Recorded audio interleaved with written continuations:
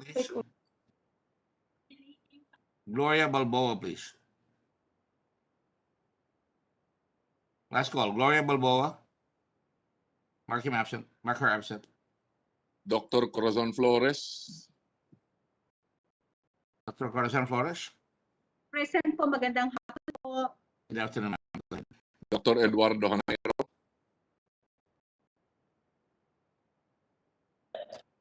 Dr. Nairo. Mark him absent. We remind everybody that if you're here, you better stay present. And if you didn't answer the invitation, we could. You don't have to. I do not want to have to subpoena you if you have an important thing to say. Go ahead, Rudy. Dr. Mario Batilod. Present. Dr. Mario. Ernie Vera. Dr. Vera.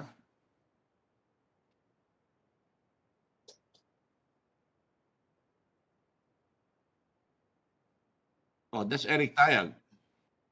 Magandang hapon, sir. No, I didn't call you, Eric. I was calling for Dr. Sacal Garino. There you are. Can you take off your mask for a brief moment? Dr. Savalberino, this is the first time we're meeting you. There you go. Yes, sir. Good afternoon. You've got the face that launched Yes, sir. 1,000 vaccines. Okay, go ahead. Dr. Annabel Yumang, Regional Director, Davao. Present, sir. Excuse me, can you raise your hand, please? And put on your video. Present, sir. Would you like to take your mask off so we can recognize you and the others can recognize you? Annabel Yumang, you may have 1,000 fans here. Where are you? Present, sir. Okay, all right, thank you. Dr. Aristides Tan, Regional Director, SOC Sargent. Present, sir. Can you raise your hand so I can see you? It's hard enough because there's so many. There you go. Okay. How can we miss you? You've got a shining facade. Go ahead. Dr. Ruby Constantino, Regional Director, CAR. Present, Your Honor. Ruby, where are you? Here, sir. You should raise your hand so I can see you. I'm There you raising go. my hand, sir. Thank you. You only have 4 eyes. Go ahead. Quickly, From please. IATF-EID, Secretary Carlito G. Galvez Jr. Secretary Galvez. Present, sir. Present. Thank you. Go ahead. From the DOH Technical Advisory Group of Experts, Dr. Edsel Moristi Salvana. Present, sir. Okay, can you Present, take over? sir. I've heard your name so many times, I don't think I've met you. Okay, go Present. ahead. Thank you, Eric. Thank you. Dr. Leonila Dance. Hi, Inday Dan. Present. Where are you, Inday? I haven't seen you in a long time. Please show your Yes, sir. video. Ayaw mabukas yung video ko. Share us with the whole world, not just with your husband. Yan. All right, thank you. All right, thank you. From the DOH Technical Team, Mr. Justin Valeriano, Pharmacist 2. Present. Present, sir. Kita mo siya? Afternoon. Okay, you have to open your video, so we can see you. Mr. Jericho Vicencio. Please open your video. Present po. These are very simple instructions. And this is for your benefit. Go ahead. Present po, Mr. You have Jericho. not opened your video, Justin. Sorry, sir. Okay, thank you. Mr. Jericho Vicencio. Present po, sir. Present po. Jericho? Jericho Vicencio? Saan?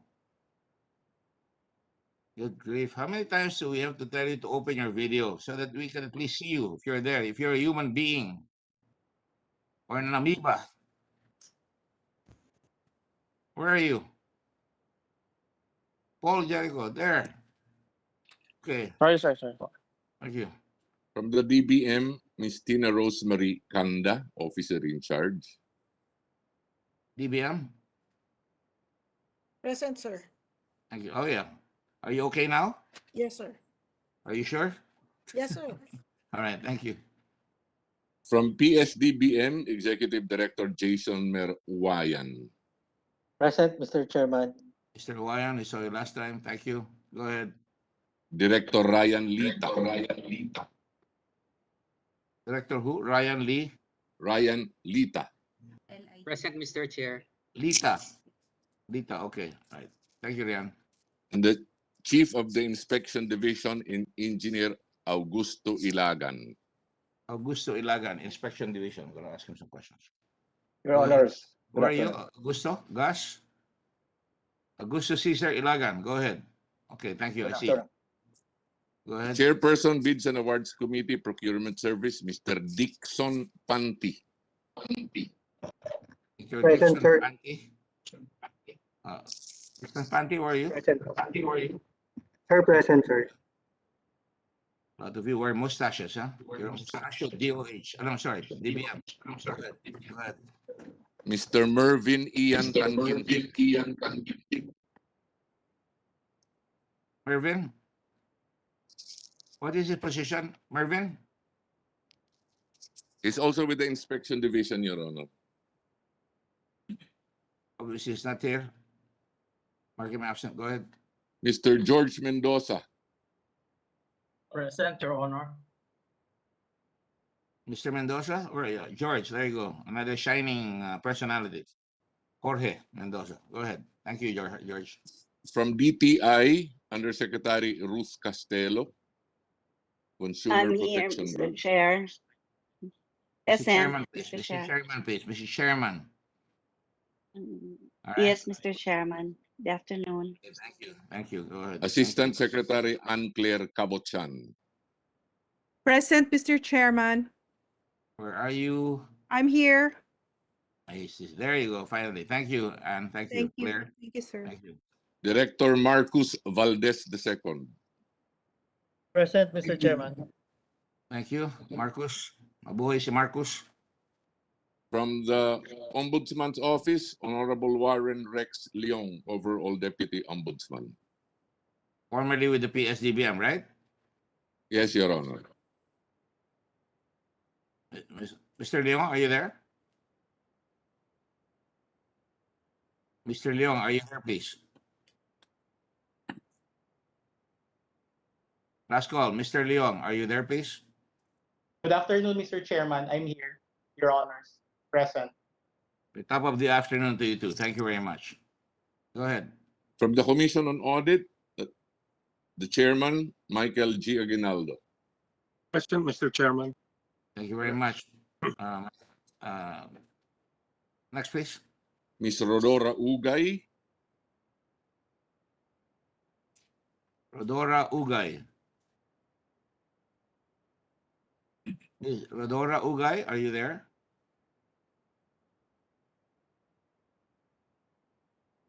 Marker, this is not called to the roll. Go ahead. Next, please. Ms. Maria Carmelita Enriquez. Present, sir. Chairman, Mr. Chair. Hello, Maria Carmelita Enriquez. Thank you. Mr. Edgardo Rivera. Present, Mr. Chairman. Bye. Thank you very much. Thank you for coming over. Thank you. Go ahead. Ms. Cheryl Tabangcura. Present, Mr. Chairman. I'd like to see your face. Present, Mr. Chairman. There you go, Cheryl. Thank you very much. Tabangcura. Wow, it's a unique name. Thank you. Ms. Thessalonica Cabiliza. Thessalonica? Is that the Thessalonica. Okay. Marker absent. From the Presidential Management Staff, Undersecretary Anderson A. Lo. Thank you. I understand you're there. Thank you. Are you still a USEC? Currently Undersecretary, Your Honor. Yeah, you're on mute. Go ahead. Next, please. Bureau of Customs, Lieutenant General Ray Leonardo Guerrero, retired. Present, Present, Your Honor. Thank you, General. Thank you very much. From the Bureau of Internal Revenue, Attorney Cesar Ardulay, Commissioner. Present, Mr. Chairman. Thank you, Commissioner. Thank you very much. From Should the I address Security, you as Chairman or Commissioner? Chairman? Mr. Dulay? Commissioner Dulay. Thank you. Thank you. Go ahead. from the Securities and Exchange Commission, Attorney Gerardo Del Rosario. Present, Mr. Chairman. Thank you. Attorney Emmanuel Artiza. Present, Mr. Chairman. Thank you very much. From the Government Procurement Policy Board, Ms. Rowena Candince Ruiz. Good afternoon, Mr. Chairman. I'm here. Where are you? Oh, there you Here. go. Sasha. Thank you. Government procurement. Government procurement. Okay, go ahead. Next. Go ahead. From PhilJeps, Ms. Rosa Maria Clemente. Good afternoon, Mr. Chair, present. There you go. Thank you. From the Food and Drug Administration, Dr. Rolando Enrique Di Domingo, Director General. Present, Mr. Chairman. Okay. Thank you, Eric. Thank you very much. From PhilHealth, Attorney Dante Geran, President and CEO. Present, Mr. Chairman. Can't see you, Dante. You have to press your video. But I know you're there. I know your voice. Go ahead. Next, please. Attorney Jose Mari Tolentino, SVP, Legal Sector. Mr. Chairman, good afternoon. Where's Mr. Tolentino? There you go. Thank you. Senior Manager, Internal Legal Department, Attorney Rogelio Pocalan, Jr. Mr. Pocalan? Mr. Tukalan? Morning, good afternoon, Mr. Chair. Would you mind showing your face, please? Para your children can see you. At least. Press the video, please. Press the video, Roger Pocalan. Is it Rogelio Pocalan or Ilyong Pocalan? Rogelio, Your Honor. Sorry, Yeah, Mr. Chair, I cannot.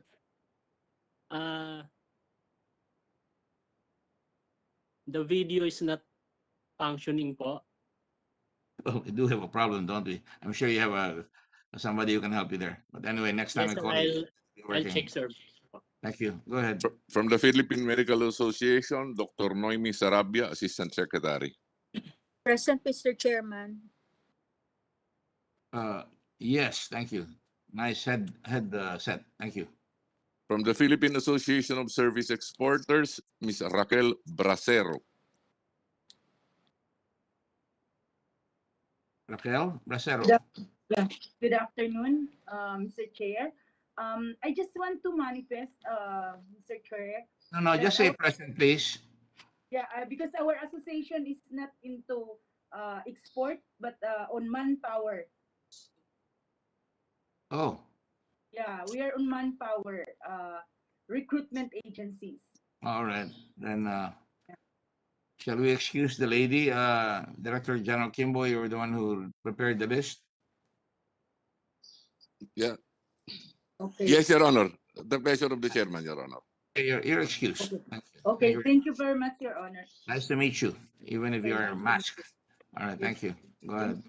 From Cosmic Technologies Incorporated, Mr. Maynard Ngu, President and CEO. Present. Maynard? Yeah. Yeah, thank you. All right. From Creotech Philippines Incorporated, EMS Components Assembly, EMS Land Services, EMS Resource Technology, EMS Service International, Ms. Maria Teresa Veronica Adriano. Present. Where are you, Veronica? All right, thank you. Mr. Okay. Emmanuel Barcelon. Present, Mr. Chairman. Is he the president of the PCCI? No, it's different. Go ahead. Mr. Raymond Barcelon. Present, Mr. Chairman. Ms. Maria Teresa Bermudez. Present, Mr. Chairman. Welcome. Thank you very much. Ms. Trinidad Binwa. Present, Mr. Chairman. Thank you. That's a nice Mr. smile. Thank you. Mr. Ferdinand Ferrer. Good afternoon, Mr. Chairman. With the deepest thanks and appreciation, Perry. Thank you very much for your courage and speaking out. Mr. Fernando Ferrer. Present, Mr. Chairman. The other brother. Thank you very much, Fernando. Thank you. Mr. Jose Vicente Jimenez. Present, Your Honor. Your video, please. Mr. Jimenez? It's on, Your Honor. No, it's not. I'll just put on the light. Just a moment, please. You're in the dark? There you go. What are you doing in the dark? There you go. Thank you. Mr. Luis Lizano. Let there be light. Mr. Lizano? Present, Mr. Chairman. There you go. Miss Quincel Segunyal. Present, Your Honor. It's important for me to see you. At least you're there. Thank you very much. Thank you. Queenie? Miss Maria Mel Valdez.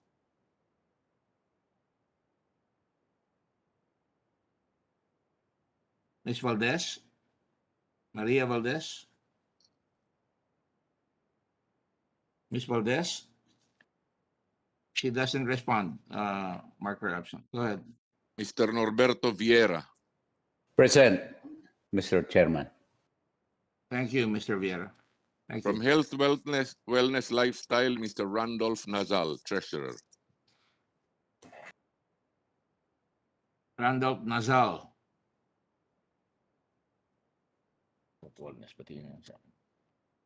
Mr. Randolph Nazal. Sorry, sir. Present, Mr. Chair. Mr. Chairman. Mr. Chairman, sorry. Thank you. I think it's very important that we deal with relationships within persons, not objects. Thank you. Sorry, Mr. Chairman. Mr. Abrigo Merin. Mr. Chairman. We have a lot of shining personalities, Abdel. Thank you very much. Mr. Walfrido Francisco Arsun. Present, Mr. Chairman. Where is Mr. Soon? Yes. Yes, I remember Soon Brothers. Go ahead. Miss Maria Teresa Sheila Nazal. Present, Mr. Chairman. There you go. The other Nasal is absent, but you're present. Thank you. Sheila, thank you. From New Life Pharmaceutical Inc., Mr. Girish Sitaldas. Present, Mr. Chairman. Where is Girish? Say Palda. Yes, Mr. Chairman, present. There you go. Girish, thank you very much for coming. Thank you. From Pharmally Pharmaceutical Corporation, Huang Tzu Yen, Present. Chairman, President. Present, Mr. Chairman. Yes, there you go. The chair notes that you've taken your oath before the Philippine Embassy, and I will take note of that later on. Go ahead. The following from Pharmally were issued contempt orders, but they are present right now. Mr. Mohit Dargani. Let me state for the record that how many invitations were given, how many subpoenas were sent to these gentlemen and ladies? Your Honor, two. Two. And this is the third one, and it had to be under contempt, right? Yes, Your Honor. They were ordered in contempt. Thank you. Mr. Mohit Dargani. Yes, He's I've in seen Los it. Angeles. Yes, all right. Mr. Bargani came from Dubai? Mr. Chairman, in light of full disclosure. No, wait. Just answer my question. No, sir. I came straight to Los Angeles, sir. Mr. Chairman. Back in the Philippines? Yes, from the Philippines. I boarded an Emirates flight. On the day of the hearing, did you leave for Dubai? Pardon, The Your first Honor? day of the hearing. Yes, sir. Your Honor, I left for Dubai on August 18th, but I pre-purchased my ticket before the 18th, Your Honor. I didn't ask you that. I just asked you whether you went to Dubai on the first day of the hearing. Yes, Your August Honor. 18th. Yes, Thank you. Go ahead. Chairman, is he in the Philippines, Mr. Dargani? He's in LA. He's okay. You're in LA, correct? Yes, Mr. Honor. Yes, Mr. Chairman. All right. Did you come from Spain as well? No, Mr. Chairman. Okay. And from Dubai, where did you go? From Dubai? Straight to Los Angeles, Mr. Chairman. All right. So you said how many days in Dubai? Oh, it was just a stopover, a transit flight. Really? Okay. Nice airport, huh? Thank you. Mr. Chairman, Yes. if I may, one follow-up to Mr. Dargani. Go ahead, Senator. Thank you, Mr. Chairman. Mr. Dargani, did you also pass through Georgia? No, Mr. Chairman. All right. Thank you, Mr. Dargani. Thank you, Mr. Chairman. From Dubai to LA, right? Yes, Mr. Chairman. Manila to La La Land, right? From Dubai. Go ahead. Miss Twinkle Dargani. Twinkle. Present, Mr. Chairman and Honorable Committee. Finally glad to see you, Twinkle. Lovely name. Thank should you. have been You here the did first sing to day. me before. Thank you. All right. Next one. Mr. Justin Garado. Present, Mr. Chairman. Justin Garado. Yeah. Yes po. And what do you do for Pharmally? I used to be a executive assistant for Pharmally. For whom? For all the incorporators po. For all the incorporators. All right. Are you still with them? Not anymore, Mr. Chairman. Since when? Since December 2019 po, Mr. Chairman. Thank you very much. Go ahead. Mr. Lincoln Ong. Present po. Where are you, Lincoln? Andito po. I know you're there, but can you show your face there? Can you take off your mask, please? All right. There you go. Are you still working with Pharmally? Yes po. As what? As a director and also supply chain manager po. Good. Thank you very much. Next, please. Miss Crizel Grace U. Mago. Present po, Your Honor. Where are you, Crisel? The chair notes that after 2 invitations and a contempt order, finally, the mysterious board and people we've invited have showed up. There should be a reason for that, and that doesn't, speak well for you in this investigation. Go ahead, Rudy. Miss Iluminada Sebial, certified public accountant for the company. Present. Yes. Where are you, please? Sebial. Okay, Iluminada. Now you've eliminated yourself, your family sees you, and all your fans see you. Thank you very much, Ms. Sebial. Thank you. For Philippine Pharma Wealth Inc., Mr. Jason Valdez-West, Director. Present, Mr. Chairman. I do not see. There you go. Jason Valdez-West. All right. Yes, sir. Miss Jonas De Palak, Corporate Secretary. Jonas De Mr. Palak. Chairman, I'm present. De Palak. See, it's important. De Palak. Okay. All right.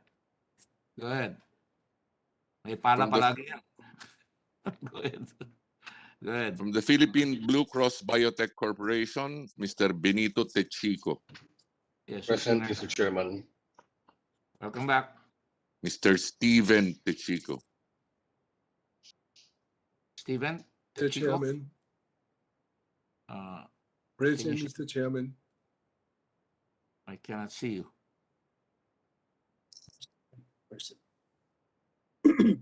Can you show your face, please, Steven?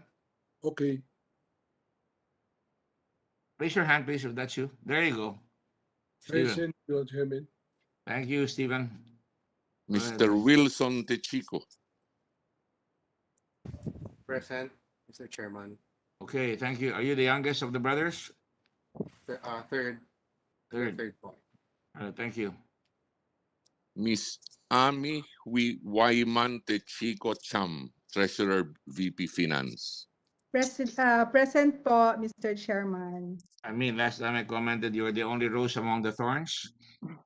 Meron pa pong sister po. Meron pa. Okay, good. Thank you. Go ahead. Miss Stephanie Techico C. Present, Mr. Chairman. Hello, Stephanie. Thank you very much. Also present, Your Honor, are Attorney Wendell Avisado, former Secretary of the DBM. Yes, I Hi, saw him Present, already. Mr. Chairman. Good afternoon. Thank you. Good afternoon. There may be some questions to you, Secretary Wendell. A lot of people have been sending me text messages. I hope you don't mind. Go ahead. Next, please. Attorney Samuel Dagpin, Chairman Governance Commission for GOCCs. Present, Mr. Chairman. I saw you earlier, Samuel. Okay, very good. Thank you. Mr. Michael Yang, also known as Yang Hongming, Present, former Mr. Chair. Presidential Economic Advisor. Present, Mr. Chairman. Can you say present, Mr. Yang? Show present. President. Present, Mr. Chairman. Thank you. I thought you said president. No, Michael Yang is present. Thank you. Dr. Alfonso G. Nunez, Medical By the Center way, Chief. excuse me, Mr. Yang, where are you?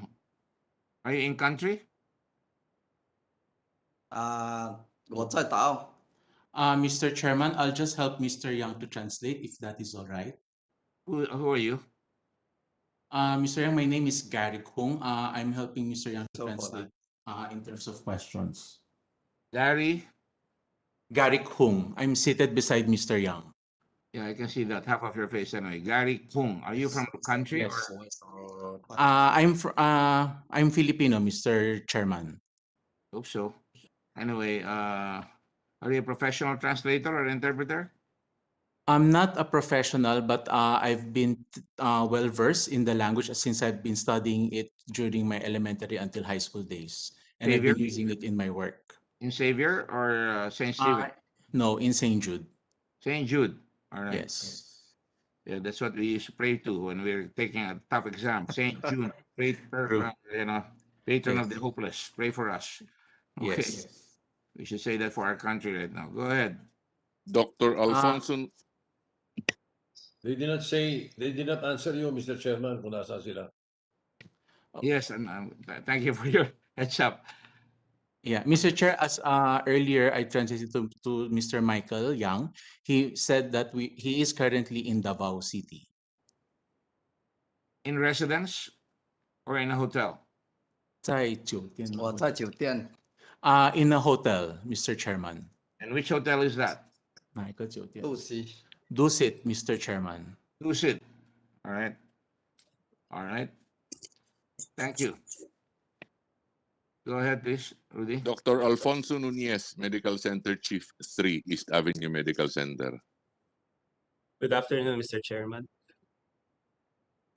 Thank you very much, Dr. Paano? Wala kasi nakalagay sa pangalan sa ilalim. Dr. Alfonso Nunez, Your Honor. Alfonso Nunez. That's why we're taking notes kung mga pangalan niyo dyan. Thank you. Thank you, Attorney Adel Abbas, City Administrator, Office of the City Mayor of Calapan City, Oriental Mindoro. Present, Your Honor. Mr. Chairman. We also have Dr. Anthony Tony Liachon. Present, Mr. Chairman. Yes. We have Attorney Lloyd Christopher Lau, former Undersecretary and Head of PSDBM. Present, Mr. Chairman. Thank you very much. Thank you. Go ahead. And Attorney Paulo Teston. Good afternoon, Mr. Chairman, present. Thank you. Are we done? Yes, Your Honor, but we have to Take the oath. administer the oath to those who are here for the first time, Your Honor. We also have an interpreter. We also have acquired the services of our own interpreter, Your Honor. Miss, I was about to say that, yes. Miss Lingling Ponce. Could you show your face for the benefit of the committee, please? Mr. Chairman. Where are you? Mr. Chairman. Ling, can you please turn on your video? I'm turning on the video, but seems it doesn't work also here. Have somebody fix it. Are you alone, or do you have your younger brother or sister who's very adept, who's I'm very... here. Sorry? I'm alone here. I'm alone here. Well, we will call you, and my assistants will call you to try and help you fix your video. Maybe you should Thank you reboot. so much. Maybe you should reboot, please. Reboot and Okay, then I'll do- come out again. Okay. Thank you. Okay, thank you. Director General Kimbo. Yes, Your Honor.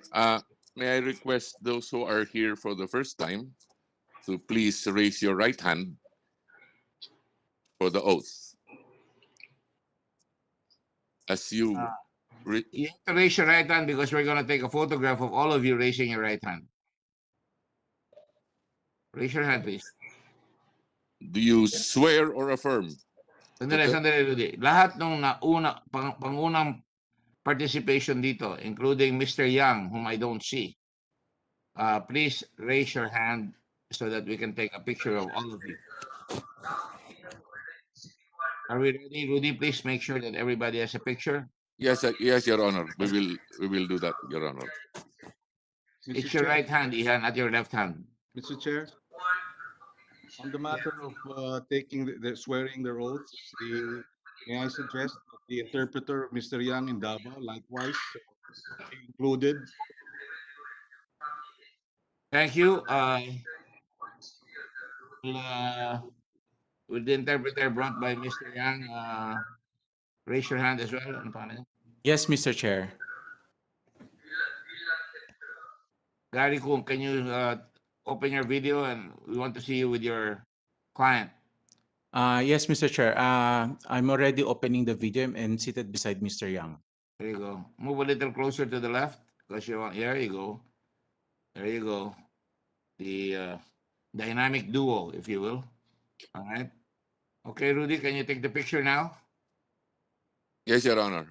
Page 1. Please don't put your hands down yet. Page 2. Page 3. Page 4. Page 5. Beautiful. Page 6. Page 7. Page 8. Page 9. Page 10. Page 11. Your Honor, I will ask now the staff if they've finished taking the pictures. All right. Have we gotten the picture? Including Mujit, who's in LA. I assume that she has already been instructed to go to the LA consulate. Mr. Yes, Mujit, did you take your oath already? Yes, Mr. Chairman, I've taken my oath. And do we have the copy of the documents that shows that you're taking the oath at the embassy or the Consul General's office in LA? Yes, Your Honor. Mr. Chairman. I was asking the Director General. We have. Yes, Your Honor, we have a copy. And we have the copy of the director of the one in the embassy in Singapore. Yes, Your Honor, we have those copies too. And a picture as well, right?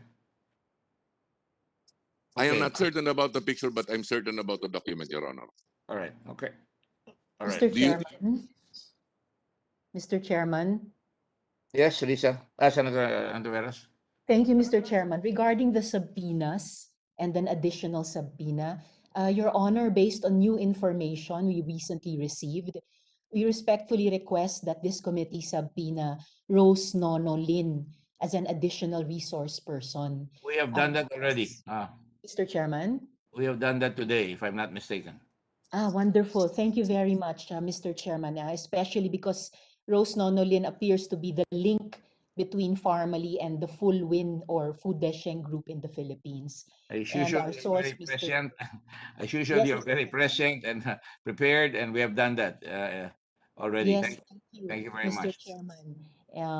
Also, lastly, because a source told us that Rose Nono Lim is married, Rose Nono Lin is married to Lin Wei Xiong, also known as Alan Lim.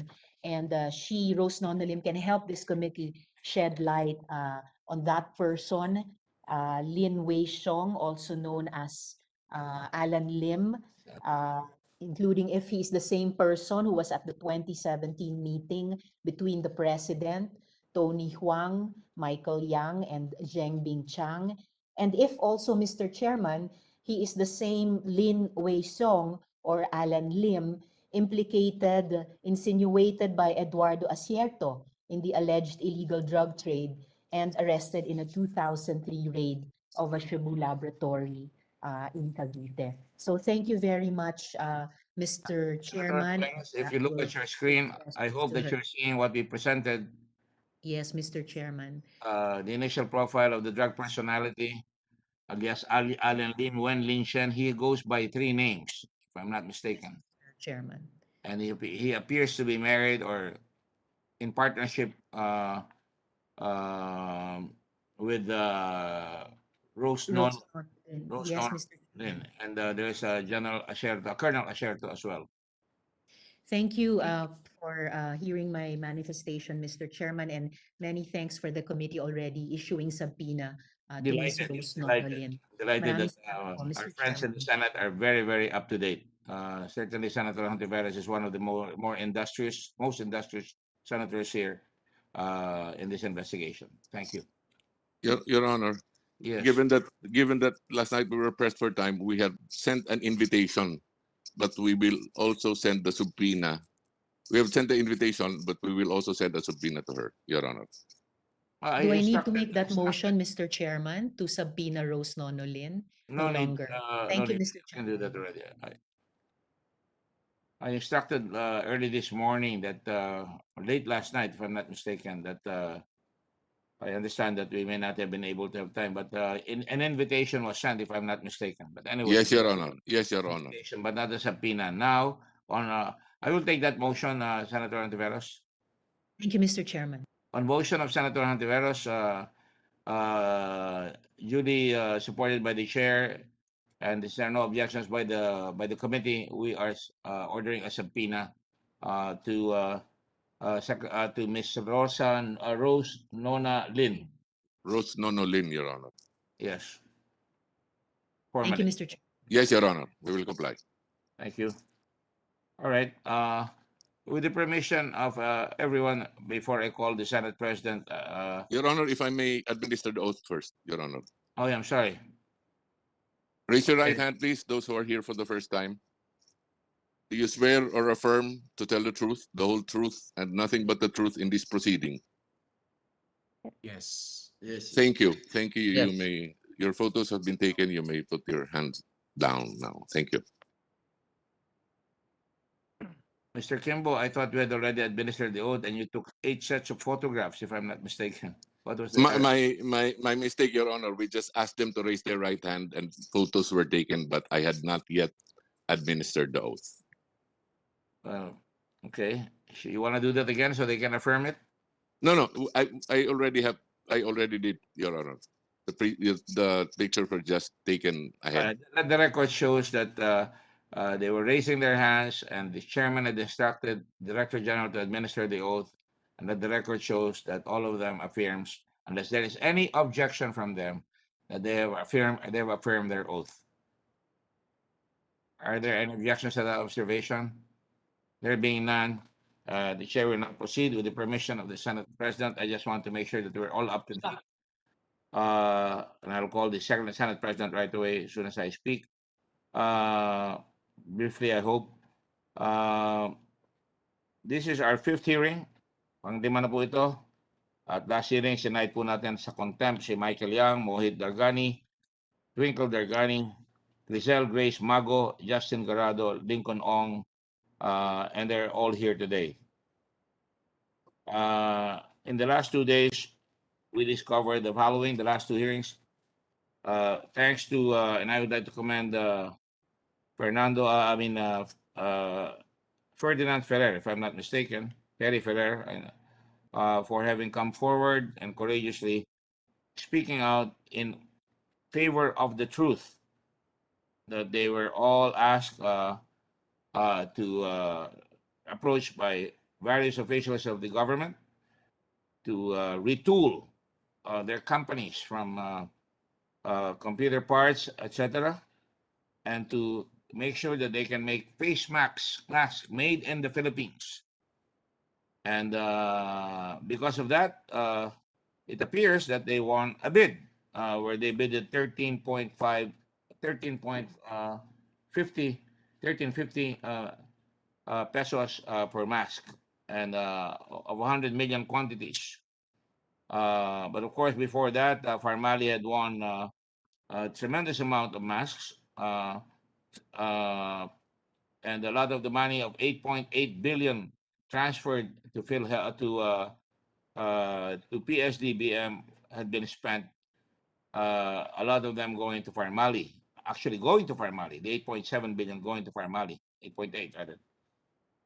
And the record will show that Mr. Ferrer invested 250 million pesos to repurpose or retool his factory, along with 3 other companies to produce badly needed PPE items and as well as masks.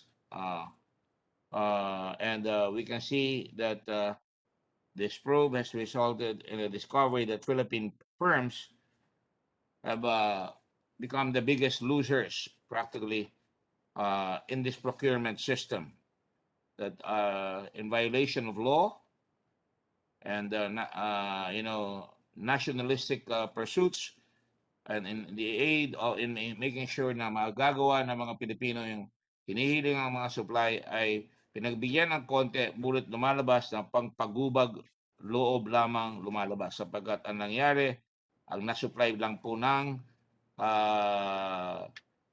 EMS na pinag-aari ng korporasyon nila Mr. Ferrer ay lumalabas sa 25% doon sa presyong natakda na 1350 and the rest ay talagang pinaghintay-hintay sila at punong-puno raw ang mga bodega ng PSDBM at napili sila, na-force sila na ibaba nila yung presyo to 2 pesos and 35 centavos. Nalugi sila ng lampas ng kalahating bilyon ang Filipino company. So, ang nangyari po ngayon ay tinitingnan po natin kung ang mga face mask ay sobrang dami na double book po. Maybe triple book pa ang gobyerno na bili ng mahal, nasa bodega karamihan, at pinakalat sa buong Pilipinas allegedly, because I'm not sure whether they were able to do it. And at the same time, ang nangyari, ang Pilipino ay namimili, yung mga hospital na kanilang gustong makabili, ay napilitan according to the observations of Chairman Aguinaldo, na mapipilitan talagang bumili sila ng mas murang mask na nabibili na at that time to about 5 pesos per mask. So dahil sa sobrang dami na in order, sila lumalabas na talagang they overloaded the market, favoring Pharmally. At ang nangyari na overload ang market, ayaw na lang kunin yung mga produkto ng mga gustong pumasok na ibang mga supplier, including the 4 Filipino corporations that allied themselves para magkaroon sila ng laban sa bidding. It was only in July 2021 when the firm of EMC would finally be allowed to complete delivery of each 100 million masks to the government, mostly at a loss, like I said. Of the 100 million, 25% or 25 million were supplied at 13.50 from June to November, while the remaining 75% or 75 million were provided at 2 pesos and 35 centavos per piece. This meant EMS ended up selling the total amount of masks for 523.5 million, instead of the original contract to supply 100 million masks at 1.35 billion. In other words, sa Tagalog ay pinasyal lang sila. Yan ay, kung kayo nangangarera, di naman ako nangangarera, narinig ko sa mga karerista ng kabayo, ay talagang binyahe lang yung laban na yon, biyahe. Hindi talaga seryoso at may mananalo talaga na slated na yun lang ang mananalo. However, that the president seems to protect his Davao voice is another observation, almost to the point of inciting to sedition and attacking COA, a constitutional body. I'm not surprised because I think bilang mayor, medyo nakikita ko yung habit na ilang lang ng mga mayor na pinoproteksyon yung kanilang mga tao. Kapuri-puri kung tama yung pagdepensa, pero kung nakikitang mali, dapat tinawagan na nila yan at sinabihan na nila. I'm sorry, Mr. President, I have to speak frankly. And finally, parang sa bandang huli, ang mga Davao boys, including si Mr. Lau, Christopher Lloyd Lau, ay bumitaw sa kanyang tungkulin para mag-apply sa ombudsman. Ngunit biglang umatras dahil mukhang nagkaroon ng kontrobersya. At isa pa po, nag-apply rin po ang kanyang assistant o kanyang kasama doon sa PSDBM.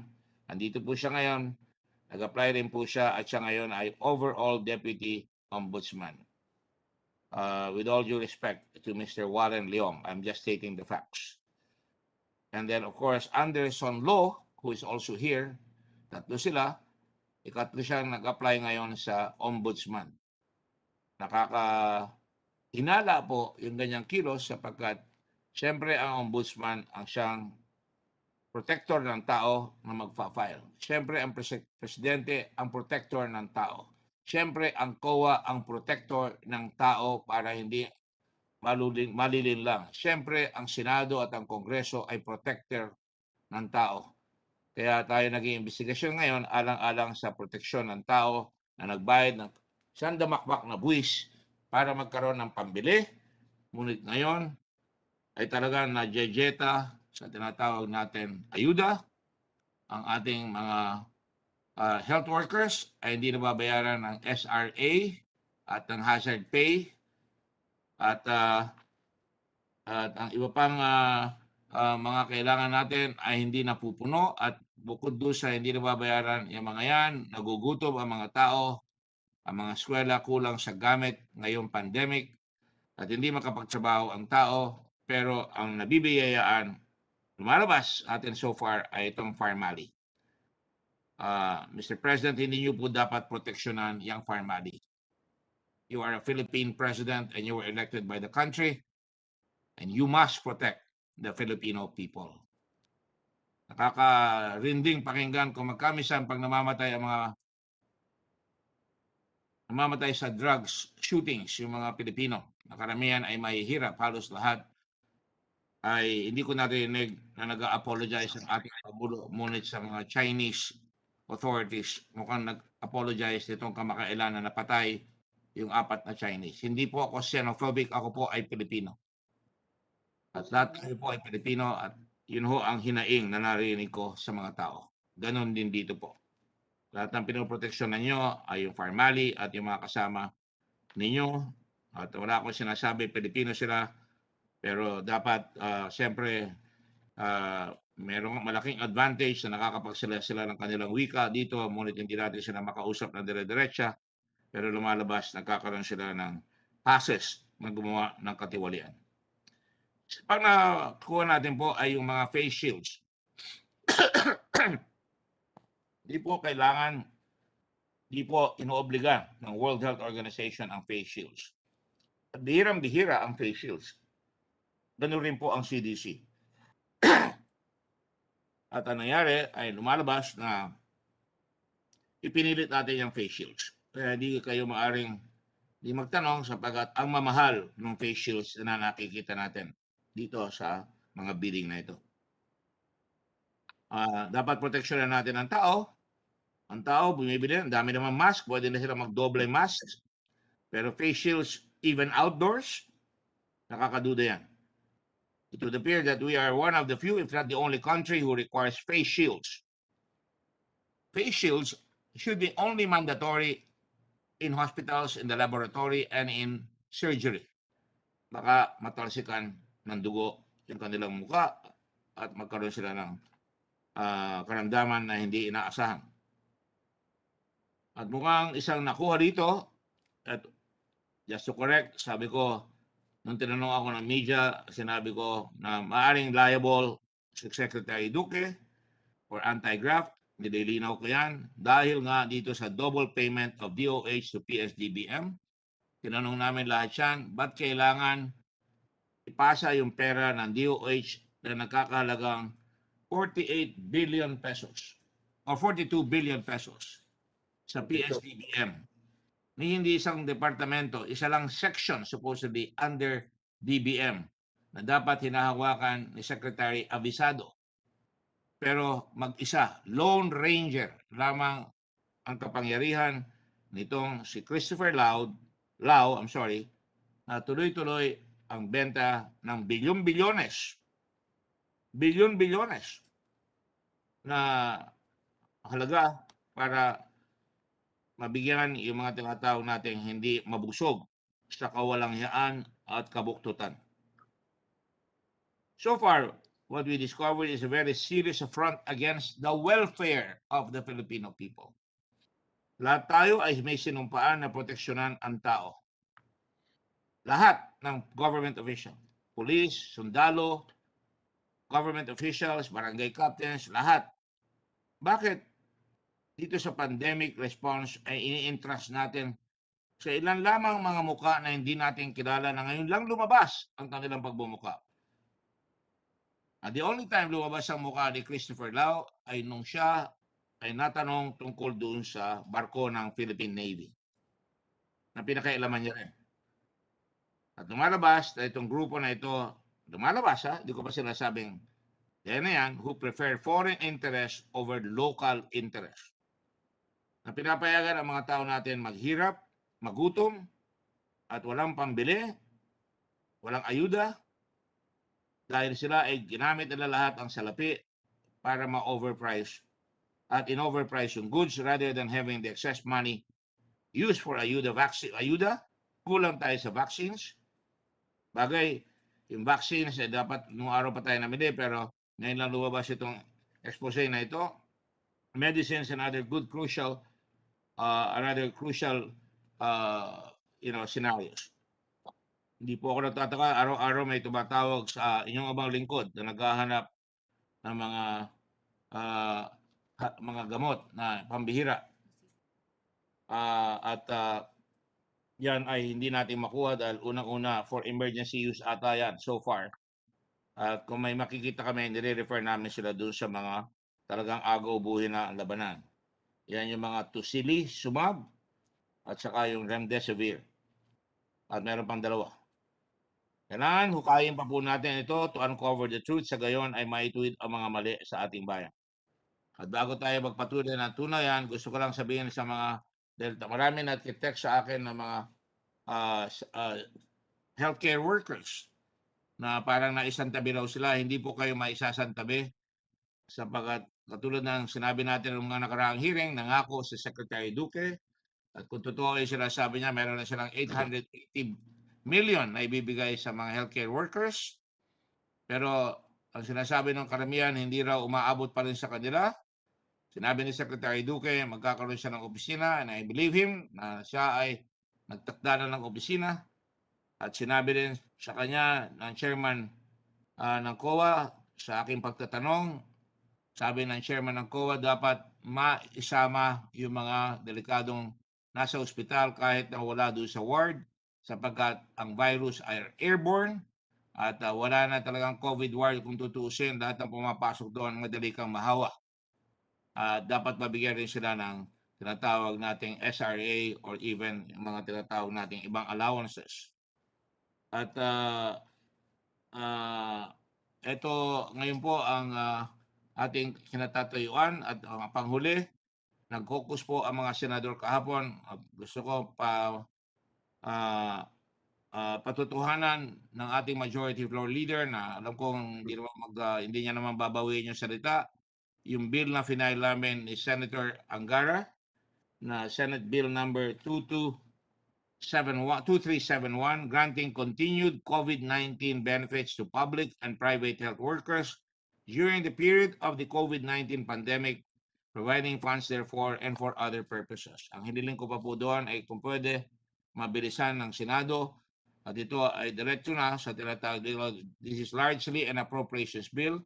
Ma-hear na kaagad sana ni Senator Angara at ang sabi ni Senator Subiri sa Monday ay uunahin niya kaagad yan. Ayaw kung nagkamali ang pandinig ko.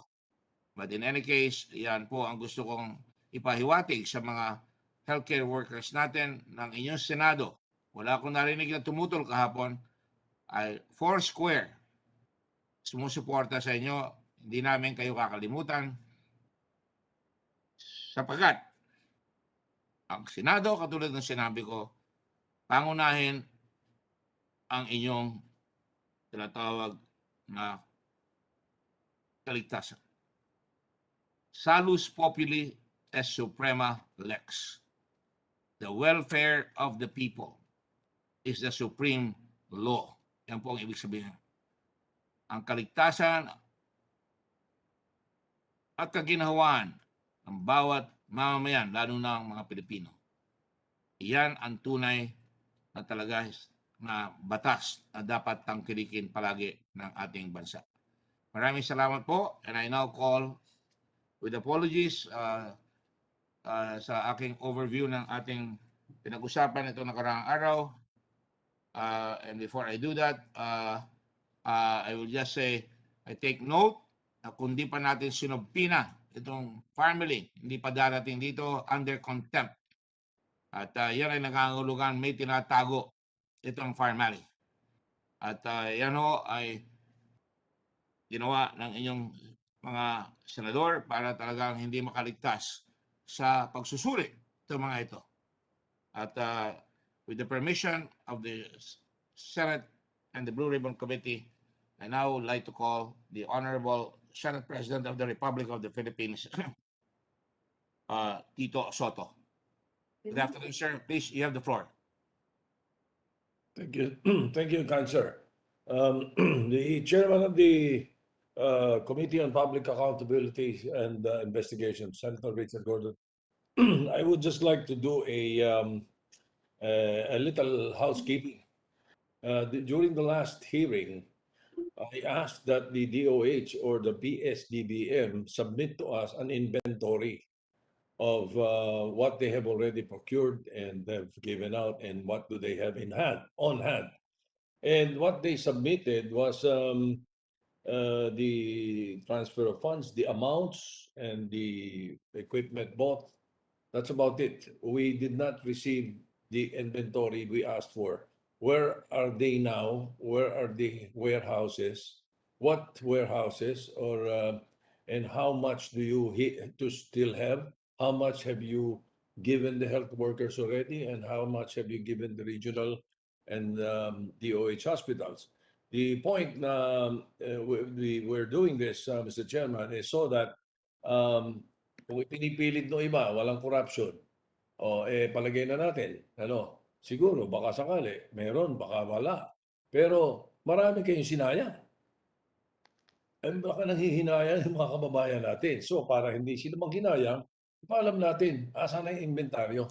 Again, I reiterate that the committee ask the DOH or the PSDBM for an inventory. We have asked this last time around and I have not received a copy. So we leave the questions to you, Mr. Chairman, and the rest of our colleagues. Thank you very much. Good afternoon. Tama po ang ating Senate President. Nagpadala na po tayo ng subpoena sa kanila, napadalhin yung mga documents, subpoena duces tecum, kung di ako nagkakamali. Ibig sabihin, dalhin lahat ang mga kanilang mga records. Kung hindi tumutugon yan, malalaman natin ngayon, so pagkat inaral na rin po yan. Kaya, Mr. President, ginawa ko po kagabi, ay sinabi ko, binigla ko sila para sa hearing, para walang makapagtago. Pinapunta po natin ang usaha para tingnan lahat yung mga bodega nila dito sa Kamaynilaan para makita kung talaga umaapaw yung mga tinatawag nilang mga binili nila at para makuha rin natin yung mga dokumento. Yun lang po ang aking gusto sabihin. At tama po kayo. Dapat talaga sa umpisang-umpisa, pinakita nila kung wala silang tinatago,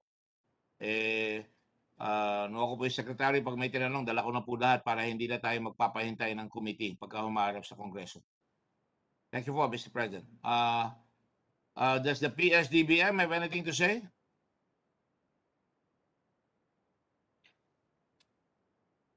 Mr. Chairman, if I may. Mr. Chairman. Yes.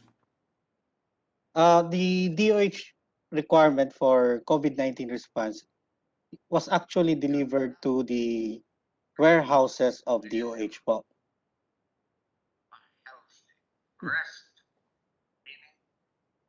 Yes. So the DOH warehouses is located at Marikina po. I think it is under the name of, they lease the warehouse of Metropac po at Marikina. And also, they have it in the, nanghiram sila mga warehouses sa Camp Aguinaldo.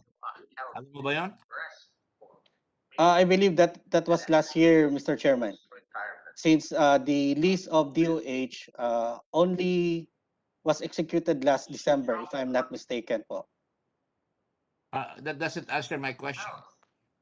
Meron ba mga gamit doon sa mga warehouses ng military sa Camp Aguinaldo na hiniram ng DOH? Hindi ka naman DOH eh. And we have a video, ini-inspection namin. Ipa-flash namin sa screen. Director General Kimbo, will you please show the video? Yes, Your Honor. We'll try to flash it on screen, sir. There. Saan naroon itong video na ito? Kaninang ngayong hapon yan, doon sa Missing. I believe, Mr. Chairman, that is the warehouse of PSDBM. PS. Yes, Mr. Chairman. So nilagay nyo lahat sa sinasabi nyo, nilagay nyo lahat doon sa DOH. Have you been there already, Secretary General? Yan yung mga face shields. Nakita yung mga face shields. Sobrang ata face shields, ano? Diyan pa lang sa inyo sa PSDBM, marami ng face shields na pinakikita kagad. Okay? Sige. So, have you directed our people to go to the warehouses aforestated? Your Honor, we will ask the addresses from the DOH, Your Honor. Is that a yes or no? Honor, we will. Sorry? We will ask for the addresses from DOH so that they can be inspected as well, Your Honor. Well, all right. Okay, Senator General. Yes, to give us a complete picture, Mr. President, may I request that the PSDBM and the DOH, well, first the PSDBM, can they account for these medical supplies purchased by first accounting for the funds received and how they used these funds, and presumably for the medical supplies. Number two, where will these medical supplies, face masks, face shields, test kits were delivered? Number three, who withdrew them? And were there any amounts paid for their withdrawal of this inventory, and who did? The same, so that we will know, and then what is the balance? So again, as suggested by to support the Senate President, we need the inventory of what was purchased together with the amounts. Number two, where will this delivered? Number three, where were they? What happened to them? Were they delivered to the regional hospitals? And fourth, were they paid for by the regional officer of hospitals or whoever got them? The same request is made of the DOH.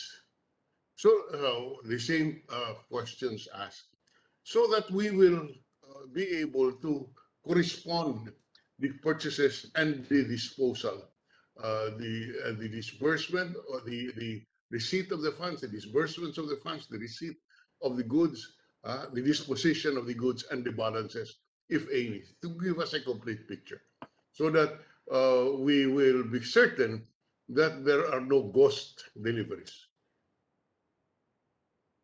That's our request, Mr. Chairman.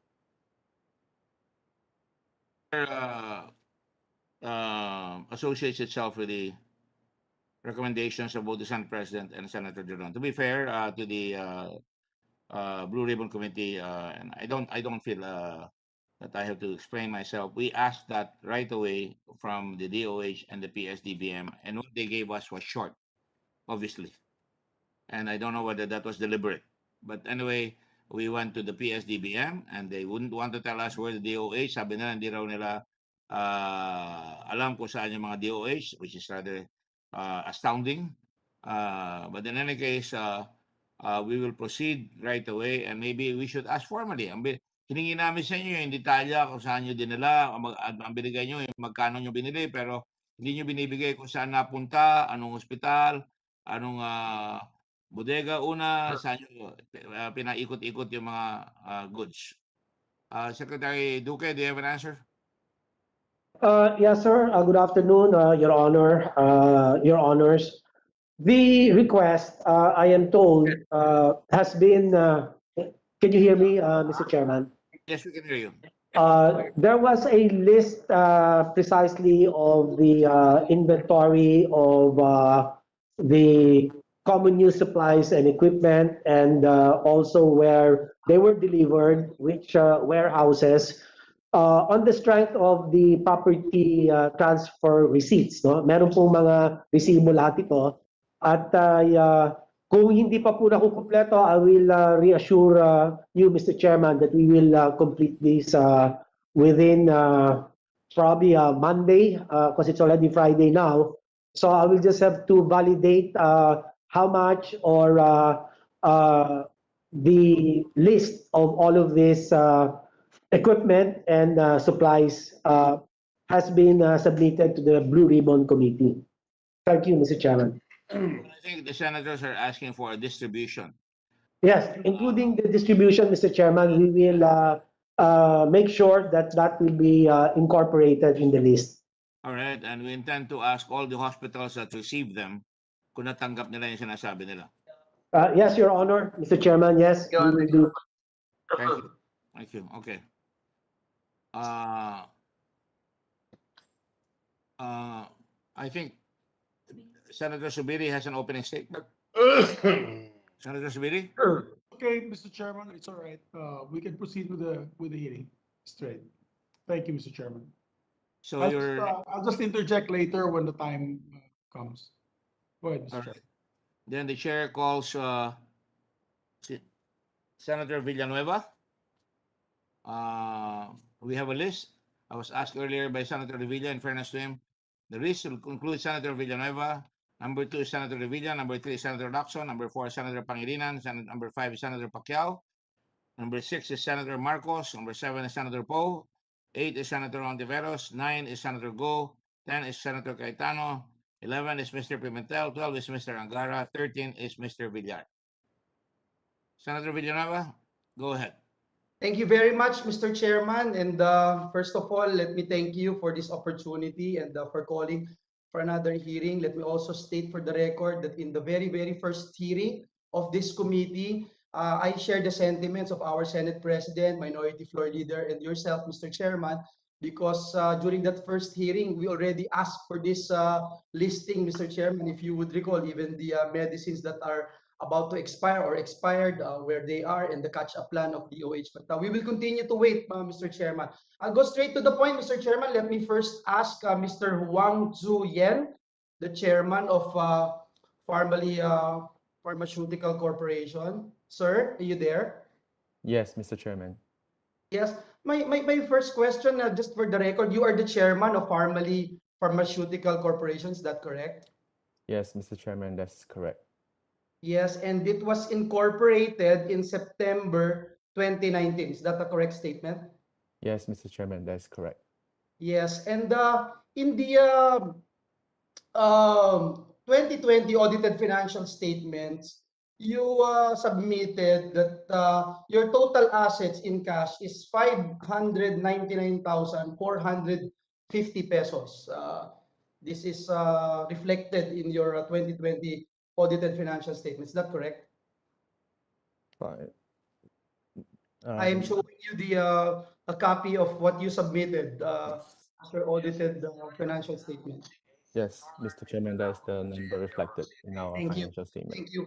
In the same manner, let me show you what you submitted. No, I couldn't see anything like loans or disclosed loans in the 2020 audited financial statements. Now let me go to last hearing. Last hearing, in the Blue Ribbon Committee hearing, September 7. Excuse me, Senator Villanueva, I didn't mind to want to disturb your train of thought. There's an echo coming in. It sounds like a Chinese guy is interpreting. Do you have an earpiece, Mr. Wang? Mr. Chairman, I don't need an interpreter. I'm fluent in English. I think what about that headphones? Is somebody dictating to you what the answers you're going to be giving? no one. I think it's coming from from my screen. It seems it's DOH 10 Director Joe. So there's some noise coming from there, not me. Okay, will everybody please unmute, or rather mute, DOH 10. I can see Director Jose RL. Can you unmute, please? Or rather, can you go to mute? Lacuna? Jose Lacuna, please mute. Go ahead. I'm sorry, Senator. I want them to. Mr. Chair, thank you. Thank you very much. So last hearing, let me just point this out. Last hearing, I was reading at the transcript of the last hearing. Mr. Lau made mention, hindi po, when a question was asked whether advance payment was made by the government to Pharmally Pharmaceutical Corporation before delivery of goods. And Mr. Lau answered saying no, despite we are authorized to make advance payments, we constrain ourselves from paying advance payments. In fact, we only paid full payment to Pharmally after full delivery, after inspection, and after acceptance by DOH. Now, my question, sir, being the chairman of Pharmally Pharmaceutical Corp, how did you finance the April 14, 2020 initial order of 2.4 million pieces of face masks totaling 54 million pesos? Again, as I showed you earlier, I did not see any loans, financial loans in your audited financial statements submitted by Pharmally. Yes, Mr. Chairman. To answer the question, when I first started when we started company with my partners in Pharmally Pharmaceutical Corporation, the goal, we were a startup. We didn't envision the need to infuse a lot of capitalization, as the primary business was to introduce good pharma companies to come invest in the Philippines. So that is that. But Mr. Chairman, you are not answering my question. My only question is, how did you finance? Because it is very clear. I showed you earlier, 599,000. You submitted your 2020 audited financial statement, 599,000. You and Mr. Lau said they only paid you after the inspection and acceptance by DOH. This is just the first order, Mr. Chairman. First order amounting to 54 million pesos in April 14, 2020. So I wonder, where did you get the money? To answer your question, Mr. Chairman, we have access to the inventories of suppliers. And what we do is we negotiate preferential payment terms with these suppliers, so that we can get the stock at hand. Mr. Chairman, let me just place this on record. If I may show you the audited financial statements, it doesn't say anything about your inventory. In fact, if you look at the 2019 up to 2020, there's nothing, Mr. Chairman. I just want to put that on record. Another question that I'd like to ask there. What is the answer? What is the answer? Mr. Chairman, if I may, when I refer to inventories, I didn't refer to the company's inventories. We have access to the suppliers' inventories, so that we can relocate these supplies to deliver first. So, which was not reflected, Mr. Chairman, in their 2020 audited financial statement. Again, Mr. Chairman, if you look at the supplies, the inventory, it's not there, Mr. Chairman. As I made mention earlier, this is just the first order. 54 million, may mga succeeding orders po ho, no? Let me just continue, Mr. Chairman, no? Let me ask Mr. Chairman, with the indulgence of Sen Joel. Yes, the chair. With the indulgence of Sen Joel. Please. Thank you, Mr. Chairman. With the permission of Senator Joel, Senator Tiveros, try to let our colleague finish, because I think unless you have something really paramount to come in, go ahead. Directly related. Well, he may be laying the predicate for that question, so I would like to ask you to let him finish, so you can come in later and I will allow you, okay? Is that okay with you? Thank you, Mr. Chairman. I thought he was moving to another question. his earlier. But if not, Sen Joel, then I will. It was a follow-up to the question that you had just asked. Can we let him finish and then you can make the follow-up? I will allow follow-ups. Thank you. Go ahead, Senator Joel. Thank you, Mr. Chairman. Thank you, Senrisa. I would just like to lay the predicate here. No, another question that I'd like to ask is, if you have employees at Pharmally, sir, how many employees do you have? Yes, Mr. Chairman, we have 7 full-time employees. While during the course of our transactions, we employ ad hoc employees so that the deliveries are timely delivered. Just 7, Mr. Chairman. Just 7 employees. Yes, Mr. Chairman, we have 7 full-time employees on our payroll, but to facilitate with all the deliveries, we do hire ad hoc employees in terms of packing and deliveries. So we are very nimble in that aspect. Okay, 7 full-time employees plus probably you hire a contract of service job order employees. Do you pay SSS, PhilHealth, Pag-ibig contributions, Chairman Chu Yen? Yes, Mr. Chairman. But for our Because- full-time Yes. employees, I think we believe we pay all the necessary benefits. That's what you believe, sir, no? Because I have documents here stating that you have 0 contribution to government mandated contributions of PhilHealth, Pag-ibig, and SSS. And so at this juncture, Mr. Chairman, may I request the committee to request, if not subpoena, this documents showing proof, Mr. Chairman, showing proof of payment by Pharmally of government mandated contributions. Let me understand. You're asking him to submit documents of proof of payment. Yes, Mr. Chairman, because I have some Yes. documents here, Mr. Chairman, that states that Pharmally did not pay or contribute, Mr. Chairman, to this government mandated contributions, SSS. I think the gentleman is well within his rights to confront him with your statement, and if he says no, then he's lying. So can you show him the document that says he's not been paying? They're not been paying. Yes, Mr. Chairman.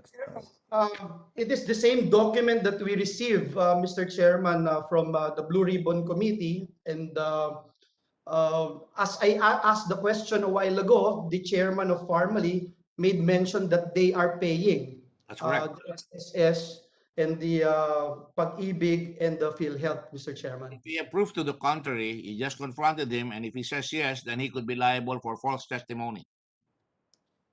Yes, Mr. Chairman, I have here with me, Mr. Chairman, but I am not sure if I'm allowed to share this in public. But with your permission, Mr. Chairman, I can show it. Go ahead. That if you look at the annual income tax return, Mr. Chairman, the SSS, GSIS, PhilHealth, 0 po ito, Mr. Chairman. We can show it if you may. All right. You have been confronted with that incontrovertible proof that you have not paid your contributions. What do you say, Mr. Wang?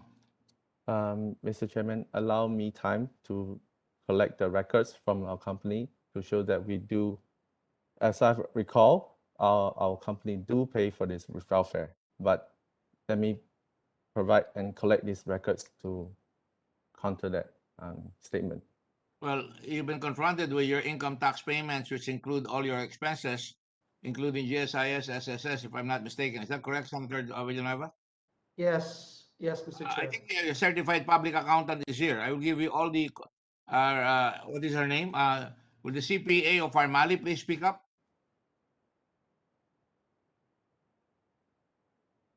Illuminada. Yeah. Ms. Illuminada. Ms. Illuminada Sebial. Opo. Nagbabayad po ba ng SSS, GSIS, or SSS, hindi GSIS, SSS at saka yung tinatawag natin Pag-ibig?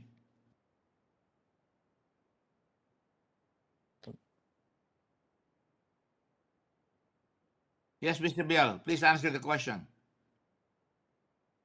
I will check there, sir. I will check after this, sir. Excuse me? I will check po. I'm sorry. I She will check. for that She will records. check. They will check. Would you mind taking your mask off? Ikaw lang ba nandyan? Para hindi tayo ma-fold. Yan. I will check the records, sir. Mr. Chairman, can I make a manifestation? This is Senator Villar. Yes. You're recognized. Okay. You know, I'm in business. Minsan kasi yung kumpanya, distributor lang of a bigger company in China. So you cannot expect them to be big, but they can deliver a lot of products because they are doing it in behalf of a bigger company in China. They don't really have to pay. They just get a commission for what they're doing. So we just make sure that this Pharmally is really an operating company that takes the risk, or they're just distributor from China. Kasi yung mga nadinig ko before, parang nanggaling sa China yung mga product. Parang sila lang dito sa Pilipinas ang nag-bid, ganon. But actually, the one providing the capital is the bigger company in China. So that is really a model also, and that should be considered also. Kaya hindi kailangan malaking-malaki yung kumpanya dito kung sila ay distributor lang na isang malaking kumpanya sa China na yung taga-China ang nag-finance ng lahat ng mga product nila na ibebenta dito sa Pilipinas. I just want to clarify that because that is a business model also. So I just want to clarify if that's how they do their business or they're really the supplier. I'm just kasi nasa business tayo, nakikita natin yung ibang kumpanya ganyan. Hindi naman sila malaki sa Pilipinas. They're just representing a big company in China that wants to do business in the Philippines. I just want to have it clarified para maliwanag tayo. Or they're the one doing it, or they're representing a big company in China. That's all. Thank you very much. Your point has been made, and I think Senator Joel was just asking whether they pay SSS to their Filipino employees.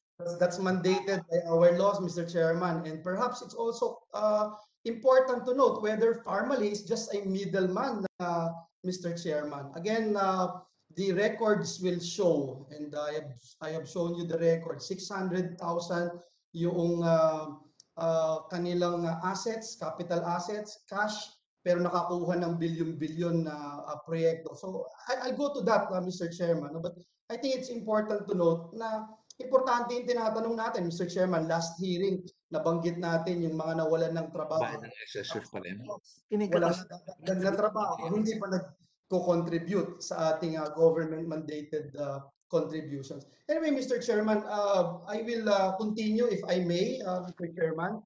Just a moment. I just want to put it on record that the question is appropriate because you're asking them, as a company doing business here, whether they do pay SSS. It's not a question of whether they're an agent or a distributor or whatnot. When they have employees, they should pay the SSS. That's your point, isn't it, Your Honor? Yes, Mr. Chairman, you are correct. All right, the point has been made then. Okay. Continue. Mr. Wang, are you going to speak up? Yes, Mr. Chairman, we do have records of our company paying for SSS. I'm not entirely sure to which specific welfare, but based on my recollection, all proper welfares should be paid to the employees for our company. Well, you will appreciate the fact that I asked your certified public accountant and she still has to check and you have to check. That's a simple question. Now you can answer. In Tagalog, dapat alam mo yan. You should know. Because kung di mo alam yan, then you're a poor businessman. You're a little businessman, sabi nga ni Senator Villar, pero ang hinahawakan mong pera, the money that you're being paid by this government goes to the billions of pesos. So your littleness doesn't have anything to do with your obligations to the little people of this country. Thank you. Go ahead. Thank you, Mr. Chairman. Again, we are here to ferret out the truth. Kung meron pong dokumento, we will be happy to look into it because what we have right now, as I mentioned earlier, wala po. No? Let me continue, Mr. Chairman, by asking our PSDBM, perhaps the former PSDBM Undersecretary, Christopher Lau. Can I ask you, Mr. Lau, you're there?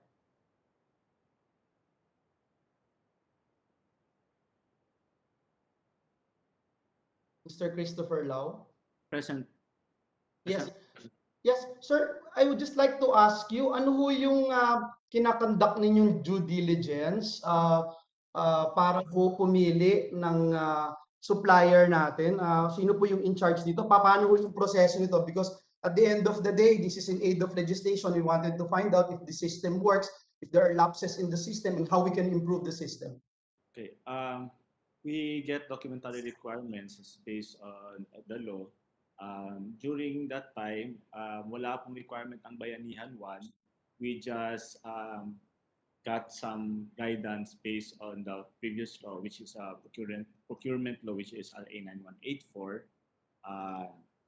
So basically, we asked for the income tax return, the omnibus sworn statement, the mayor's permit, and yung mga technical requirements po na bibilhin namin that they should also have submitted it in technical specifications. Other than that, there is no requirement by law. So that's basically it. Sir, you made mention about your examination of perhaps financial statements of the company. Did you say it right? Sworn statement lang po. I'm sorry? Omnibus sworn statement. So yung financial statements, hindi nyo chine-check yun as part of your process in checking the financial statements of a bidder? Hindi po required yun, Mr. Chairman. So it's not required by law. And even sa regular procurement, hindi po siya required. So but don't you think it is important, sir, to find out if the supplier can actually supply? Because I have here with me itong 2020 audited financial statements ng Pharmally. At makikita nga po natin dito, no, hindi lang kaninang binabanggit natin yung kapital, kung hindi, for example, sir, ito sa 2020, ang kanilang kapital ay napakaliit lamang, pero dire-diretso pa rin ho yan, no? From 2019, 2020, tapos 2021, nakakakuha pa rin po sila ng mga kontrata, no? Did you clarify the following figures before awarding Pharmally several document deals? For example, 33 million in donations, 1.35 million in salaries. Let me focus on that. 1.35 million salaries. Kanina ho binanggit nung chairman, may 5-7 silang empleyado, no? Sa buong taon, that's only 1.35 million. Kung meron kang CEO na making about 100,000 pesos, plus 13-month pay, that's 1.3 million na already. So parang isa lang ba yung empleyado nito? Kaya nakakapagtaka yung 7 empleyado na full-time plus yung mga pinapasweldo pa ho nilang iba. Hindi ho ba ito kasama sa aaralan bago i-award ang isang kontrata? Hindi po siya part of the documents, Mr. Chairman. So hindi po. Okay. Yes. Yung field jeps po, hindi ba kailangan may field jeps na part sila? Because field jeps actually accredited them. In fact, I think in June naging platinum po sila. Sino ba in charge ng field jeps? Director Rosa is in charge. But during that time, Mr. Chairman, hindi po kasi siya required under Bayanihan 1. So we did not look into that. We only looked at the basic documents that for us to assure us, kahit hindi required ng batas na to get documents, we just check on it. Mayor's permit, ITR, and OSS. Ang basic po na guidance talaga namin during that time is to get the items delivered. And to protect the interests of the government, we refrain from parting our money. Hindi ko kami nagbabayad. That's the safeguard na ginawa namin. Yes. Hindi kami magbabayad until ma-deliver. So if they don't have capacity... Binanggit niyo po yun, and I agree with that, sir, no? And I agree with that. Again, we are here to improve our system. Now that this has happened, do you think it's important now that we look into this? Because I think parang common sense siguro na kailangan tignan to, because you can easily figure out that there are red flags already just by looking at the audited financial statement. It is upon the wisdom of the legislative department, Mr. Chairman, to do. But if you're to be asked, would you say it should be? Your Honor, we just implement what is under the law. Kung sa wisdom po, it's we rely on Senate to legislate the laws. Sige, I'll ask the PhilJeps, no? Kasi ano pa yung ginagawa ng PhilJeps? Na-screen ba talaga nila? If I may ask, who is in charge ng PhilJeps? Na-screen po ba nila? Kasi if you look at this audited financial statement, easily you would have these question marks sa iyong pag-iisip na kaya ba nilang mag-supply itong salaries and wages, 1.3 million, tapos bibigyan mo ng 8 billion na kontrata, etc. Baka nga dito pa lang makita mo na middleman lang ito, PhilJeps. Hi, good afternoon. Good afternoon, Your Honors. With regards to your question, actually the PhilJeps office, the PhilJeps registration is not an accreditation. You can see that under section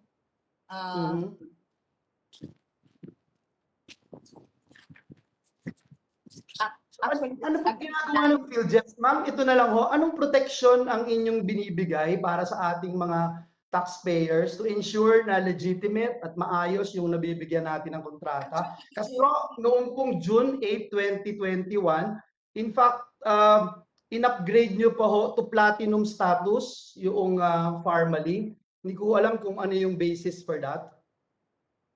Actually, we check the completeness of the documents as required under the IRR of RA 9184. What is required is the Class A eligibility documents to include the registration certificate, which is the sex certificate, mayor's permit, tax clearance, the audited financial statement stamp received by the BIR, and then there's also should be accompanied by a sworn statement in a form that is prescribed by the policy board. The documents submitted are complete and authentic copies of the original, and all statements and information are true and correct. So ma'am, thank you po for saying that, no? Yung list na binanggit nyo, hindi ko kasama dun sa list na yun yung financial statements ng isang kumpanya. It is included, audited financial statements, stamp received. Then that's my question, because looking at it, hindi ko ba kayo nahinala itong financial statements na sinubmit ng Pharmally? Para sila ma-credit and at the same time, ma-upgrade. Na-upgrade po sila to platinum. Actually, we don't check the so hindi yun yung financial for a while. We don't check the document as to the if they are financially capable or if they are technically capable. What we check in the system is the documents are complete. A merchant's registration under the PhilJeps is not contract specific nor understood to be tantamount to finding an eligibility. Hindi niyo check kung kaya nilang i-deliver yung kanilang pinapangako. Sir, it is the bank's responsibility. The PhilJeps is just a registry of suppliers. It is a repository of documents, sir. And that is the reason, Mr. Chairman, I'm raising this because parang wala din pong nangyayari na screening talaga, no? Let me go to the last point. With the permission of Senator Villanueva, yes, hindi ko sinecheck. At sinabi ni Undersecretary Lau na yung mantra nyo, basta nagsubmit sila, parang sinasabi niya, bahala na si Batman. Eh kung talagang hindi makadeliver, nakita niyo maraming kung hindi nakadeliver, sino ang lugi? Sino ang lugi? I mean, yes. Di ba malulugi ang tao? Mr. Lau? Pag hindi sila nakadeliver, Mr. Chairman, they will not be paid and they will be blacklisted for a year. I don't care about the blacklisting. That is why you have to do your duty. Due diligence, di ba? You have to check the financial records, you have to check the technical capability, and you have to check their capability to deliver. Di ba? Kaya may two envelope eh. You check the technical capability, you check the financial capability. Kung hindi na sila pumasa doon, talo sila. Pag hindi nyo ginawa yan, hindi nyo ginagawa ang tungkulin ninyo. Medyo napupundi ako doon sa sinasabi nyo. Hindi ako nagagalit ha. Sinasabi ko lang, para naman yung niloloko yung mga gumawa ng batas dito, na yan ang patakaran, hindi nyo sinusunod. kung hindi nga nag-deliver, iba blacklist namin sila. In the meantime, baliwala sa inyo na madi-delay. Una, may delay na pagka hindi na naka-deliver. Alright? Now, with the permission of Joel Villanueva, let me just ask somebody that I invited here. Raymond Abrea, are you there? Mr. Raymond Abrea? Mr. Chairman. Can you please, there you go. All right. I heard you on TV the other day, and you said you had a critique. I will give you, with the permission of Senator Villanueva, just an overview for the senators and for the public. And if you can say it in Tagalog, mas maganda para maintindihan ng tao. Tama ba yung mga ginawang procedure yan? Bakit tayo kailangan nitong mga, anong kailangan din ba? Sabi mo, only registered in September 29, 2019, pero what was able to engage in government procurement immediately. Tama ba yan? Opo, Mr. Chairman. Mr. Chairman, if you will allow me, I have prepared 3 slides para Sige, po maunawaan ng committee at ng ating mga kababayan. With the permission of my colleagues, para maliwanagan natin kung ano talaga ang ground rules at yung mga taong nanonood, maliwanagan yung ground rules. Go ahead, sir. Mr. Chairman, ito po yung tinatawag na basic due diligence or financial analysis. Mr. Chair, just a clarification. Can you please allow me to finish with this? I just want to know what is his expertise? It was not placed. He's a CPA. Okay, thank you. Thank you. Go ahead. So, yes, Mr. Chairman. It's an accounting firm. Go ahead. Ito po, dahil po nga dun sa inquiry ng media, binigay po sa atin ang mga dokumento mula sa SEC at ito po ay inanalyze ng aming opisina at ako po mismo ang nag-aral. So sa basic due diligence for financial analysis, importante po na maunawaan natin yung basic company background. Sino ba yung kumpanya na kung saan kanino tayo makikipag-transact? At dito po sa usapin, malinaw po Pharmally Phamaceuticals na narehistro lamang noong September 4, 2019. Sa kanila pong line of business or industry G46421, ito po ang ibig sabihin nito, sila po ay nagrehistro bilang wholesaler. Hindi po manufacturer, kundi wholesaler ng mga medicinal at pharmaceutical products. At malinaw din po sa kanilang primary purpose na sila po ay importer. Meaning pwedeng mag-import ng mga produkto pero hindi po nakalagay sa kanilang notes to financial statements kung sila po ay nagkaroon ng importer's license. Ngayon, sa kanila naman pong principal office, malinaw po at kahit sa previous hearing sinabi na Port Victoria Tower, Taguig City, pero ang opisina po ay hindi nakadeklara bilang asset ng kumpanya or kung ito ay inuupahan dahil wala pong lease agreement or rent expense na kinlaim ang Pharmally Corporation. Pagdating naman po sa mga incorporators, importante po ang mga personalidad o ang management ng kumpanya na nagtatransact tayo. 3 po sa kanilang incorporators ay nagdeklara ng parehas na residence address.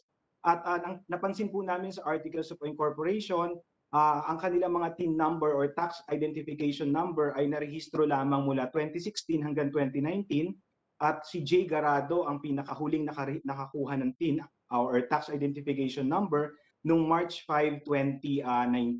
Ano pong ibig sabihin nito? Ibig sabihin po, itong taon lamang sila nagsimulang magtrabaho or magnegosyo sa Pilipinas dahil importante po ang TIN. Alam po ng lahat ng ating kababayan kahit mga empleyado or minimum wage earners. Pagdating naman po sa kanilang puhunan, ang initial capital which is malinaw, alam na po ng lahat, 625,000. Gusto ko lamang po banggitin na nabanggit naman ni Senator Villanueva na kapag ikaw ay importer, ikaw ay dapat may letter of credit or sa bangko, bank to bank ang transaction, wala pong disclosure kung ano po yung bangko nila at kung nakakuha sila ng letter of credit para bank to bank ang transaction sa pag-i-import ng mga goods. Hindi rin po nakadeklara kung may related party transactions or may nagpondo mula sa ibang kumpanya na related sa Pharmally. Sa nature of business po, malinaw po na... Hindi mo alam kung saan nanggaling yung perang 625,000. Ano po, Mr. Chairman? Hindi mo alam kung saan nanggaling yung perang 625,000 pesos at tatanungin mo ngayon kung saan nila gagamitin yung pambayad sa gobyerno. Opo. Go ahead. Mr. Chairman. Sige po. At the nature of business po, at kung tayo ay makikipag-transact sa kahit anong kumpanya, syempre titignan natin ano ang kanilang resources. Bilang wholesaler, dapat mo may inventaryo, may equipment, or may warehouse. Pero sa kanila pong audited financial statement, katulad po ng kanilang opisina, walang lease agreement or walang rent expense na kinlaim at hindi rin naman po siya nakadeklara bilang asset ng kumpanya. Siyempre, importante din na malaman natin ano ba ang produkto o serbisyo ng kumpanya na kung saan tayo makikipag-transact. Wala din po nakadisclose kung ano ang kanilang produkto. At kung ito ay imported goods, gusto ko lamang pong klaruhin dahil sa mga kumpanyang tinutulungan natin, kahit po sila may problema sa BIR, hindi po nila isasarado dahil mahirap pong kumuha ng importer's license dahil maliban sa talagang may background checking and BI clearance, kailangan patunayan mo nasaan ang opisina, i-ocular ang warehouse, may proof of financial capacity, may bank certificate at dapat i-endorso ng district collector ng customs. So hindi din po malinaw sa kanilang notes to financial statements kung sila po ay nagkaroon ng ganitong kung sila po ay nakapag-secure ng importer's license. At sa customer naman po, syempre high risk po ang kumpanya na walang masyadong kliyente at sa pagkakataon nito parang lumalabas gobyerno lang ang kanilang kliyente, kaya yung PhilJEP's registration ay mahalaga dahil doon manggagaling yung tax clearance mula sa BIR. Ito po ay company background lamang po para po mas maintindihan ng ating committee at ng mga kababayan natin kung bakit dapat bigyan pansin yung audited financial statements. Lahat po ng kumpanya ay nagre-rehistro at namumuhunan. Sa accounting po, tinatawag yan na accounting equation. Dapat po mapatunayan natin kung ano yung mga resources at saan nanggaling o yung sinasabi nating sources. Sa pagkakataon pong ito, noong 2019, nung sila ay nagrehistro, ang kanilang pagmamayari o resources ay ang 625,000 na cash investment. So doon po yun po yung kanilang kapital. Ang dapat po linawin ng komite is tulad na nabanggit ng ating mabuting Senador Villanueva, nung sila po ay nag-purchase ng 7.2 billion based po sa kanilang notes financial statements, hindi po naging malinaw kung yung 7.2 billion ay inutang or additional investment dahil wala po sa kanilang notes to financial statements. Ulitin ko lamang po na karamihan sa mga importers gumagamit ng letter of credit. Maliban na lamang po kung sila po ay may dollar account or may account doon sa bansa kung saan sila nagtatransact para mas mabilis ang pagbabayad or transaksyon pagdating doon sa negotiation ng presyo at pagbabayad. Pagdating ng pagtatapos ng 2020 mula 625,000, ito na po ang kanilang na-accumulate na assets. Bigyan pansin lang po natin yung sinasabi natin na inventaryo. Required po sa Bureau of Internal Revenue na isumite kung nasaan po ang mga inventaryo at ang halaga nito. Wala pong deklarasyon kung nasaan po ang warehouse at kung ito po ay rehistrado sa BIR dahil hindi po tayo pwede magdeklara ng inventaryo kung wala pong inventaryo. So yung 121 million na inventaryo, hindi po malinaw kung nasaan siya dahil wala pong warehouse na nakadeklara. Pagdating naman po dun sa sources sa kanilang 2020 audited financial statements, meron silang 1.7 million na dineklarang liability pero mas malaki din po ang dineklara nilang deferred tax. Ibig sabihin po buwis na hindi pa binabayaran, nagkakahalaga na 17.88 million pesos at ang kanilang kapital 284. Hindi pa po ito yung financial highlights or analysis. Punta po tayo sa pangatlong slides. Dito po mas mauunawaan natin na yung increase na 44,149% ay hindi po normal. Hindi po ito, sana po lahat ng kumpanya ganyan ang nangyayari na sa maliit na puhunan ay malaki kagad ang kapital. At hindi ko po sinasabi na ito ay illegal o suspicious. Ang sinasabi lang natin, hindi po normal. Hindi po ordinaryo na nagkakaroon ng ganito kalaking increase. So pumunta po tayo sa financial highlights para mas maintindihan natin kung bakit mahalaga na tinignan natin o pinag-aralan natin yung financial statements ng kahit anong kumpanya na kung saan tayo magtatransact.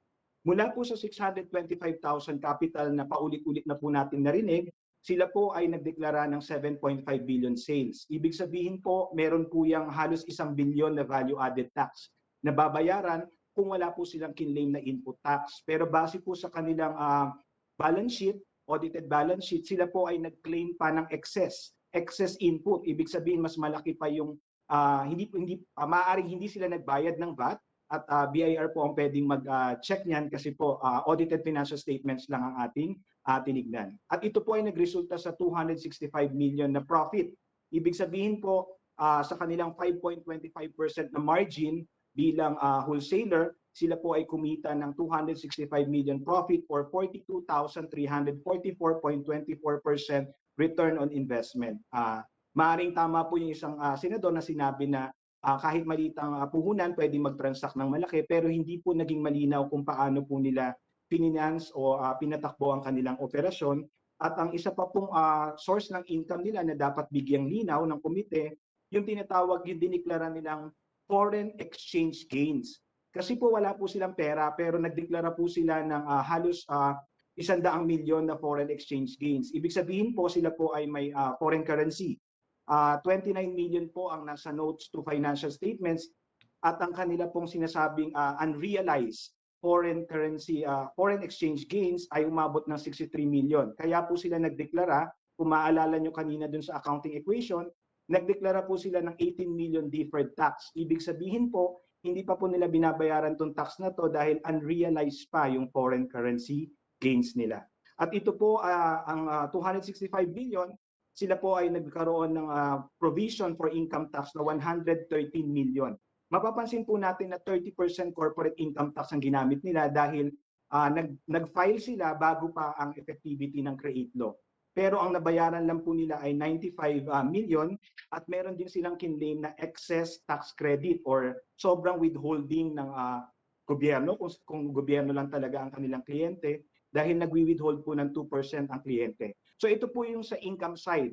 Pagdating naman po dun sa expense or cost side, ito po yung kanina nating binanggit sa 625,000 na kapital o puhunan, sila po ay nakapag-import ng 7.2 billion na purchases. Mahalaga pong malaman kung anong panahon o buwan na import ang mga inventaryo na to dahil nagpasa po tayo ng Republic Act 11494 or Bayanihan 2 at base po sa Revenue Regulation 28-2020, exempted po sa VAT, sa excise at sa ibang fees and other fees ang mga ang pag-import ng mga COVID-related supplies and equipment.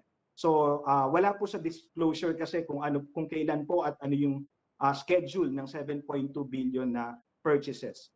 Pero meron po silang kinlaim na 17 million freight, duties, taxes, and brokerage fees. Siguro po customs po makakapagpatunay kung ito pong mga expenses na to ay nabayaran at ibig sabihin may importer's license po sila. Kasi po may mga kumpanya na nakakapag-import pero walang importer's license dahil dumadaan sila sa broker or may ibang kumpanya na nag-i-import para sa kanila at binabayaran na lamang nila ito. Kung ito ay inaalaw ng customs or hindi, customs lang po ang makakasagot nun. Then sa liability po nila, medyo dapat lang pong bigyan linaw ng auditor dahil sa kanilang cash flow statement, meron po silang diniklara na 61 million na liabilities. Pero pagdating po sa balance sheet, note to financial statements number 10, 1.75 million na lamang ang kanilang liability.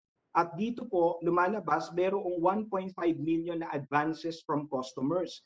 Kung ang kliyente lamang po nila ay gobyerno, ibig sabihin advances from government po, yung nasa notes to financial statement number 10 po. At lumalabas po 200,000 ang kanilang accounts payable or pagkakautang sa kanilang supplier. Then sa kanila naman pong capital expenditure, mula sa 625,000 na puhunan na cash, sila po ay nakapag-invest ng 13 million na motor vehicles. Hindi po malinaw kung anong motor vehicle ito, kung ito po ba ay motorsiklo, sasakyan. Wala pong deklarasyon. At dapat po meron kasi dine-depreciate po siya.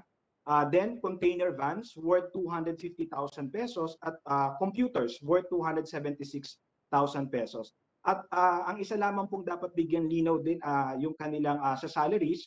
Alam niyo po sa Bureau of Internal Revenue, required din po ang mga kumpanya katulad namin na magsumite ng alpha list ng kanilang mga empleyado. Sila po ay nagdeklara ng 1.4 million na salaries pero ang kanilang donations ay umabot ng 33 million.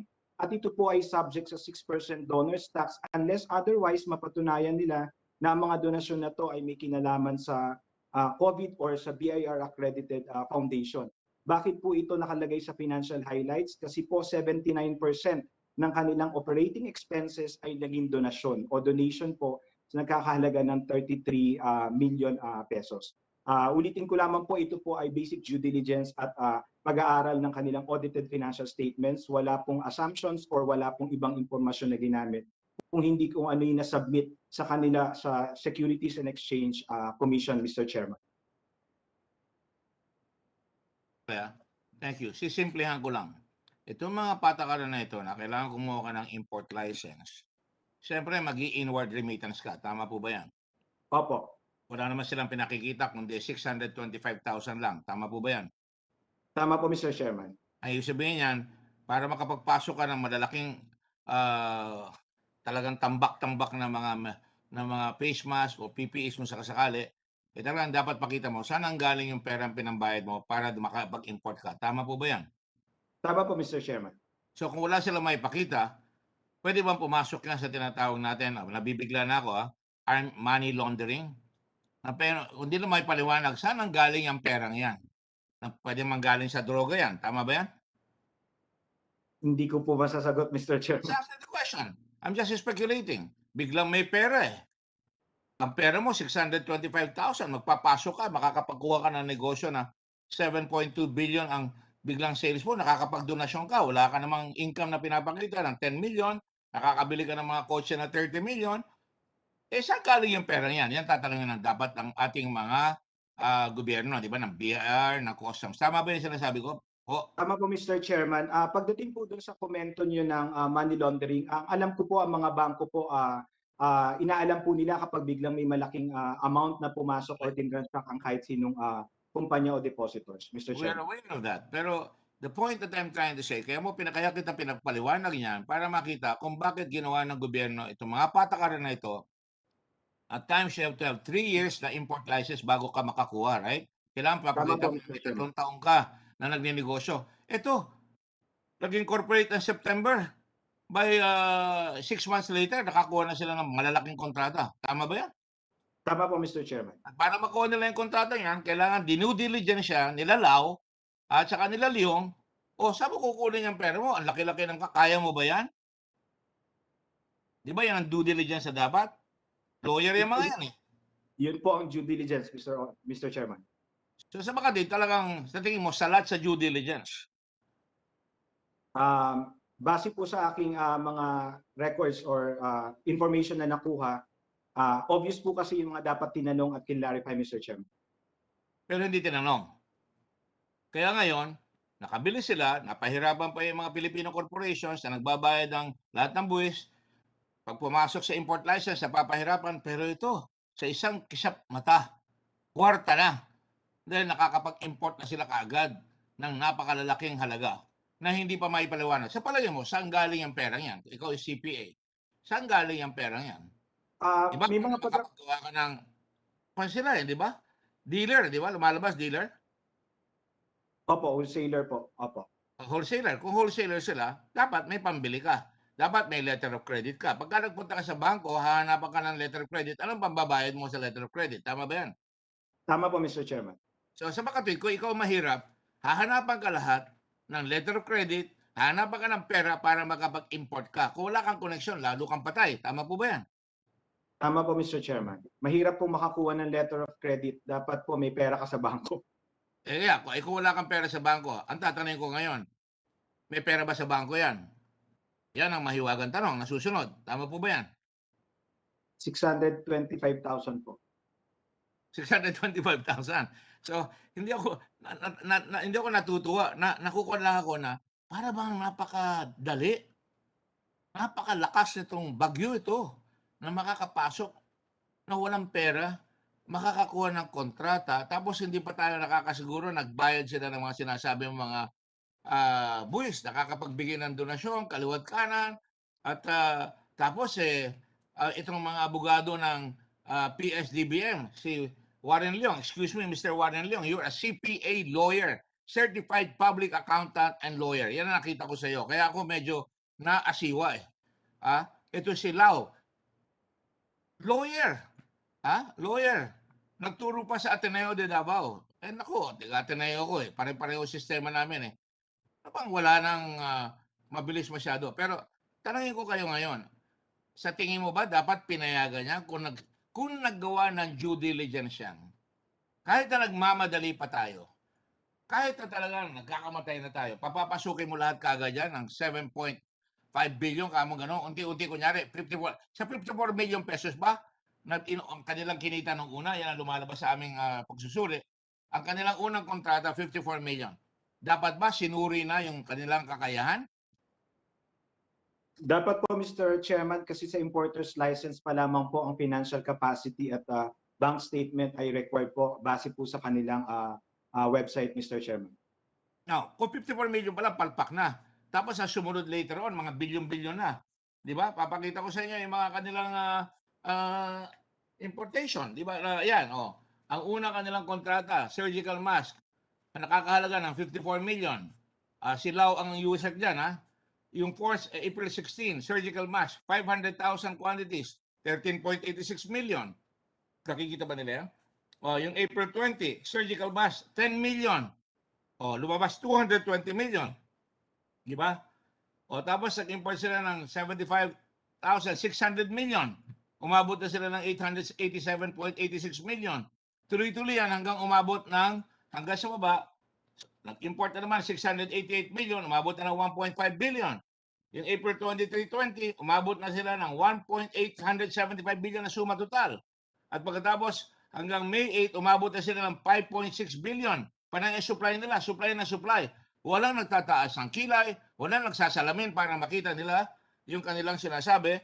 At kailangan talaga dapat makita kung kanilang working capital ay sapat sa kanilang first contract. 624,000 ang kanilang unang kontrata, wala man lang kung nakalusot doon sa 624,000, paano naman nakalusot doon sa 54 million? Paano nakalusot doon sa mga kontrata na ang pagkalalaki na, talagang pabaya o may kooperasyon ang government authorities? Will it be unfair for me to conclude that or for the Senate Blue Ribbon Committee to conclude that? Sir? Pwede niyo pong itanong sa kanila, Mr. Chairman. Well, ang kinakausap ko kayo at kinakausap ko ang taong bayan. Ang taong bayan dapat nakikinig kung paano talaga biglang yumaman dito sa ating bansa kung ikaw ay konektado at kung ikaw ay talagang kapalmoks na hindi mo papansinin na naghihirap ang tao, ipapasok mo na ipapasok yung mga ganyang pera at wala kang kinakatakutan sapagkat hindi ka na-check ng customs o kung hindi ka na-check ng BIR, hindi ko alam, sinasabi ko lang yan, hindi pa ako dumarating doon, pero nakarating na okay law. At narinig yung sinabi niya kanina, hindi kailangan eh. Meron kaming bayanihan law, doon ka nagtatago. Ang sagot ko dyan, kaya tayo may two envelope rule. Technical at saka finances. Tama ba yun? Titignan mo muna yun. Tama po ba yun, sir? Tama po, Mr. Chairman. Pag bumaksak ka doon sa finance, talo ka na. Pag bumaksak ka sa technical, talo ka na. Tama po ba yan? Tama po, Mr. Chairman. At hindi nasususpindi yung batas na yan kahit na tayo ay nasa COVID pandemic.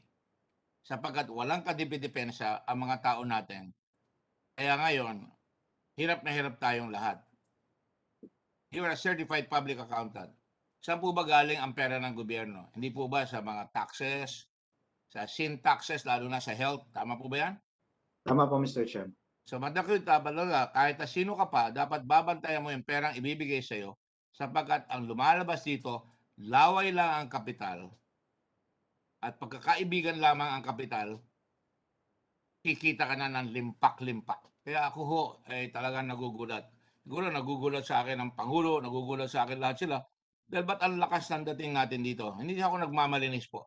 Ang sinasabi ko lang po, hirap na hirap ang bayan, biglang kikita ng 7.5 billion itong Singaporean na si Leong, itong si Lau, yung kanyang tatay na nawawala ngayon, hindi niya makita. Tinanong ko siya noong isang araw, nasaan tatay mo? Hindi niya makita ang tatay niya. At hindi man lang nagtanong, tama po ba na dapat tanungin? Isang pindot lang makikita mo yung Pharmally sa Taiwan? Papayagan niyo po ba kung kayo nakaupo? CPA lawyer kayo katulad kayo ni Attorney Leong. Tama po ba? Napapayagan niyo? Nakita niyo? Merong stock manipulation? May warrant of arrest? Papayagan niyo? Mr. Chairman, hindi po ako abogado. CPA po. Di ba? CPA ka. Opo. Kahit hindi ka abogado, kahit hindi ka CPA, pag nakita mo, ang laki-laki ng kontrata na ibibigay mo sa kanila, tama po bang ibigay mo pa rin sa kanila kahit na nakita mo na sila ay may warrant of arrest? I'm sorry, I'm laying it on you. You don't have to answer. Ang sasagot ng mga tao nanonood. Nakikinig. Thank you, sir. Salamat, Mr. Chairman. Senator Villanueva, I'm sorry, Senator Villanueva, I just want to lay the overview para maintindihan natin lahat kung where we're going. Thank you very much. Mr. Chairman, thank you very much. And just to join you, Mr. Chairman, nakakadismaya po, and thank God we have Sir Mon Abrea here to crystallize itong ating mga pinagtutuunan ng pansin. And again, we are not picking on any particular company, not even Pharmally.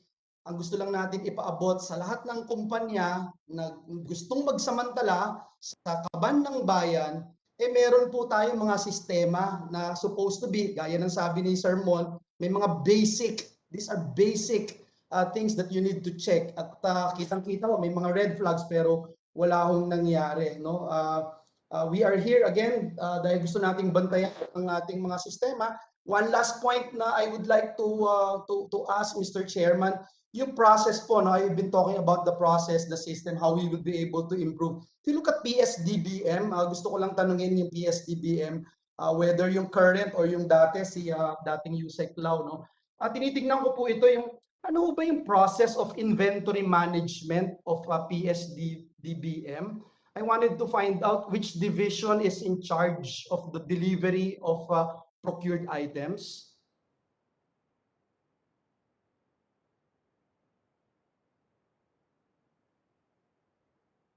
Mr. Chairman, if I may be, please be allowed to comment. Please, sir. For the delivered items, Mr. Chairman, it's under the operations group. Once we receive the procured items, common use supplies and equipment, we store it at our warehouse, Mr. Chairman. And if there is a demand from our regional depots, we ship it to the regional depots. As to the DOH requirement, we delivered it directly to the DOH warehouse po. Okay. Thank you, sir. Gusto ko lang tingnan niyo po itong table na ito. Yung what's PSDBM's explanation for the unavailability of an average of at least 31%, 31% of its stocks of common use supplies. Binanggit na natin for so many hearings. Ano ba yung common use supplies? Ito 31%, no? Kung titignan niyo po yan, ayan, yung monthly na nakalagay, ito yung mga stocks, etc. Pero ang average po is 31%. There are 308 items listed as common use supplies and equipment on the PSDBM website. Pero an average of at least 96 of the total 308 items were not available per month. Hindi mo ba parang ito yung dapat na ginagawa ho ng PSDBM supposed to be, di ba?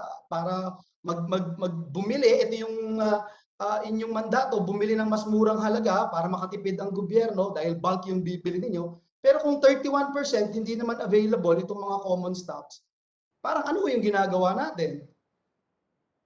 Mr. Chairman, that is actually what we are addressing. It cannot be denied that there are out of stocks in 2020. The pandemic really did have an effect on our operations, considering the lockdowns imposed and the logistical issues attending our deliveries to the regional offices. You don't deny this data, this particular data, that 31%, one-third, Mr. Chairman, one-third of its common use supplies are unavailable. Hindi ba ito dapat yung PSDBM? I'm sorry, Mr. Chairman. My question is, you don't deny these figures. Yes, Mr. Chairman. Okay, thank you for that, Mr. Chairman. Let me end by asking our chair of the Commission on Audit, Chairman Aguinaldo, who I respect so much, Mr. Chairman. Ang dami na ho, nagdaan itong mga hearings natin, no? Panlima na po ito. Nakita natin yung PSDBM, how they're doing their job. One-third of its common use supplies are unavailable. Narinig na natin, Mr. Chairman, yung pagta-transfer ng funds para makaiwas doon sa para hindi bumalik sa treasury, ipapark doon sa DBM at bahala na kayo na yung bumili para obligated na. At yun na yung naging nakagawian. And Senator Drilon even mentioned yung PITC, ganun din po. No? Pangatlo, yung supposed to be na savings, hindi natin nakikita dahil mas mahal pa nga yung supplies na nabili ng DBM nung ibinebenta na. And lumabas din ho yan last hearing. So ang tanong ko lang po sa ating COA Chair, Chairman Aguinaldo, epektibo pa ho ba itong PSDBM para gawin itong mandato nila? Baka dapat i-abolish na lang natin ito. Yes, Mr. Chairman. I don't know if I can speak for the commission when I say this kasi medyo opinion na yung hinihingi nyo eh. Although personally, from what I've seen, parang I would join the, I think there are several bills that have been filed seeking the abolition of PITC and PSDBM. I think it's high time that we look at how we procure. One of the criticisms of Republic Act 9184 is that it's too focused on accountability at the expense of efficiency.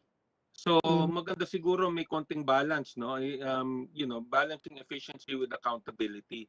So I would support the measures that have been filed, and I would be very willing to provide some suggestions on changing the nature by which we procure common use supplies in particular, to make it less perhaps susceptible to any kind of alleged corruption or the like.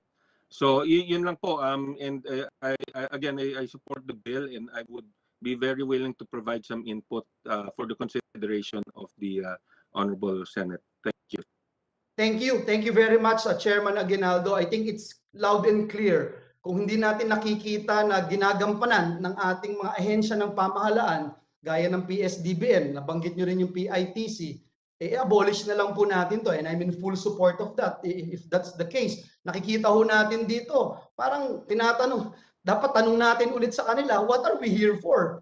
Kung ano yung dahilan, bakit nandito tayo? Nandito tayo para bantayan ang kaban ng bayan. Kung hindi natin ito nagagawa, hindi nakakatipid ang ating mga ahensya, hindi nakakatulong ito sa ating mga ahensya, then we might as well abolish this. So maraming salamat, Mr. Chairman, for your patience. Dear colleagues, I know a lot of my colleagues would ask questions.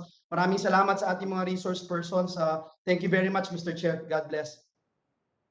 Thank you very much. With the permission of our colleagues, I just want to ask, para tuloy-tuloy ang trend of thought, if I may. Let me ask, ang sinasabi ko lang, tama pala ang ginawa ng COA na talagang masita sila.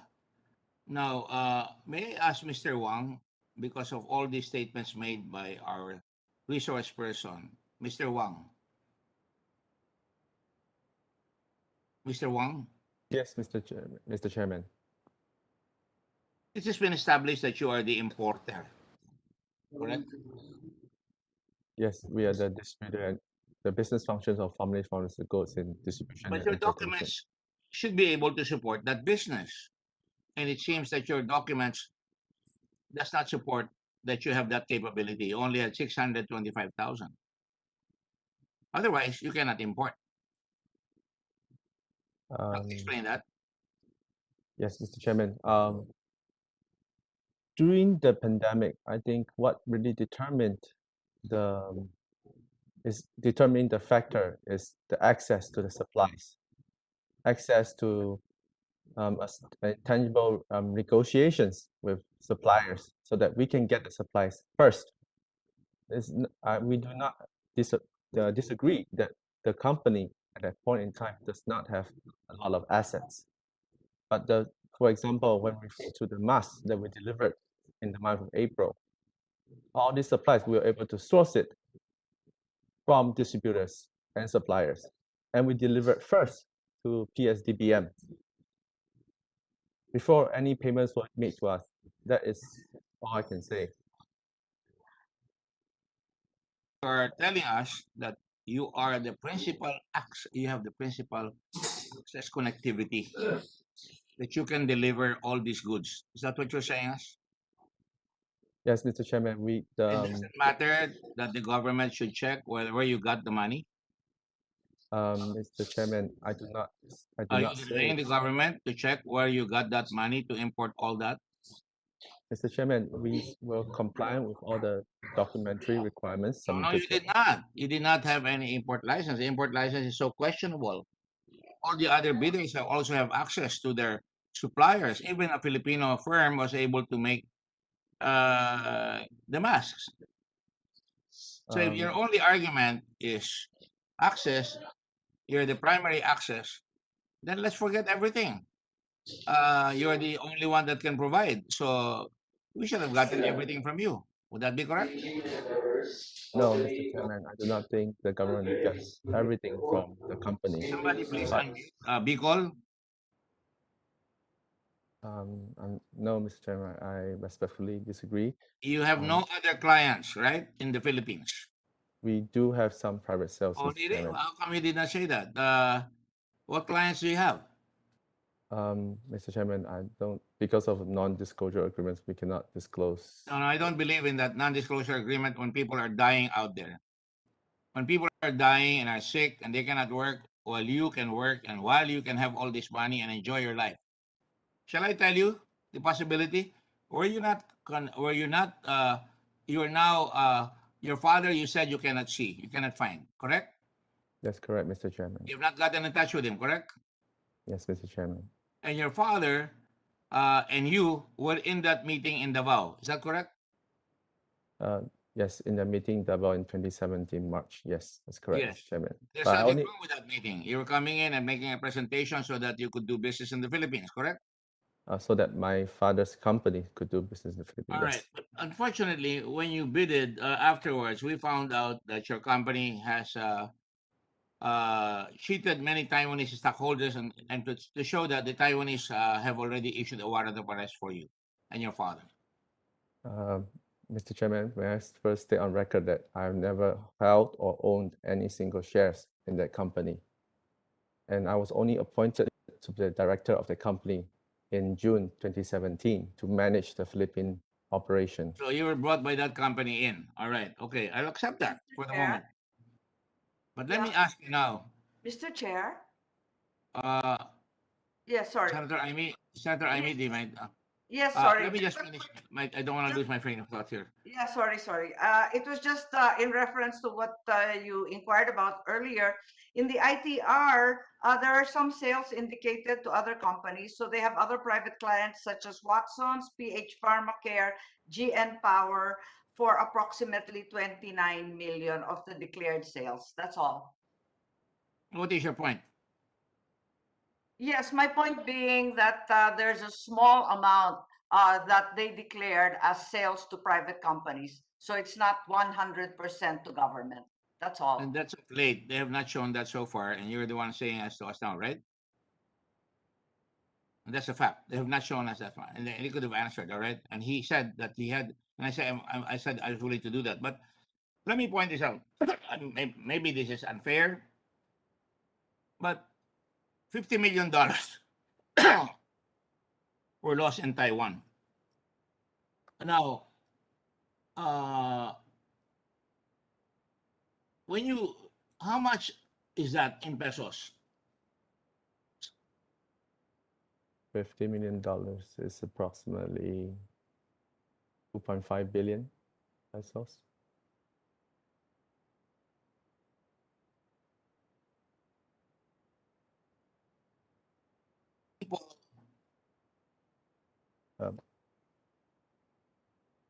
Sorry. All right. People with shares of Pharmally face an estimated 1.5 billion NT dollars or $50.81 million in losses. Having allegedly colluded with Chinese businessmen to falsify accounts and financial statements in one of the largest securities fraud in recent years, involving a Taiwan stock exchange listed firm. You and other executives left Taiwan, face charges for alleged contraventions of the Securities and Exchange Act, stock manipulation, fraud in financial statements, and illicit transfers. An international warrant for Wang Wenlai is valid for 37 years. Now, let me ask you a question. Could that have been the source of the money? No, Mr. Could be Chairman. the source of your money here. No, Mr. Chairman. The amount of contribution I have to the company in terms of loans is approximately $1.5 million. I'm sorry? The source of funds that are contributed by me is approximately $1.5 million. I never declared to be very rich. As I've said, the company and its directors source for the supplies through our negotiations and from our communities for these supplies. I cannot understand what you're saying, but did you have a letter of credit to be able to buy all these supplies from Taiwan, from China? We did have, subsequently, we did have a letter of credit from a local bank in the Philippines for the supplies. How much? At this point, with the permission of the Senate, I'd like to ask the Money Laundering Council to inspect all the bank transactions that may have occurred with this company so we will know the money trail. I saw the Director General of with the permission of the Senate President, that the Money Laundering Council be asked to find out whether there is a money trail to be proven here, because there's so much billions of pesos that have occurred here, and we don't even have a money trail where this money came from. Saan ang galing ang perang yan? At bigla sila nakakapag-transact sa gobyerno nang wala silang pinapakitang kapital kundi yung $625,000. Yes, sir. On it. Right? Yes, So- we will do we will take the necessary steps, Chairman Senator Gordon. Thank you, sir. On that note, I'll stop there muna, and I'll reserve it because I want to have the others follow the spoor, if you will.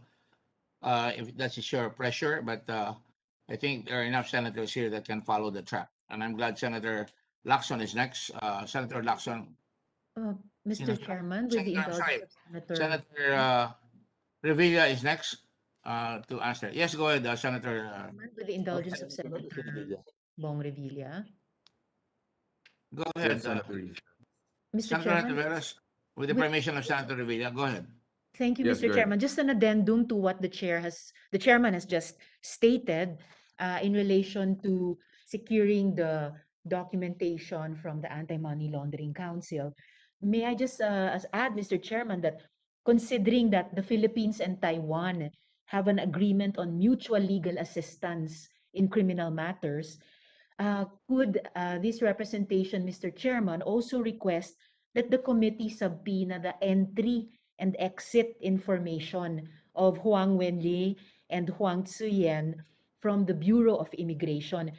Because, Mr. Chairman, there are reports that although Huang Wenli was in the Philippines in 2017 to meet with the president, the last official record of his entry was dated 2005. So lastly, Mr. Chairman, that creates another mystery. Paano siya nakapasok sa bansa? No?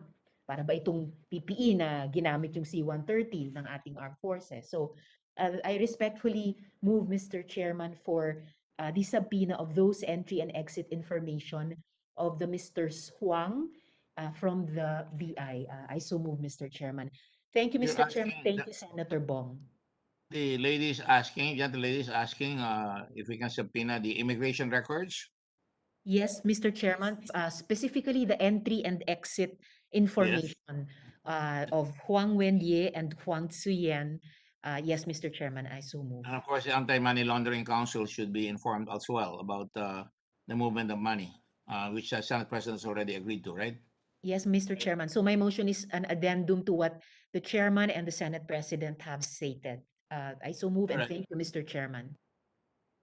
With the permission of Senator, so ordered to the Director General. May we ask which On it. bank, Mr. Wang? Just one question. May we ask which bank you transacted with?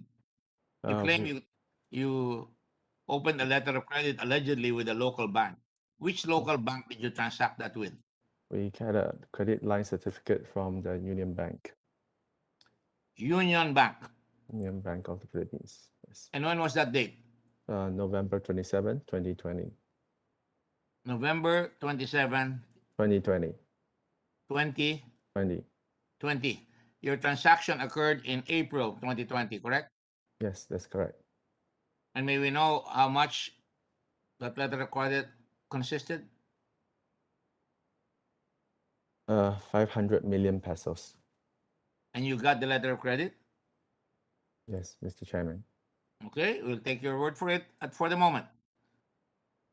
Let us call the attention of the Anti-Money Laundering Council here, and the Director General is should make that part of the request to find out how that transaction was able to take place. In other words, from April to November, when you were already being paid, you now had the capacity because you were able to get paid by the Philippine government. Sa Tagalog, nabayaran na kayo ng gobyerno. In other words, you were already paid by the government, so now you have something to show to provide a letter of credit, to get a letter of credit. Is that correct? Yes, Mr. Chairman. A letter of credit will not be issued unless you have the capacity to pay. Yes or no? Yes, Mr. Chairman. Thank you. Thank you. All right. May I call on Senator Revilla? I'm sorry if we're dragging anchors here, but it's very hard to really follow the trail. Go ahead. Thank you, Mr. Chairman. I would like to take off from the questions of our colleagues in the previous hearings, particularly the transfer of 42 billion from DOH to Procurement Service, Department of Budget and Management. Yes, sir. Sir, for COVID-19 purchases. yung doon sa BID, I would just like may some to- problems kasi madouble daw names. Eh. Who's talking? Please turn off lang po yung. Okay, I would just like to see the whole picture so we can appreciate their circumstances surrounding this matter. We hope to receive responses either from the DOH or PSDBM for the following questions. First of all, gusto ko po sanang itanong ang issue regarding face shields. So may we know from PSDBM, either Attorney Wayan, the OIC of PSDBM, or former DBM Yusek Lau, Yusek Lau may answer. My first question is, tama po ba na ang face shield ay considered as common use supply and equipment falling under the category of personal protective equipment for utility staff as contained in Annex B of GPBB Resolution Number 03/2020 dated 9 of March 2020. Tama po ba? Yes, Attorney Wayan or Yusek Lau may answer. Mr. Chairman, Sino to? Please state your name, please. Attorney Wayan po, Mr. Chairman. Okay, Attorney Wayan, is this correct? Our interpretation is that face shield forms part of the personal protective equipment po, Mr. Chairman. Okay. Kailan po yung unang nag-request ang DOH from PSDBM ng supply ng face shield? Mr. Chairman, I would have to check our records first on that. Yes, please. But I believe that it was after the issuance of the GPPB resolution, Mr. Chairman. Nang mga panahon na yon, na March, April, May, ay may inilabas ba po ang suggested retail price o SRP para sa face shields ang DOH? Kung meron, kailan naglabas at magkano? Based on my recollection, Mr. Chairman, there was no SRP for the face shield. There was, however, an SRP for the surgical mask. The SRP for the face shield came out on the later part of 2020 na po. Okay. Anong later part? August, September, what? If my memory serves me right, Mr. Chairman, it's around September po. Kasi we had a public bidding last December setting the maximum price for a face shield at around 50 pesos po. So magkano yung SRP? Between maximum of 50 pesos po. That's the ceiling price. Okay. Did the Commission on Audit question the price at which bought you the face shields? Sinabi ba ng COA na overpriced ang inyong face shields? No, Mr. Chairman. The AOM that we received was actually on the inventory issues. Okay. Now, may I know from the DOH, Secretary Duque may answer? Dahil wala pa po kung kayong inilabas na SRP para sa face shields ng mga panahon na bumili ang PSDBM March, April, May 2020. Ang ibig po bang sabihin nito kahit anong presyo, kahit ito ay 120 pa, acceptable po ba ito para sa inyo as long as they meet the specifications that you require? Secretary?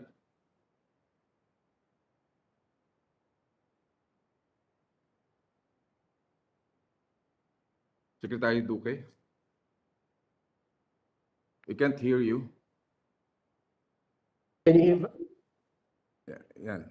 Yeah, Yes. can you hear me, Your Honors? Yeah, Mr. Yes, Chairman. Yeah, thank you.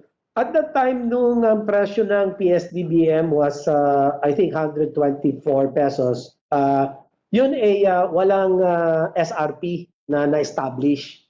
But at that time, we were already badly in need of this personal protective equipment for our healthcare workers. No? And we value the life of our healthcare workers, and we wanted to make sure that whatever protection these PPEs, loose PPEs such as the face shield can give, should be most welcome to our healthcare workers. But the SRP came out sometime in August 10, 2020, and the SRP had a floor price of 26 pesos and a ceiling of 50 pesos. So acceptable po yung price na yan? Acceptable po? At the time, yes, there was no SRP. We had no idea. What was important was the protection of our healthcare workers. Thank you, Mr. Chairman. Dahil nandito po tayo sa usapin ng SRP, I would also like to further shed light on this matter. Bakit po nag-issue ang DOH ng SRP para sa face mask at face shields? Ito po ba yung kaugnay sa mandato nila sa ilalim ng Republic Act number 7581 or the Price Act, kung saan ang DOH ang tinalagang implementing agency which has jurisdiction over basic necessity or prime commodity with reference to drugs?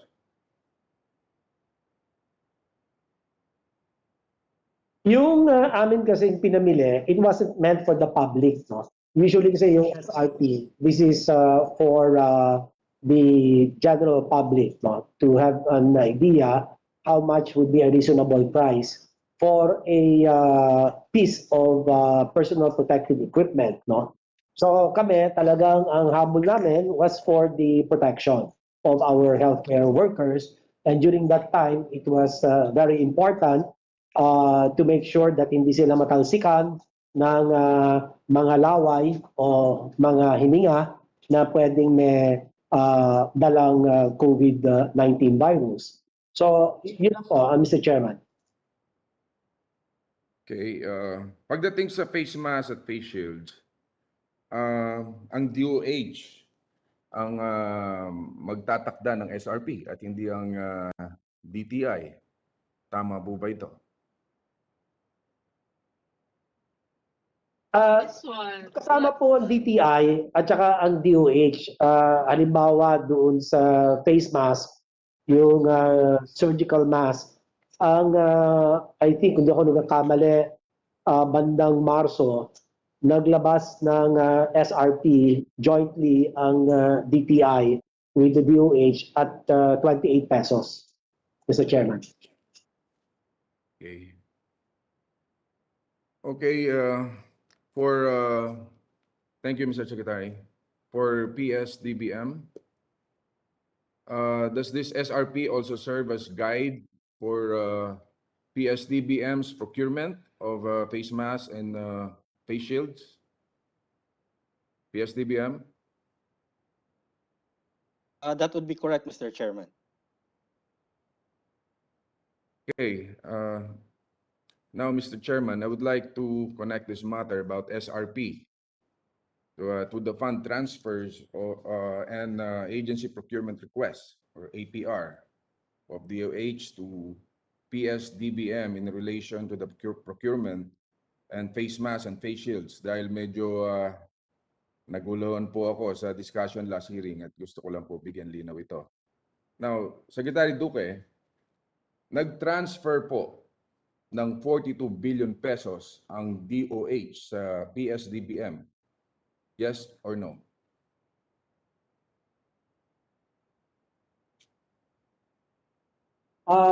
Yes, Your Honor, but this was not a one-time transfer. Thank you, Your Honor. Okay. Mula po sa 42 billion, nag-procure ang PSDBM ng face mask. Yes or no? Yes or no? Yes, Your Honor. Face shields. Yes, Your Honor. PPE sets. Yes, Your Honor. Noong nakapag-procure na ang PSDBM gamit ang pondong 42 billion, na-deliver po ba ng PSDBM ang face mask, face shields, PPE sets sa DOH? Yes, Your Honor. The supplies were all delivered. After the delivery, may binayaran po ba ang DOH sa PSDBM? Wala hong binayaran dahil nauna na hong nakapag-deposit ng bayad. So, nung dumating yung mga gamit, yung mga PPEs at mga iba pang mga gamit, ay dineliver sa Department of Health. At wala nang binayaran ang Department of Health dahil may nauna na deposit na binigay.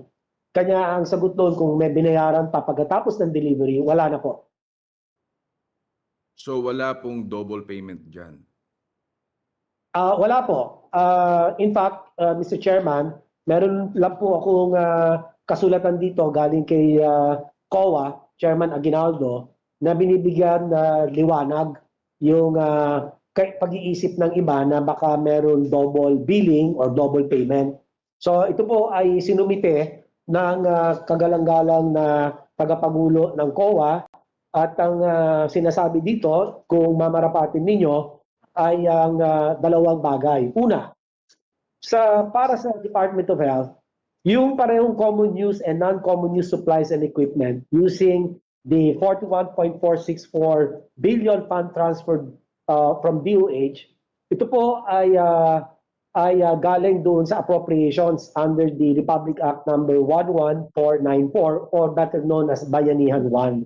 Yung pangalawa naman po, for all government agencies through the PSDBM virtual store, meron po silang para tinatawag na tindahan na yung mga common use supplies na binili ng PSDBM gamit ang sarili po nilang revolving fund of the PSDBM. Ito naman mga supplies na ito ay available po ito na pwedeng bilihin ng ninuman government agencies, no? Kasama rin dito ang DOH, ano po, syempre. At batay po sa mga ulat o records, ang Department of Health purchased common use supplies from the PSDBM virtual store. Gamit po dito ay hiwalay na budget. Ito po yung GAA 2020 funds, no? Para before the deliveries of the supplies, yung malakihan mga bulto na mga PPEs na in-order namin. Hindi naman po kasi kaagad dumarating yun. matagal bago makarating, kanya kinakailangan namin mabigyan ng proteksyon yung amin mga healthcare workers, bumili muna kami sa kanilang virtual stores, no? So, pangalawa, dito rin sa kasulatan ni Chairman Aguinaldo sa Blue Ribbon Committee ay pinapakita na even after the deliveries, ang DOH office or ang mga medical centers, yung ating po mga hospital, ay bumili din ng mga supplies mula sa PSDBM virtual store kasi nga hindi pa nila natatanggap yung kanila pong mga supplies. Yun lang po. Maraming salamat, Mr. Chairman. Okay, Mr. Secretary, please submit the COA letter to the committee. Meron na po, Okay. Mr. Chairman. Pinadala na daw po kanina, Mr. Chairman, ni Chairman Aguinaldo. Salamat po. Okay. After the transfer of 42 billion, meron po bang ibang transfer of funds ang DOH to PSDBM to procure medical supplies?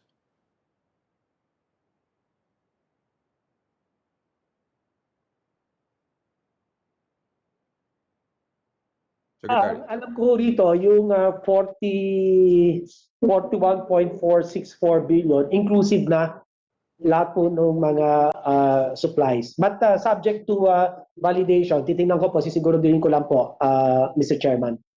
We will give a report on this as well. Okay. Now, sapat po ba yung supplies na nabili mula sa 42 billion o kailangan po bang bumili pa ng karagdagan, Mr. Secretary? At that point, ang alam ko po ay sapat na po, no? Pero syempre depende po 'yan sa gamit eh. Dahil kung maraming mga pasyente at alam naman ninyo, magastos talaga sa PPE ang atin po mga healthcare workers para po sa kanilang proteksyon, ay hindi po natin kaagaran masasabi na ang binili natin tama na ito. May projection po tayo. In fact, ang projection natin was 15 million PPE pieces for about 30 billion thereabouts, no? So, yun po, Mr. Chairman. Kung sakasakali po kailangan pa ng karagdagan ng DOH o ng ating mga regional hospitals, saan po kinukuha yung mga pondo at pambili nila sa karagdagang face mask, face shields o PPE sets? Gaya po ng nakapaloob dito sa sulat ng ating butihing chairman, ay meron pong GAA source, funding source, ang mga ospital, ang mga regional offices, at yun po ang ginagamit nila. In fact, ito pong pinag-sausapin ng face shield and face mask. Ang ginamit po rito pambayad sa PSDBM virtual store ay yung kanilang DPCB, Disease Prevention Control Bureau, para po sa central office and regions, at mga hospital may sarili naman po silang funding source. Salamat po, Mr. Chairman. Thank you, Secretary.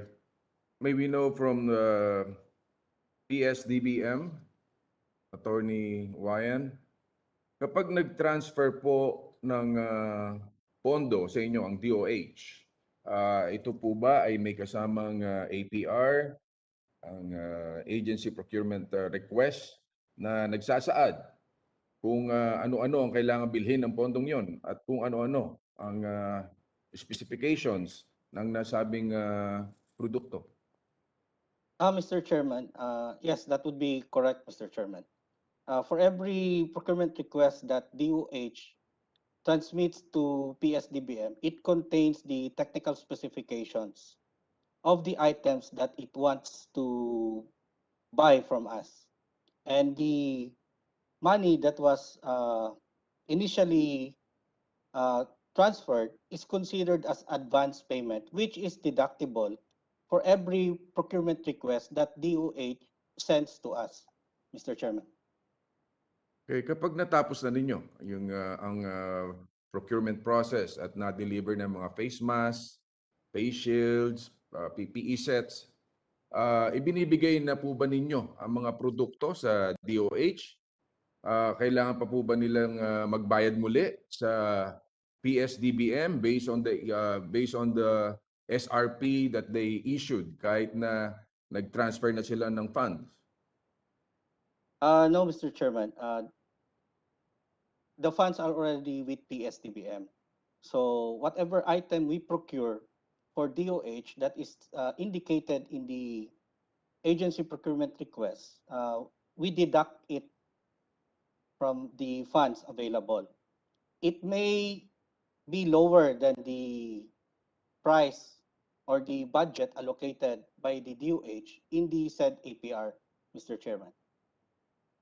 Okay, sa makatawid, meron po bang double payment sa face mask at face shields na binili ng DOH through its fund transfers to PSDBM?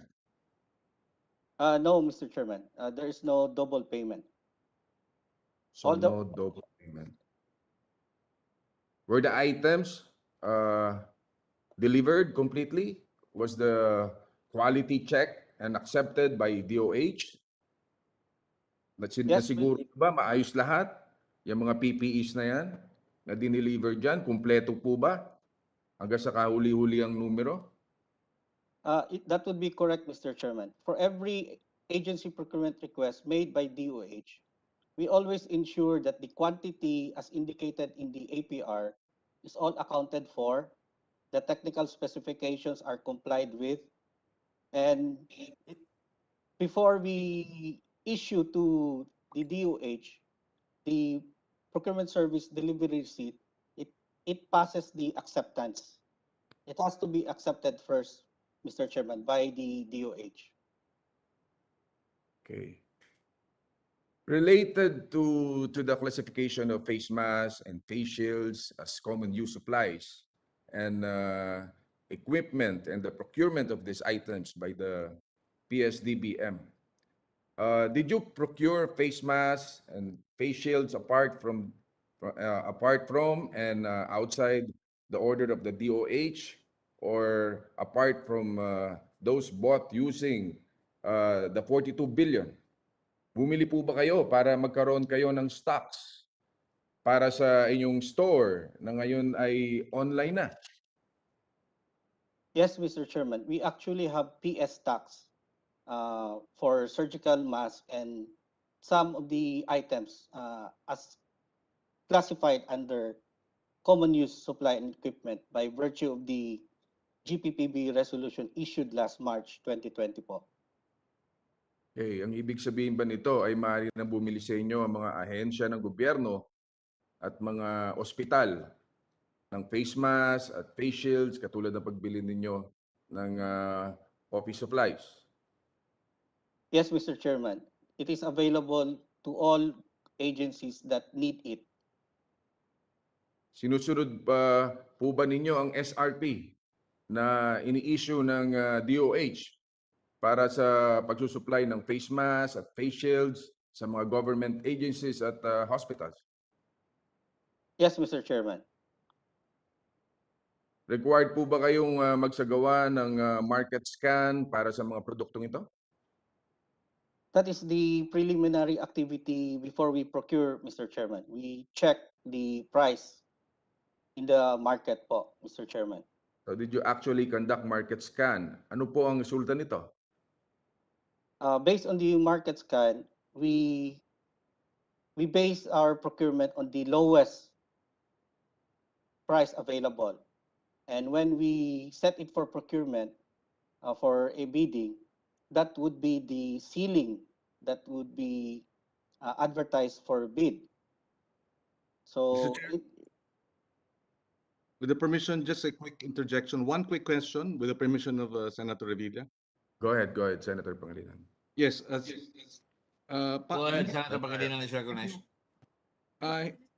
Yung suggested retail price na binibigay ng GPPB memo, retail, just to clarify, the purchases or importation made or the contracts entered into by DBMPS is not retail, di ba? Pag bumibili kayo ng face mask na 20 plus pesos o face shield na 122 pesos, wholesale yun, di ba? Mr. Chairman, can you please repeat the question? Sorry, I was not able to. sinasabi nyo na just to clarify, no, yung SRP, iba yun sa presyo na binibili ninyong wholesale. Di ba? Iba yun, no? Pag ang SRP ay 28, di ba? Tapos ang inyong wholesale price na binili ang isang mula sa supplier ay 28, hindi ibig sabihin parehong presyo yun. Kasi mas mataas talaga ang retail kaysa sa wholesale. Just placing that on record, hindi ba? Wholesale should be cheaper than retail. Just for the record. Mr. Chairman, whenever we conduct procurement, we check the prevailing SRP. So we set it as a limit. Yes, no, but my point is SRP is retail. Tingi. 'Di ba? You buy in bulk, wholesale. 'Di ba? So That is correct, Mr. Chairman. 'Di ba? So dapat pag wholesale, I mean in the ordinary course of business, wholesale is much cheaper than retail. Just placing that on record, Mr. Chairman. Thank you.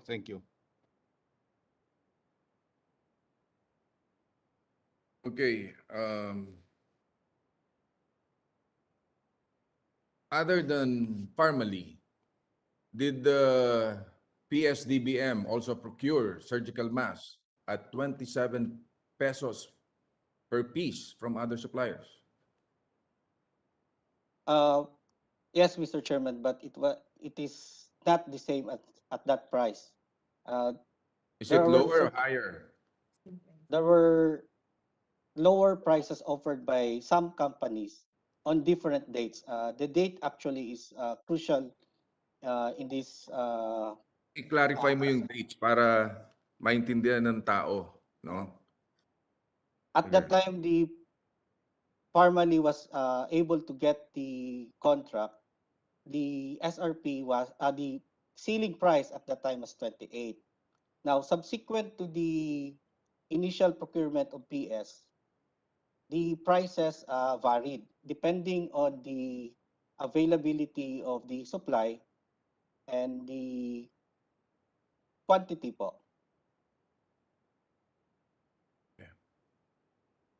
Okay, now to tie up all my questions concerning the issues of overpricing, double payment, and transfer of funds. Isang katanungan lamang po para sa COA, Chairman Aguinaldo. You said during the last hearing that your audit observations on PSDBM dwelled on the weak control over inventories. You have also heard answers and statements of DOH, PSDBM, and of course, when COA audited PSDBN or DOH on their transactions concerning the procurement of face masks, face shields, PPE sets, tinignan at binusisi nyo lahat ang mga dokumento patungkol dito. Now, may I know, Chairman Aguinaldo, are there findings of overprice and double payment? At may anomalya po ba sa mga pagkakabigay ng kontrata sa Pharmally? Mr. Chairman? Yes, Mr. Chairman. The findings of the audit team of PSDBM focused really on the inventory management of supplies, at least specifically no, yung sa COVID-related supplies. Wala po silang findings on overpricing. If you look at the mass po kasi, I think yung DTI price at that time, and we're looking at March 2020, was about 28 pesos. No? Yun yung ano, and based dun sa records kasi ng PSDBM, mukhang yung price at which they purchased from the different suppliers, including Pharmally, no, was between I think 13.50 and 27. So from the point of view ng auditor, sabi niya, well, it's below naman the suggested retail price. Kaya siguro hindi na sila nag-finding on overprice. Now, in terms of the face shields, it was difficult kasi nga, I think si Secretary mentioned earlier, wala kasing SRP yung face shields.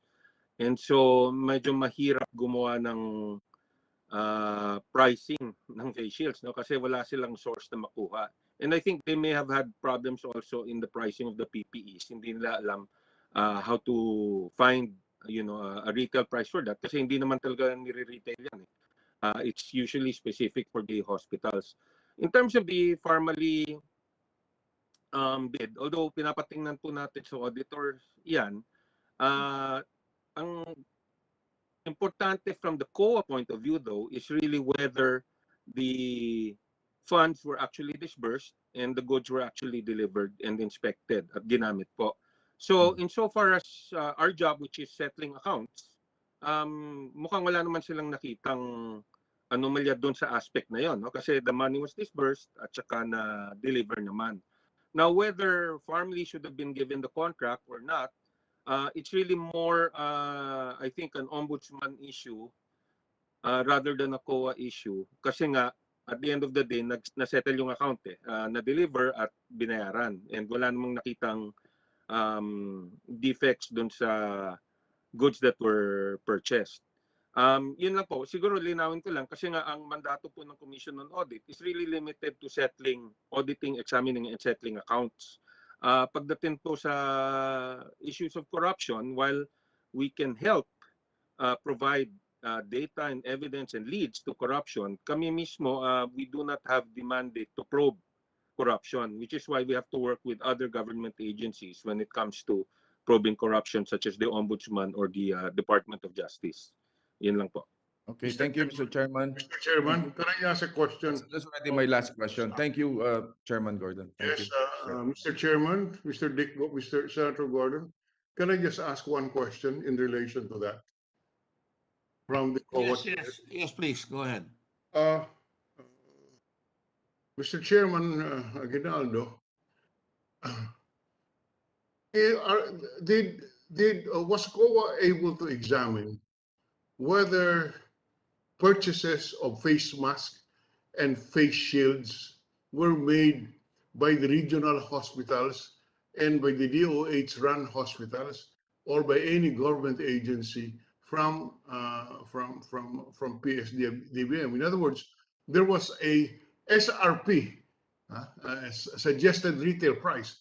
The assumption is that it was for sale as part of their inventory. Now, has COA examined these documents, whether in fact sales took place within the suggested retail price? Yes, Mr. Chairman.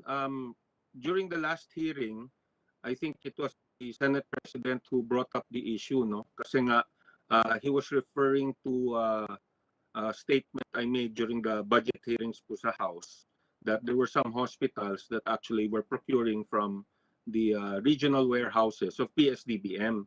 And I guess it created some confusion kasi nga, bakit pa sila bibili? May pinasa na silang 42 billion sa PSDBM. So I asked the auditors to please take a look at this. Ang nangyari po is nung March 2020, the GPPB had classified certain COVID-related supplies and equipment as common use supplies. So soon thereafter, siguro within a week lang or so, PSDBM started procuring already some of these common use supplies using their own money. Meron silang revolving fund which they used to purchase. How much was that, Mr. Chairman? How much funds from PSDBM was used to purchase? What ang pinakita sa akin about 350 just a second, Mr. Chair. I think 355.8 million. Okay, 355.8 million. What was transferred from DOH to PSDBM was 42 million to purchase these billion. Yes, 42 billion. 42 billion Yes, was sir. transferred by DOH to PSDBM. That's correct, sir.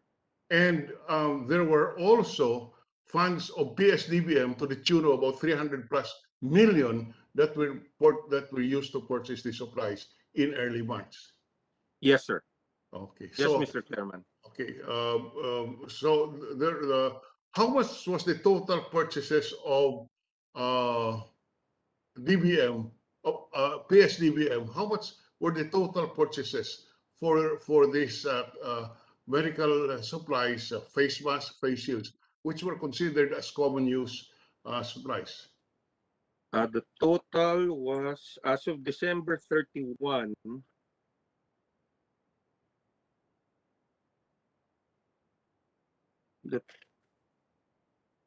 the total that they were able to, the total value of the contracts they entered into was 39.076 billion plus 355.83 million. So yun po yung total as of December 31 po. Therefore, Mr. Chairman, apart from the 300 and so million pesos, which was used for the purchase of these common use supplies, which came from the funds of PSDBM, 39 billion or so came from the budget of DOH, transferred to PSDBM. Is that correct, sir? That's correct, Mr. Chairman. Thank you, sir.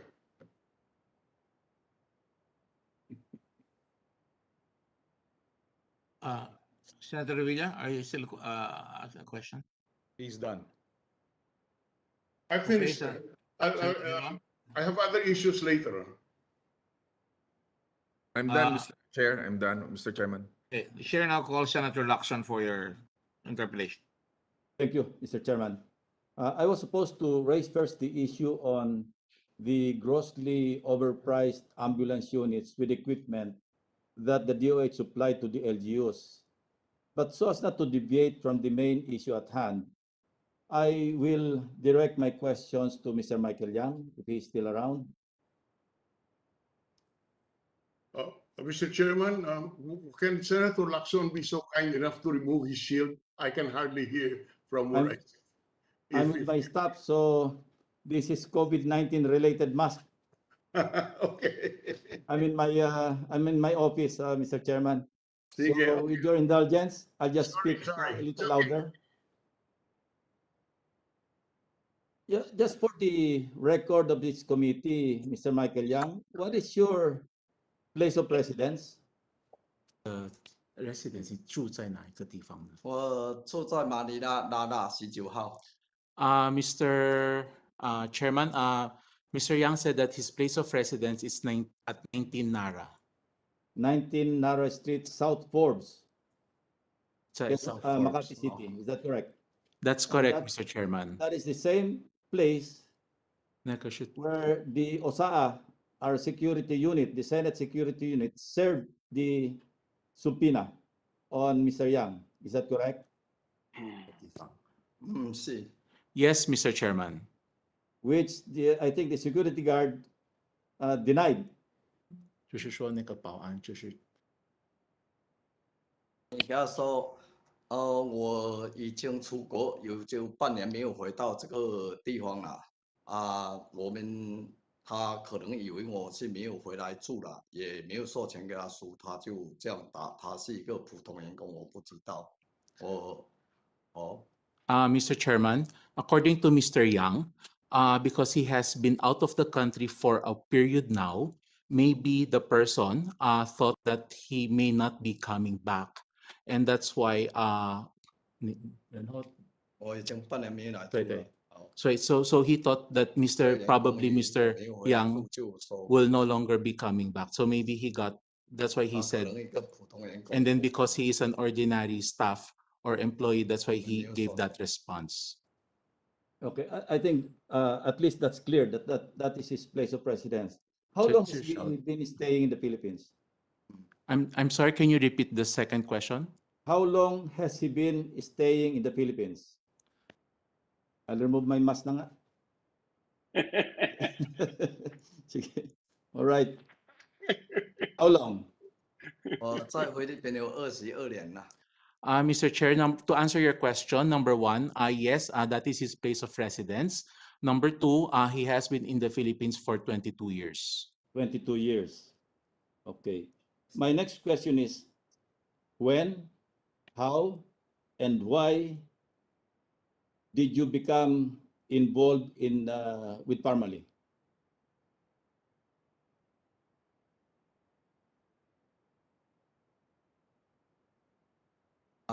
给他说这个是给他说这个公司我没有参与，我也不知道有这个公司。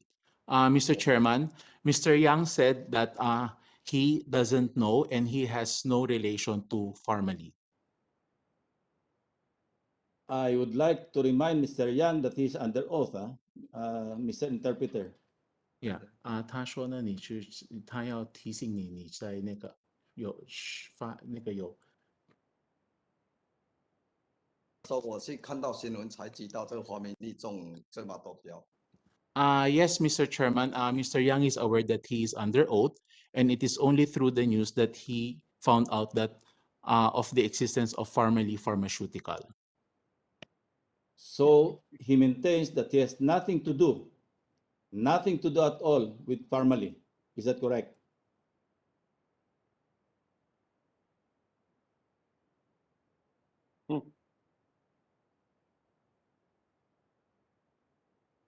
Senator Lacson, just one moment. I just want to call the attention of the official interpreter of the Blue Ribbon, Ms. Lingling Ponce. Ms. Lingling Ponce, please make sure that we're getting an accurate translation. Yes. Ms. Lingling Ponce, are you there? Yeah, here. Sorry? Can you see me? My video is on. Yeah, here.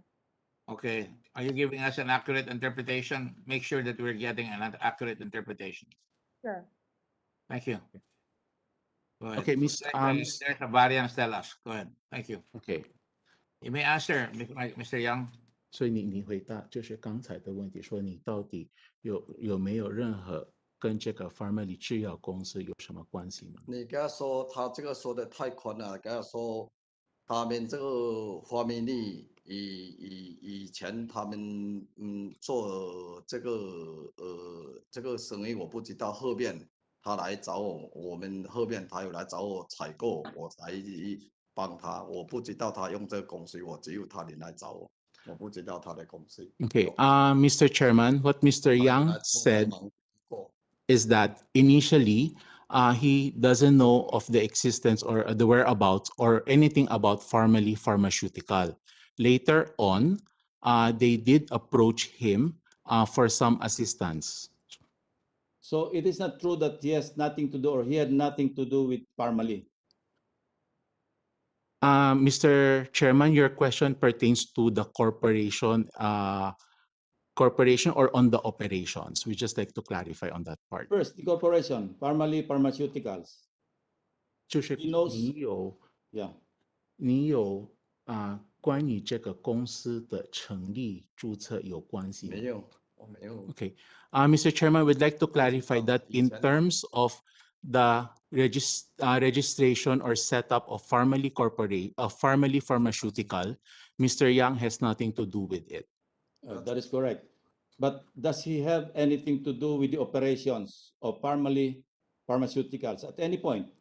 那关于他们的运营，你是否有插涉到吗？没有，因为我不知道，我没有。Mr. Chairman, in terms of operations, Mr. Yang has not been involved or he has no idea. Does he know Wang Zhuyan? 你认识黄 The 主 chairman 任 of 吗 Pharmally. 给他说17年，他跟他爸爸来见过我一次，后面我就没有见过了。During the 2017, he met Mr. Huang Zhuyan together with his father, and after that, they have no any communications. Does he know a certain Lincoln Ong? 你认识一个 Lincoln? Lindsay. Yes, he know Mr. Lincoln Ong, Mr. Chairman. How did he know Mr. Lincoln 你怎 Ong? 么认识 Lincoln Ong? 他以前他们亲戚也跟我说，就是这样联系的。Before, Mr. Yang knows the relative of Mr. Lincoln Ong. That's why he got to know him. Did he have any business dealings with Mr. Lincoln Ong? Whether in his personal capacity or in his capacity as one of the incorporators of Pharmally Pharmaceuticals?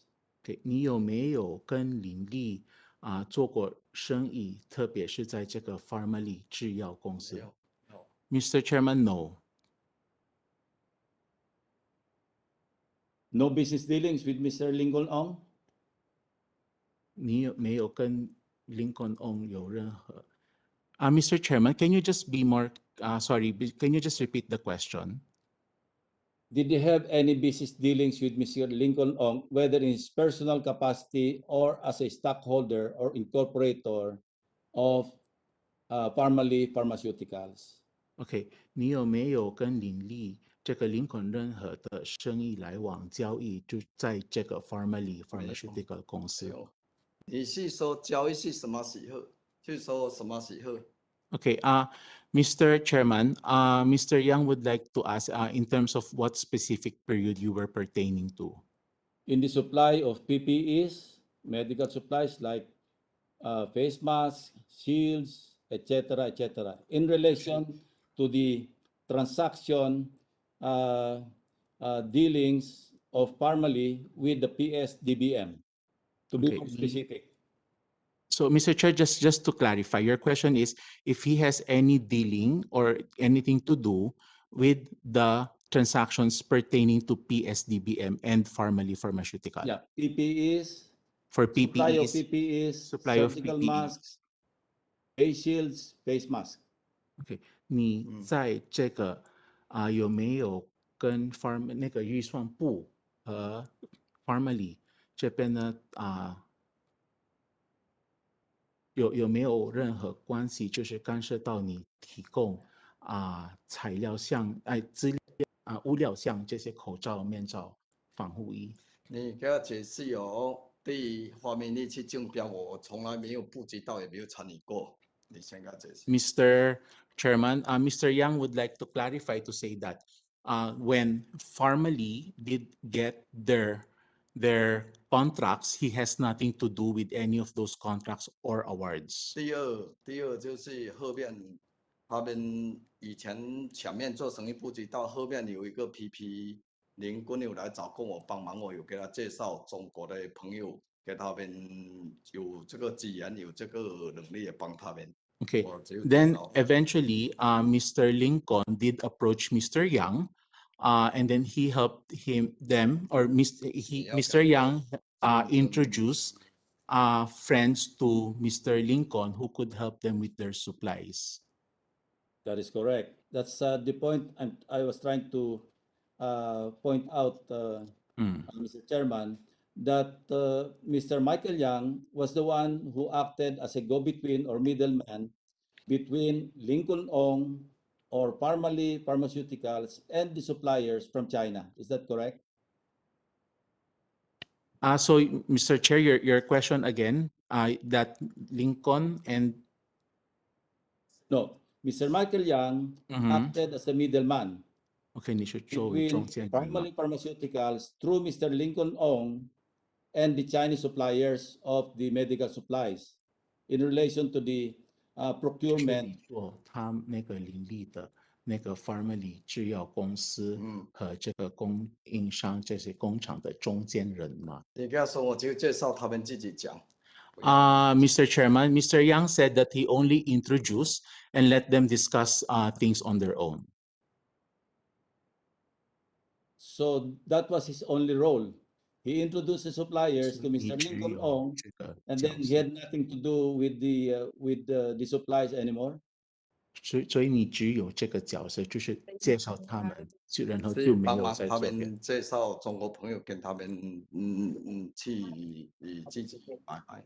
Okay, so Mr. Chairman, Mr. Yang said that he only introduced them and then they discussed things on their own. And he stopped all his participation. I'm sorry, come again, Mr. And Chairman. he stopped all his participation in the dealings between the Chinese suppliers of the medical supplies that I mentioned and Mr. Lincoln Ong. He just left them on their own. 然后没有再参与吗？对啊，说我就介绍后面他们有我看到他们拿货自己去哪里买有的我就不知道了，因为我不是，我只有给他介绍一部分 Okay, Mr. Chairman, Mr. Yang said that he only introduced as to where or who they close their dealings. He's not he does not know who or where did he actually purchase those stocks. And he never guaranteed 你没有担 with his Chinese suppliers the 这些供应商 credibility or the ability of Mr. Lincoln Ong to pay them. 你没有担保或没有，我只有给他们介绍朋友，他们自己去谈，可能朋友有帮他们奠基，还是帮他们出钱，我不知，他们去谈的。所以你说你只有帮他们介绍，对对，介绍。然后呢？就是你介绍他们，他们自己去谈去买嘛。Okay, so Mr. Yang only introduced and then they negotiated on their own. And 厂家嘛，朋友。yeah, and then probably the first initially introduced friends introduced some other friends for them to negotiate all of their dealings. How many suppliers did he introduce to Mr. Ong? 你介绍了几个供应商呢？四个嘛，4个。Around 4 suppliers, Mr. Chairman. These are individuals or these are companies in 这是 China? 个人吗？或者是公这个我是公司？是介绍朋友，这些有能力，这些人在可能去介绍找这些厂家，还是你去买货给他，我不知，就我介绍的。Okay, so he introduced friends, individuals, and then probably these people could have introduced some other friends or companies directly to them. That's it. That's his participation. Introduce and then left them alone. 所以你的角色就是介绍，然后就让他们自己谈谈。对，他们就去。Yes, Mr. Chairman. Is Mr. Ong around? Mr. Lincoln Ong? Yes po, Mr. Chairman. Yes, Dito po ako. Lincoln, narinig mo lahat yung sinabi ni Mr. Yang. Yes po, Maliwanag. yes po.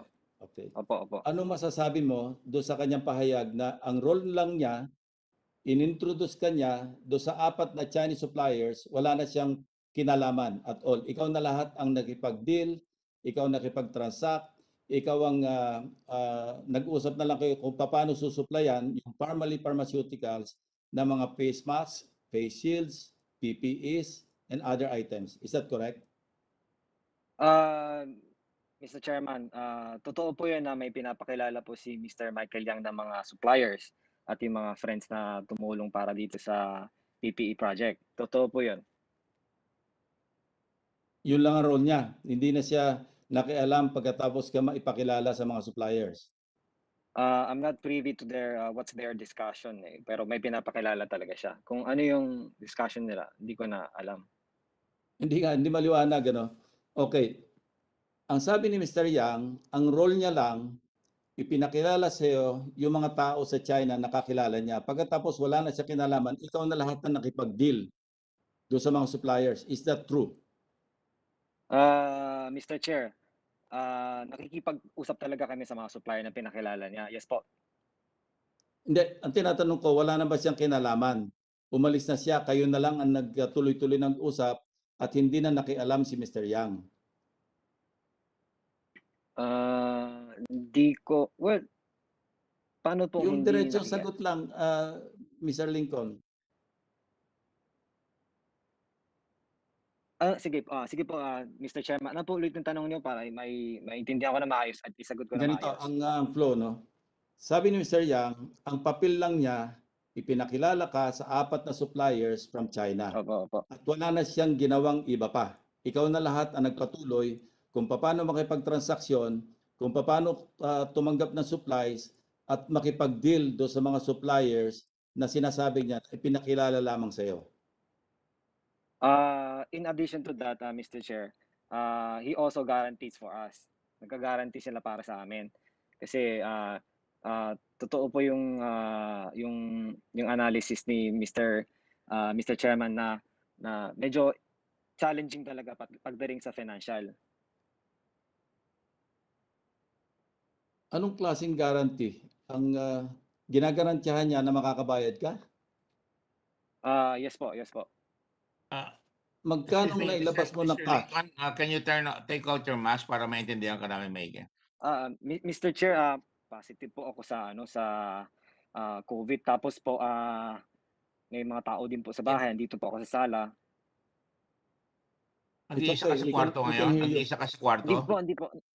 Nandito po ako sa sala namin kasi nandito po yung mga computer at yung Wala iPad. kasama dyan? Meron po may baby po ako at mga tao. And then this is medyo open space din. So, Sige, then speak a little louder, okay? Opo, yes, Mr. Chair, yes po. Okay, Mr. Ong. Sorry sa introduction, go ahead. Thank you, Mr. Chairman. Dahil sinabi mo na wala nang kinalaman si Mr. Yang kung hindi maggarantya, paano mo binabayaran yung mga Chinese suppliers? LC, money transfer, or cash? Paano mo binayaran sila? Kasi malaking halaga ito eh. Yes po, Mr. Chair. May mga portion na kami na nagdiretso nagbayad sa mga suppliers dahil meron po naman kami mga pondo sa amin. At siyempre, mga savings ng mga our incorporators, our partners. And then there are certain items that we need, we don't have enough funds to settle. So Mr. Michael Yang guarantees for us. So hindi totoo na pinakilala ka lang at tapos na. Tuloy-tuloy ang kanyang participation by way of continuously guaranteeing sa mga suppliers na babayaran sila. Parang utang. Sabihin na natin Mr. na Chairman, credit. I think medyo may na-miss si interpreter kanina na I think Mr. Michael Yang also mentioned that he guaranteed for us. No. Guarantee meaning salita lamang. Laway lang na ito si Mr. Ong, kaya kayong bayaran ito. Yun lang. Ikaw lahat ang nagbabayad. Ang tanong ko sa iyo, how did you pay the suppliers? Money transfer, LC? Yung mga ibang supplier namin talaga nagta-transfer talaga kami. Wala po naman pong LC nung time na yan. Tapos may mga ibang supplier na hindi namin kayang bayaran. Humingi na po kami ng tulong kay Mr. Michael Yang, which he guaranteed with the supplier na pag nakatanggap po kami ng bayad from the government, and then that's the time we pay na lang. There you go. So medyo laway ang puhunan. Hintay muna kayo makasingil sa gobyerno at hindi naman kayo makakasingil sa gobyerno kung hindi kayo nakapag-supply. So utang. At garantya ni Mr. Yang, kaya kayo pinayagan ng suppliers na tuloy-tuloy ang pag-supply sa inyo sa pamamagitan ng garantya ni Mr. Yang doon sa mga Chinese suppliers. Parang tama po kayo. So, ganito po yung more or less ganito po yung logic. Yes, po. Parang tama.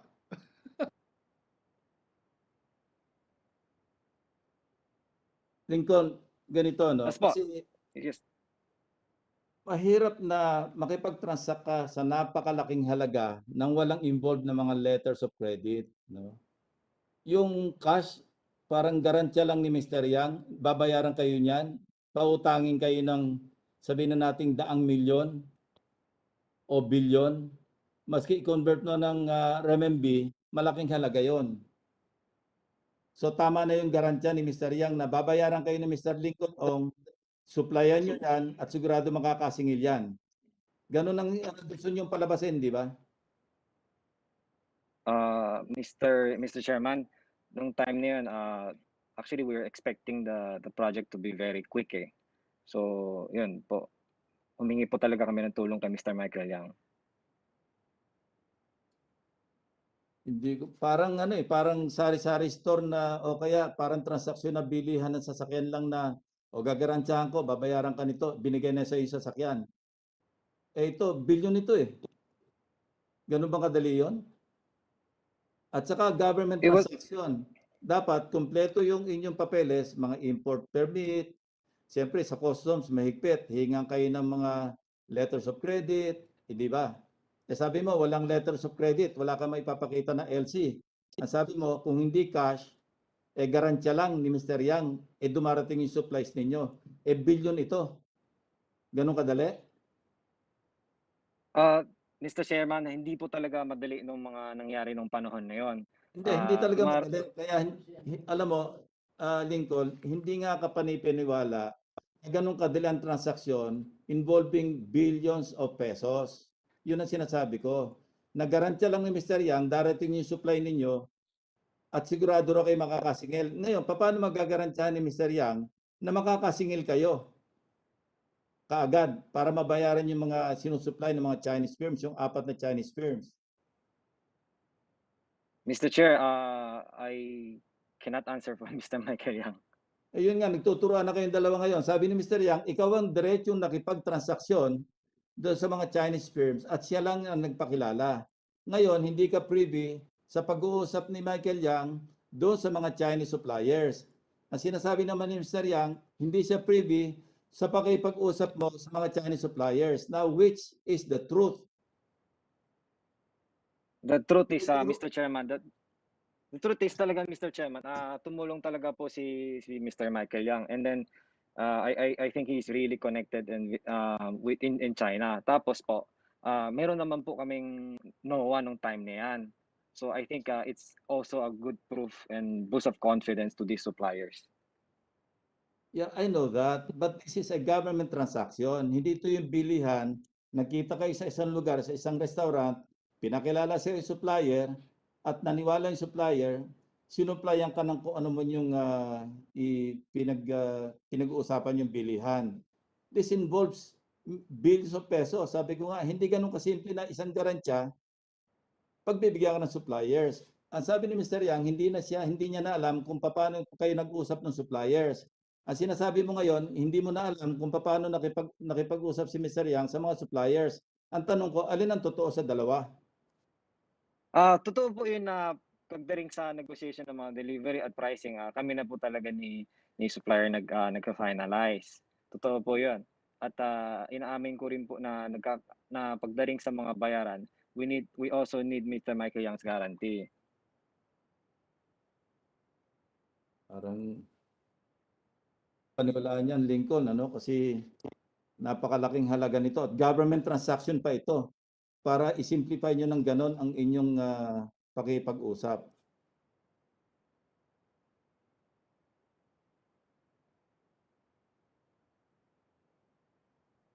So wala kayong LC? Ano po? LC Wala po? kayong Wala LC, po. Walang gamit na LC? Wala po. Money Wala po, transfer? wala po LC po. No. Money transfer? Meron po. How did you make the money transfer? Bank to bank? Pagdating po sa our internal operation, pag nagre-remit po kami sa mga supplier, we use telex, yung maayos po na na transaction. Do you have documents to show your proof of payment to sa mga suppliers?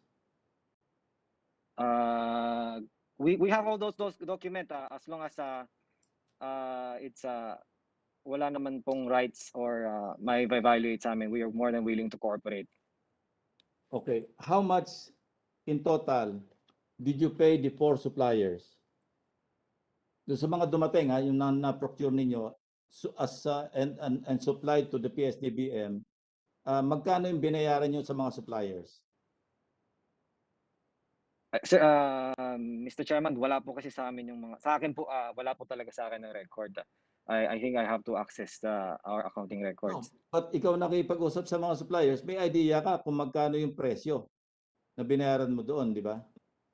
Mr. Chairman, kasi medyo ano na po yun trade secret na po yun parang hindi po kaming komportable na ibulgar na po sa publiko.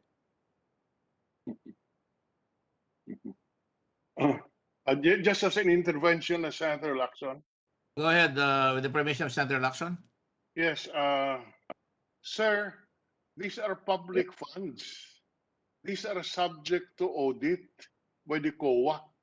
And you better, and even if you do not testify, COA has the power to inquire. Pwede pong tanungin, tingnan ang records ng Pharmally kung magkano binayad nyo sa inyong mga supplier. Lalo na po, kanina may testimony rito, na mukhang wala naman kayong pera, paano nyo na-erase yung 7 billion na pambayad ninyo? So pwede pong tingnan yan ng COA dahil transaction. Dahil pera ng taong bayan yan.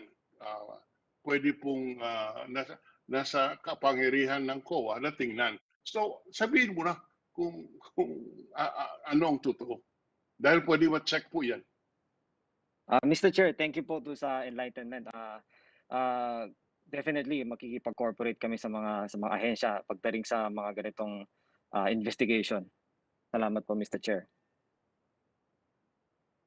Kaya nga, di sabihin mo na, makikipag-cooperate, tinatanong ka na, hindi mo naman sinasagot. Mr. Chair, I myself alone cannot answer that question kasi kumpanya po kami. Allow us to have a meeting on it, tapos pag-usapan namin, and then we seek guidance with our accountants and lawyer, and then definitely pagka kinakailangan namin makipag-cooperate sa COA, gagawin po namin yun. Okay, Mr. Lincoln Ong, with the permission, Yes po, Mr. Mr. Chair. Chairman, may I continue? Go ahead, Puro please. verbal ba usapan niya? Did you have any document kung ano yung, meron kayong parang joint venture agreement with Mr. Yang? We do have agreement po. Yes. Do you have a copy of that agreement? I don't have it with me, Mr. Chairman. What kind of agreement do you have with Mr. Yang? Hindi ko po talaga maalala nung mga specific content niya, Mr. Chairman. But sana po maintindihan nyo na kami po sa community namin, minsan, totoo po yun. Pagka minsan may mga transaction kami na minsan verbal talaga. Negosyante lang po. But in this particular case, yung supplies ng mga PPEs, sinabi mo, meron kayong pinirmahan na agreement with Mr. Yang. Ang tanong ko, anong klaseng agreement? Anong klase yung pinirmahan yung dokumento? Anong form? Is it a joint venture agreement? Is it a contract? Mr. Chair, pwede ko pong... The question to be formulated before you answer. My apologies, Mr. Chairman. Yeah, what document did you have or did you sign with Mr. Yang? Insofar as the supplies of the materials. Mr. Chairman, I'm not really privy or hindi ko talaga ma-recall ngayon kung ano yung content but we do have kasulatan po. Very important document, hindi mo matandaan kung anong form, joint venture ba, contract ba, hindi mo man lang maalala kung ano yon? Meron po talaga ganun. Anong klase nga? Mr. Chair, hindi ako kasi baka po mali yung mga masabi ko ngayon, tapos yung iba naman yung nakita ko. Can you produce that? Hanapin ko po, sir. Yes po, yes po. Mr. Yang Yes po. signed that document, I suppose, correct? As well as you did sign the same document.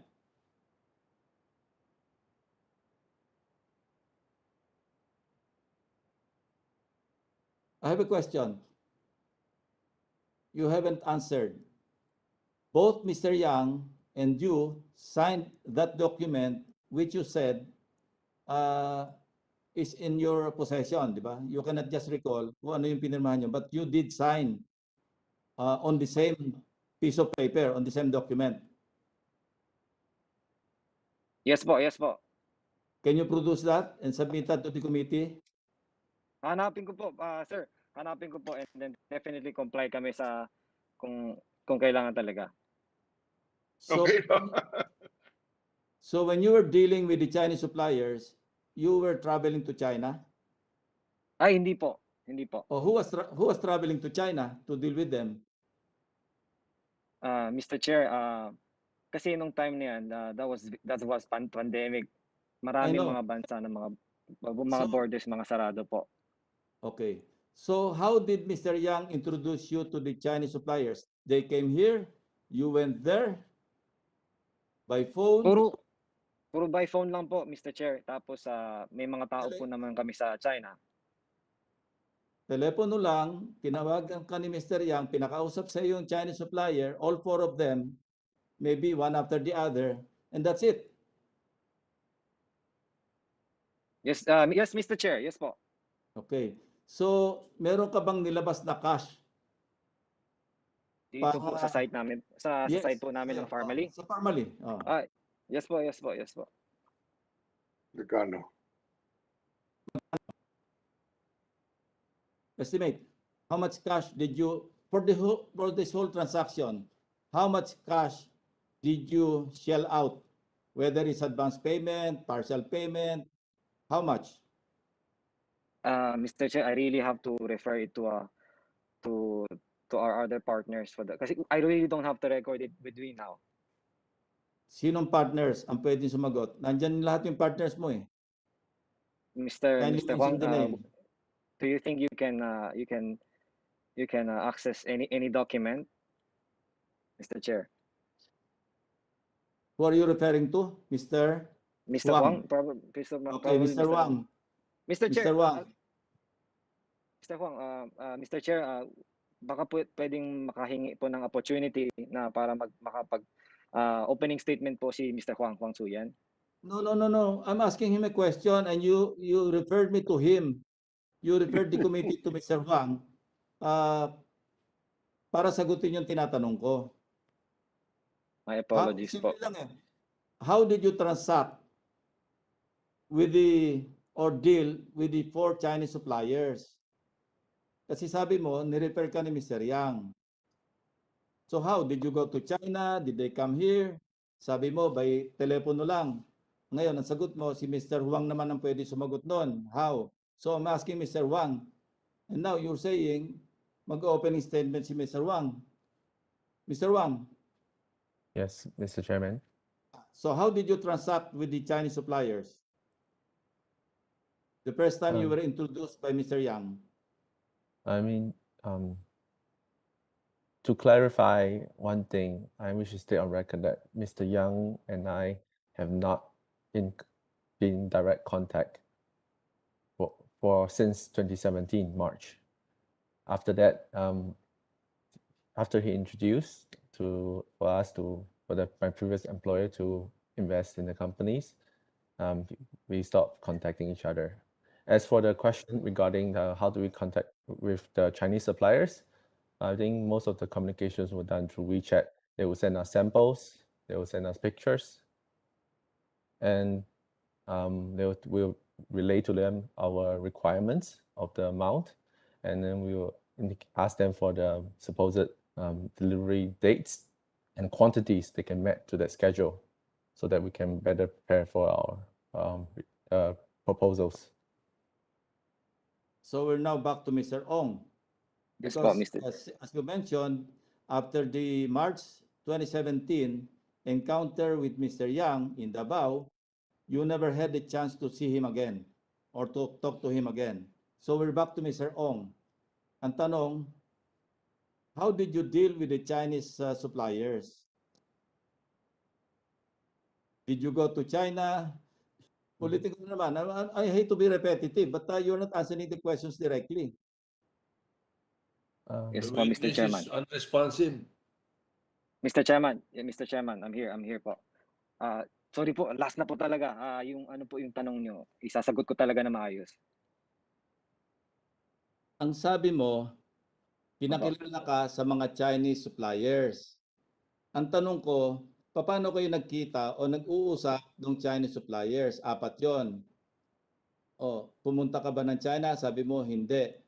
Ang nirefer mo ako kay Mr. Wang.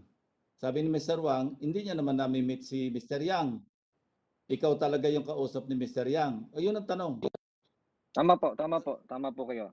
Yes po, Mr. Chair. Mr. Chairman pala. Hindi tama, how eh? Ay, Mr. Chairman, nag-uusap talaga kami ng mga Chinese supplier through WeChats. Yung app po na WeChat. Bilyon-bilyon ang usapan nyo. WeChat lang kayo ng WeChat. We were really not able to travel that time, Mr. Chairman. Mr. Chairman, this is such a parliamentary inquiry. What is the status of the warrants of arrest issued against these people? Those who were issued warrants of arrest? They still stand. Am I correct, Mr. Chairman? The warrant of arrest was based on a contempt of not showing up. You can now issue another warrant for contempt for being evasive, and obviously the witness is being evasive, and the chair will entertain an motion to cite this gentleman in contempt for lying or evasiveness under the rules. Yes, if I may move or issue the motion, Mr. Chairman, it's not only Mr. Ong that's being evasive. I think Mr. Yang, likewise, is being evasive because we cannot get a clear answer. They're Yes, pointing to each other, and clearly they're being evasive. So I would, I really would move either not to lift the warrant of arrest previously issued by the Senate President or issue a subsequent warrant of arrest for being evasive. well, Against whom? Against whom? Against Mr. Yang. both Mr. Yang and Mr. Ong. That is the motion.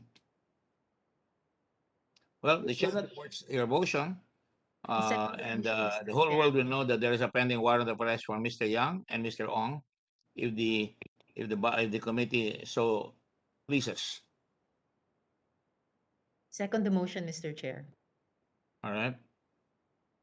No objection. The chair hereby orders that Mr. Lincoln Ong and Mr. Yang are placed under arrest. And there are reasons for it. And correct me if I'm wrong, Mr. Lacson. Mr. Yang was asked when was the only time he did not readily say that he presented himself during the meeting in May 17. You had to pry it out from him. On the other hand, this guy says, and he says that he never had any, wala silang dealing directly, sabi ni Mr. Yang, sa Pharmally.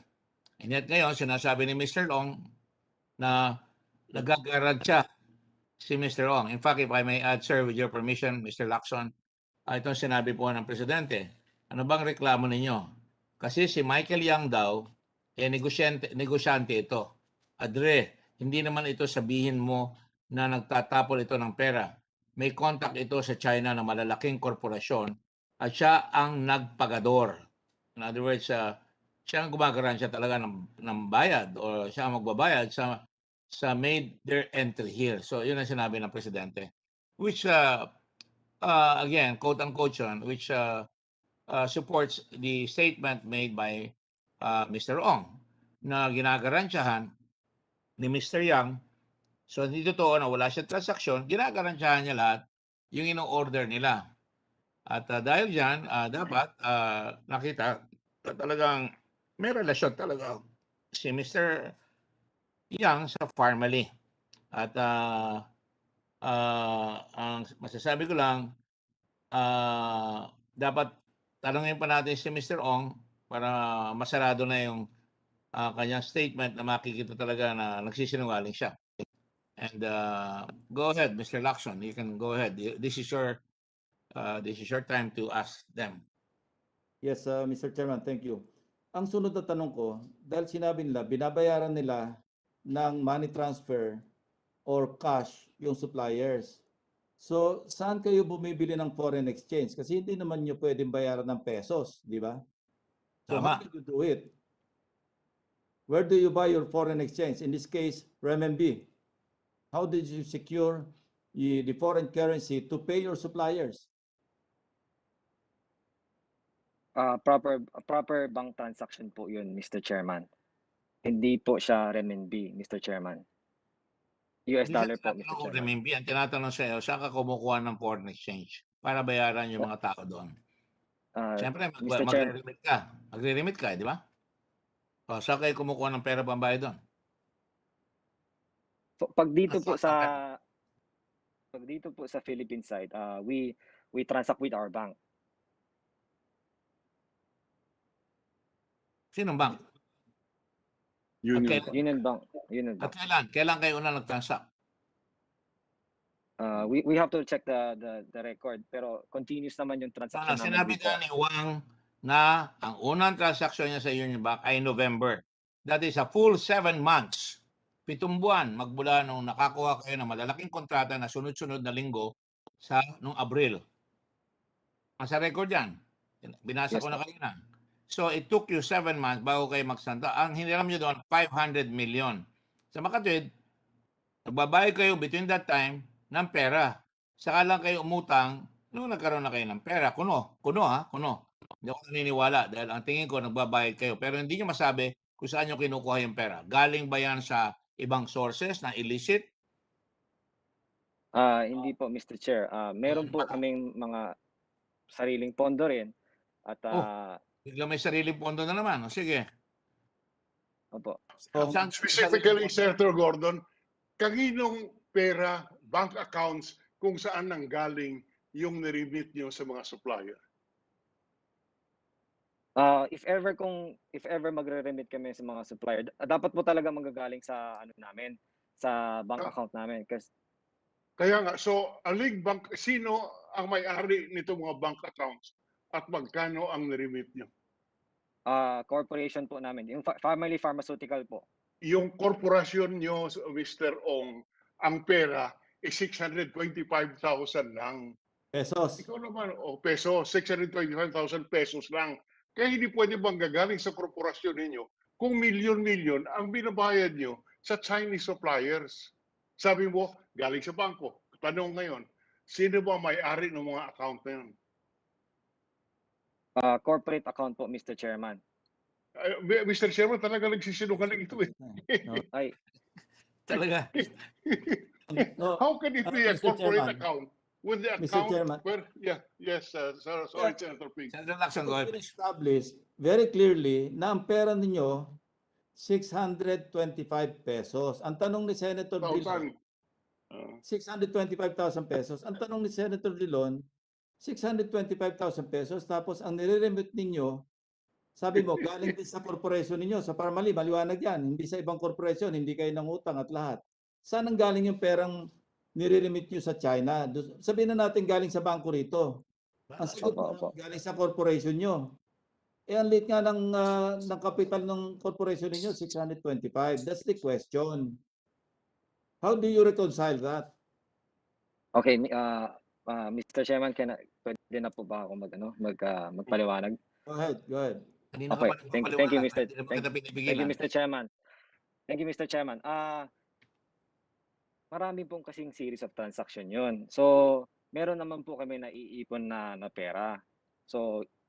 So that's our pondo. And then at the same time, sa mga series of transactions, pagka medyo malaki na po yung project, kinakailangan din po namin mangutang sa mga kaibigan. So hindi ko po dinideny na meron kaming mga utang sa labas. Hindi naman yan ang problema eh. Bilyon-bilyon ang tinatransact nyo. Marami kayong kaibigan. Kailan paliwanag kung saan rin kinuha ng mga kaibigan nyo yung pera niyan? Mapaliwanag kayo sa Money Laundering Council. Definitely, sige po. Sige, sagutin mo. Ay, definitely po, kinakailangan po namin makipag-cooperate sa anti-money laundering. Talaga mag-cooperate kayo. Tapos po, Senator Dick. Senator Dillon, you have a question? Senator Dick, the first transaction of Pharmally is 54 million. The money that they had was 625,000. All right. So where did the 53 million come from? He said from bank accounts. Whose bank account?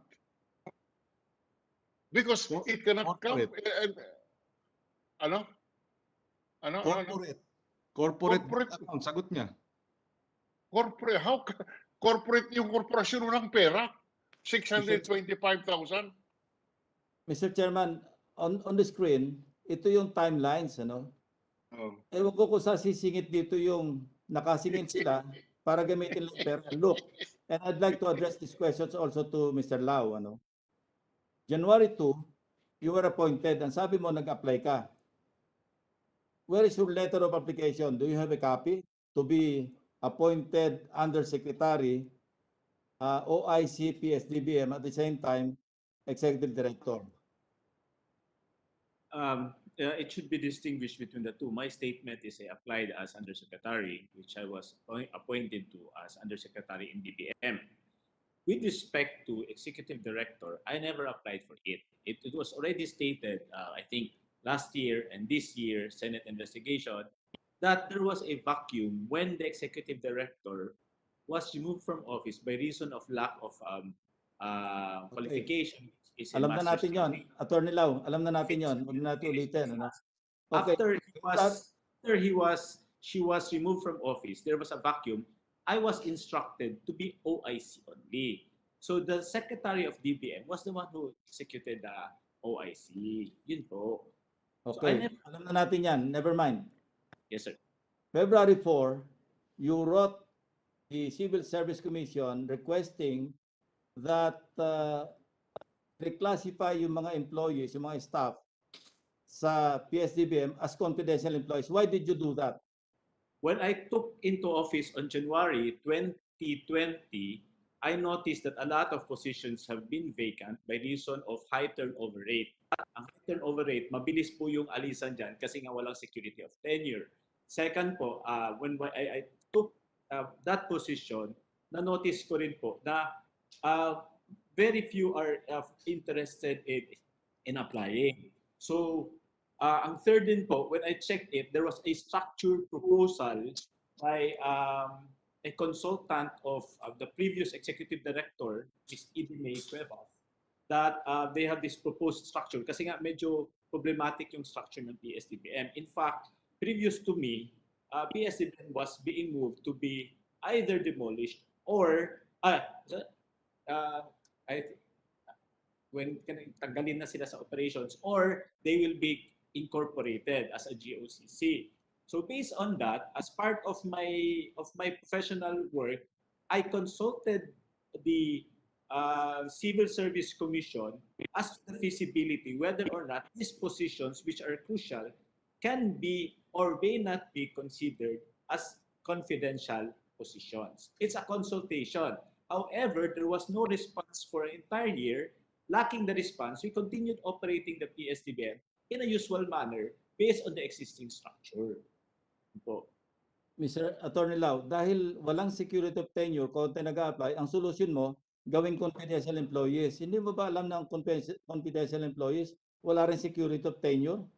No, sir. That's part of it. Kasi nga, the purpose we wrote that letter, kasi nga mayroong mga concerns again, it's a point of inquiry. Hindi, we inquired if it can be. Kasi nga, part of the dilemma of the PSDBM status yun. Kasi if you look at until now, that's a problem eh. Mabilis. Ito letter mo naka-plus sa board, Attorney Lau.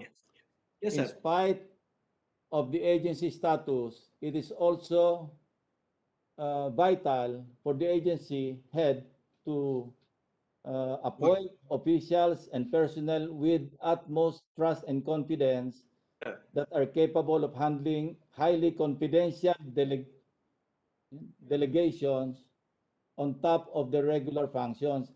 Ano yung highly confidential? Procurement yung pag-uusapan natin. It should be transparent. Yes, whether or not they are confidential or not, Mr. Chairman, it will be transparent because everything is public record and everything is on record. Even all the senator's office have confidential employees, but these are all transparent. Kahit saan po tayo ganun. So these director positions and EA positions, as for a formal ED, it's a nature of employment that they can be hired or fired at any time by reason of confidence. Whether slow ang performance, you can be fired. Kasi, di ba, it's an ongoing, recurring issue kasi before is the sales, the slow-moving items na hindi mabenta, yung operations namin, di ba? It's part of the system. And regardless kasi, it's being painted na there is an ill motive. Let me point it to the public. I was designated as OIC. Regardless whether this letter will be approved or denied, it will not make a difference on my part because I am not the appointing authority. The executive director has the authority to appoint, hire, or fire employees in PSDBM. However, I am an OIC based on the designation by the Secretary of Budget and Management. My only authority is to manage the office. I have no authority to hire or to fire. Now, that letter will not benefit me in any manner if it is approved or denied because I cannot hire or fire. But I wrote that letter as part of my function as OIC. In any event that there is a new executive director, they will benefit from it. It's a legal question. Diba? The only function, diba? The question is, pinagawa mo yan kasi gusto mo. No, I don't have the authority because I'm just an OIC. It is clear in the designation on my person that my only responsibility is to run the day-to-day operations of the office. The authority to appoint was not part of the ones dedicated to me. So whether or not that civil service letter would be acted upon positively or negatively, it will not affect my OIC designation. Second, it's a pure letter. Di ba? Oh, what difference does it make? It doesn't make any difference kasi a year after pa ang response ng civil service. On the third point, to say, kasi may predetermination yan, may plan there. I'll just answer it straight. February 4, there is no COVID. Chairman, Mr. Chairman. Plan, magkaka-COVID tayo.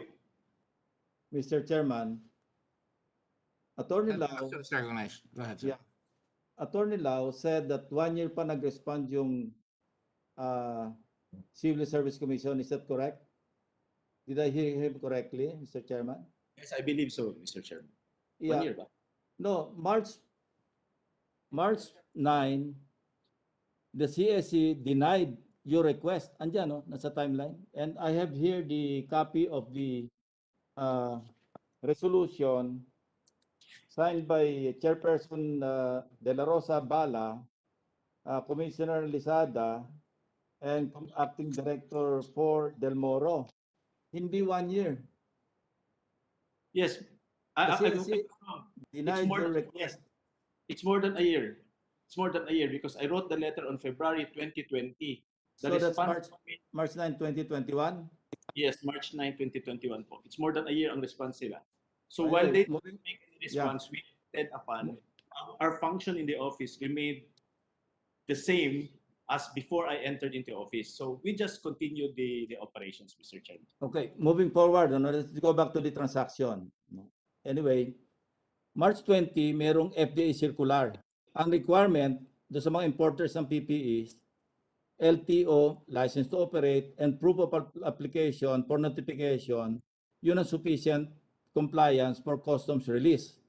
And then, on April 6, FDA Circular 2020-547, ang kailangan na lamang LTO sufficient na compliance for customs release. And true enough, April 15, ito na yung na-award na kayo ng 54 million pesos for the supply of 2.4 million surgical masks at 22 pesos and 50 centavos each. I'm referring to Pharmally, of course.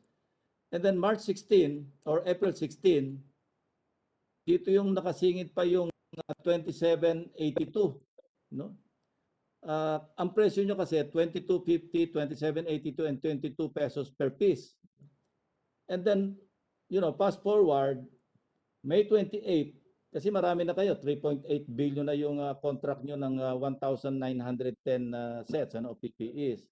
Tapos purchase order May 8. May 26, naglabas uli yung FDA Circular 2020-018, importers of PPE, LTO shall be sufficient compliance for the customs release. Importers are advised to apply CPN, Certificate of Product Notification, prior to commercial sale and distribution of medical services. And then November 9, LTO and CPN, pati yung CMDN for customs release. No? The reason why I'm pointing this out, Mr. Chairman, parang there's a grand scheme to really allow Pharmally enough leeway to import all these medical supplies. That's the point I'm trying to raise, Mr. Chairman. And again, unless Mr. Lincoln Ong, Michael Yang, and the rest of Pharmally Pharmaceuticals, the incorporators, will tell us the truth in this hearing, then we can just speculate on what really happened, or the circumstances behind all these transactions. So I think I have exceeded my time, the time allotted to me, Mr. Chairman. Otherwise, I will have to proceed to another matter. Mr. Chair. Yes, Well, if you have more questions, the chairman has the leeway to allow you to continue the questions because you're on point. But I see Senator Dillon having a question. Go ahead, Senator Dillon. Yes.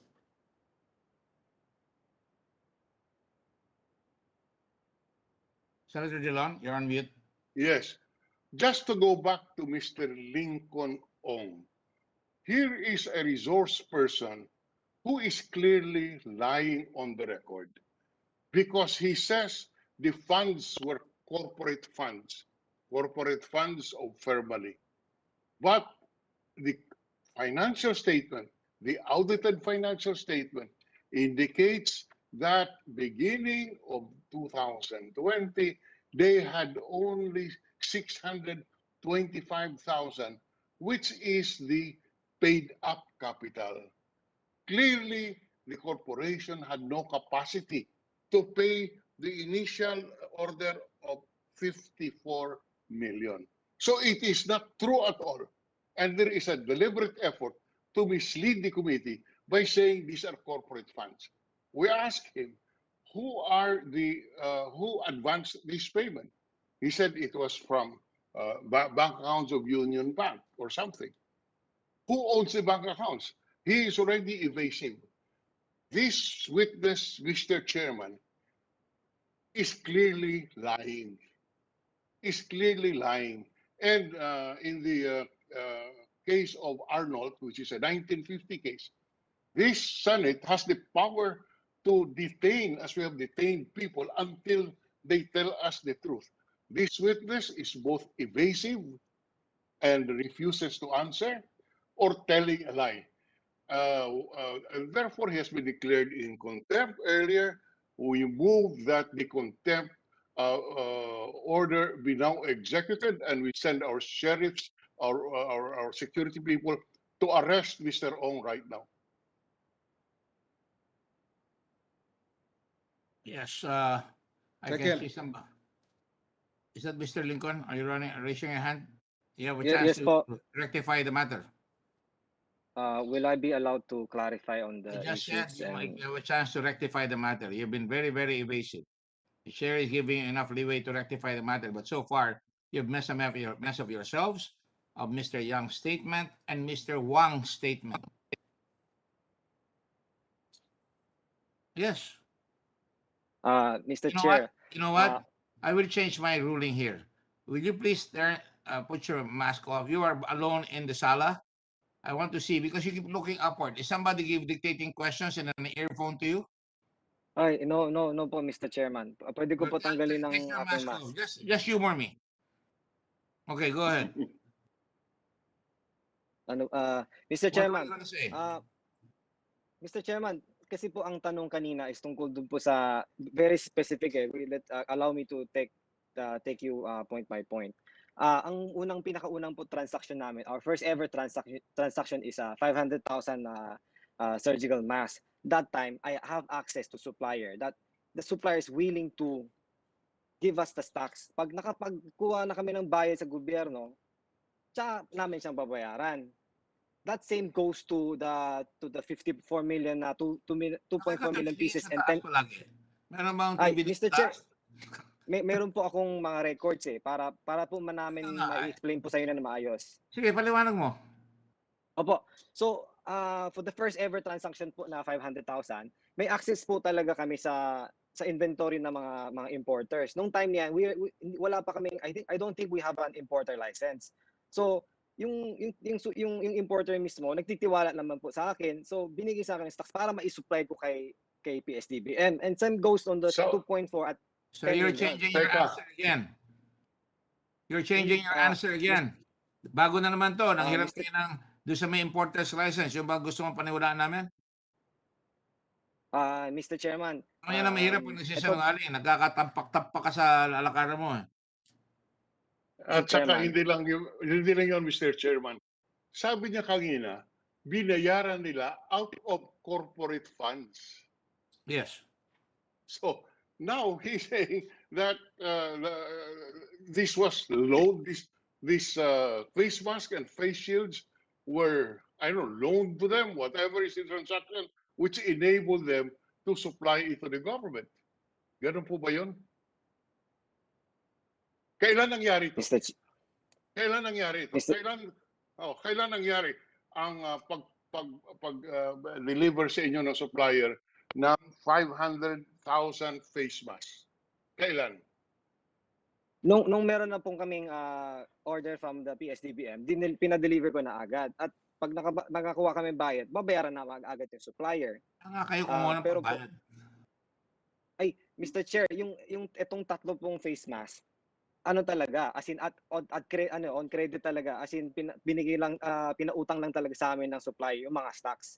Pag napagkuha kami ng bayad, babayaran namin yung mga supplier. Yun yung supplier na ni-refer ni Mr. Yang. Ay, Tama? Mr. Chairman, yung kay Mr. Yang naman, yun yung malaking PPE na. Yun po yung kinakailangan namin na tulong ni Mr. Yang. At doon, So nilabas nakikilan na, talaga si Mr. Yang. Dito sa mga ibang transaksyon, hindi po talaga. Dito sa malaking transaksyon. Niluloko mo ba kami? Doon na kailangan si Mr. Yang. Ngayon, hindi po talaga.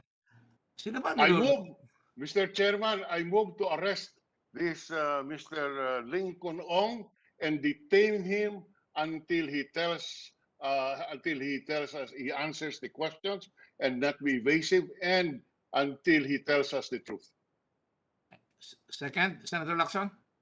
Yes, the same contempt citation should be issued against Michael Yang because earlier, when I asked him what role did he play, ang sagot niya, ang role niya lang was to introduce and then left them alone, which as it appears now is not the case because he played a major role in continuously dealing with the suppliers by way of guaranteeing that they will be paid by Mr. Ong. Yes, So, very quick. Upon yes, the questions raised earlier by Senator Lacson. First, Mr. Yang said he had no connection with Pharmally and learned only about Pharmally in the news. That's on record. And then after which he changed his position. He said he only met Pharmally in 2017 and never met them again. And then later on, Mr. Wang admits to knowing Mr. Lincoln Ong of Pharmally. And then he says he introduced Lincoln Ong to the supplier. So he's just like the variant, just like the virus, his answers are mutating.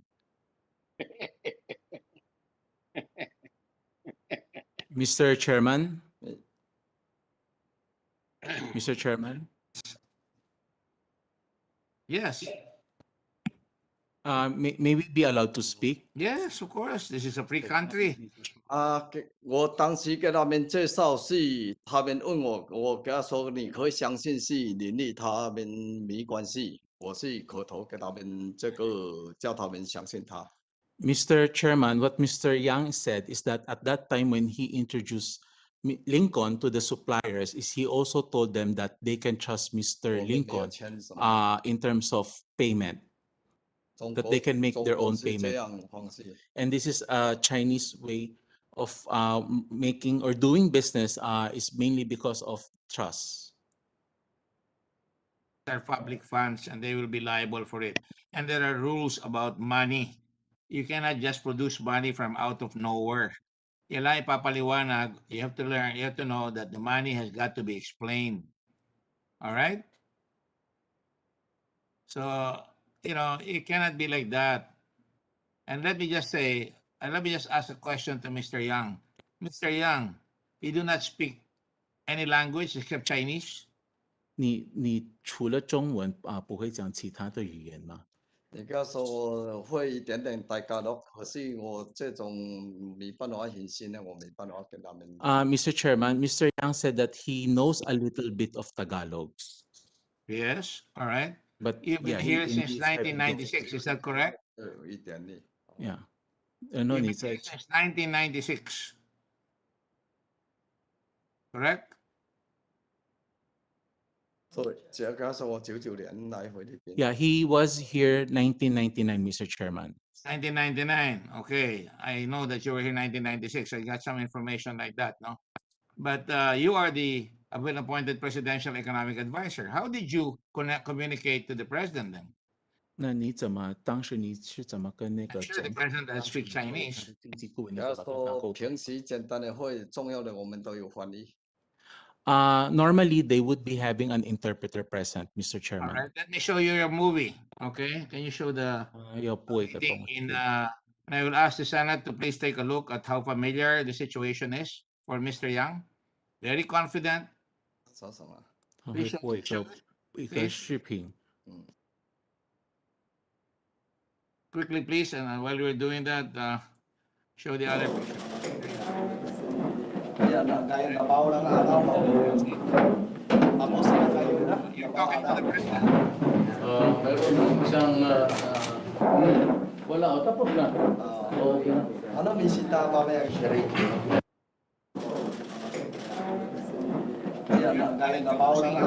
Correct? I'm sorry, Mr. Chairman, we didn't hear your question. You were the one introducing to everybody. You had a big smile in your face. You were very confident. 你跟他说我有跟他说我大概我不会很多，我会一点。Mr. Chairman, Mr. Yang is saying that his Tagalog has limitation. 因为你开会我们听 Sorry? 不懂。 His Tagalog has limitation, Mr. Chairman. Only the simple ones. But all I'm saying is, do not make it appear that you need a translator because you're the presidential economic advisor, and you have to speak somewhere in English or in Tagalog. And if you have an interpreter, you bring Malacanang, which is the corridor of principal power in this country, and that could, and then you can say you don't understand it, and that's one of the advantages that you may have. There you go, another picture that shows you're talking to the president. I think that it's in the president's office or somewhere else. 要说我给你解释我一种普通的简单的会啦。Mr. Chairman, Mr. Yang is saying Trying to make a point here that you can speak to the president in Tagalog or English or whatever it is you're speaking to. Mr. Chairman, Mr. Yang is saying that he can converse casually but with limited Tagalog only. That's already pointed out. All right. Yes. I can ask you in Tagalog, and I'm sure you'll understand. After all, you've been here for the last 22 years. 非语问你肯定会。要说我这个我一般，跟他说我有简单的会，一般我没办法全部理解，我没办法答复。Mr. Chairman, in terms of Tagalog, he may not be able to 100% grasp the proper I'm meaning. ready to accept that already. Mr. Chairman. Now, tatanungin ko lang ngayon, sino ba ang nagsabi kay Ong na kayang lumapit? I'm sorry, Mr. Chairman, can you repeat the question? Sino po Going back to nagsabi? Mr. Ong. Mr. Chairman, before we leave the chairman's video, may I just ask a follow-up question? Go ahead. Thank you, Mr. Chairman. Mr. Yang, talking again about that video that the chairman showed, 关于刚才那个视频， two men to your right in the video. 那两个人在你的右 Them, 边是 Mr. 谁？ Zeng Bing Chang, and isn't the other one Mr. 一个是 Alan 郑 Lim? 炳强，一个是阿兰林吗？要说这个是我朋友，这样说郑炳强跟阿兰林，给他说林伟雄，这个林伟雄是给他说是林伟雄，是我朋友。 Okay, Mr. Chairman, Mr. Yang is saying that the two person, that is one Zheng Pingqiang and the other one is Lin Weixiong. These are his friends.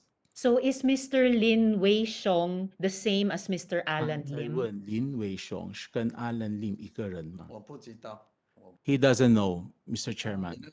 I'll leave it at that for now, Mr. Chairman, but I think Mr. Yang knows more than he is answering at this moment. Thank you very much, Mr. Chairman. He's under contempt. He's not very forthright.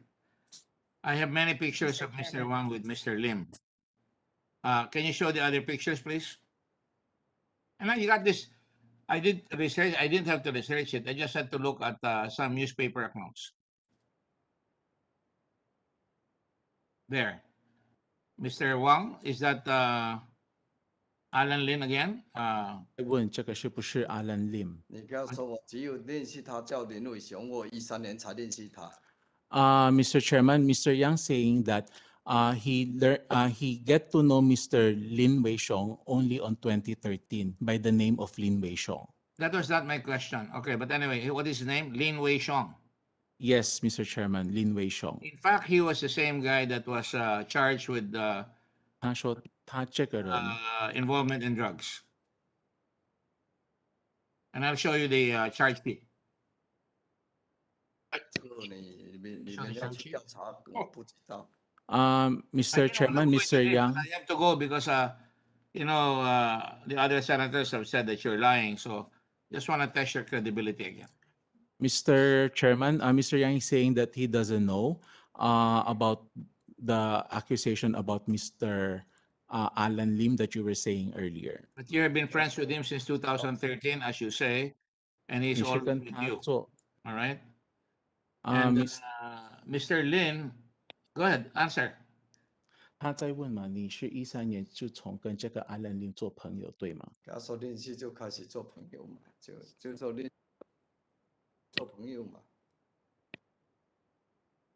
Yeah, Mr. Chairman, I just confirmed with Mr. Yang. He said that yes, 2013 he met the person by the name of Lin Wei Xiong. Yeah, and you are both 你们两个 in Piley Holdings. 都是在百利 You are a director, and I will show you. Please show the holdings of Piley, and along with the others. Quickly, please. Yes, Mr. Chairman, Mr. Yang said that yes, he is a business partner in under Piley Holdings. All right, so saan yung record na may charge sheet siya, yung pinakita ni Colonel Sherto, di ba? And then go ahead, yeah, there you go. Is this the same man that you're talking about? I'm sorry, come again, Mr. Chairman. I'm showing to you a picture of Wenli Chen, Alan Lin, and that's initial profile of the drug personality. Is that Alan Lin there? We don't have the picture yet. Can you show the picture?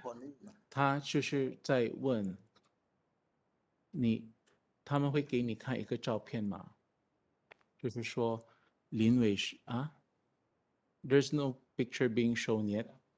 Bear with me for a while. We're trying very hard to show the picture so that you can see it.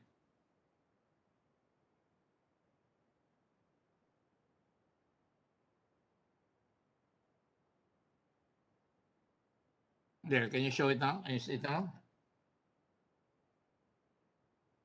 Can you see it now, please? Can everybody see it? Wala pa rin? Wala pa rin po, Mr. Chairman. Sorry.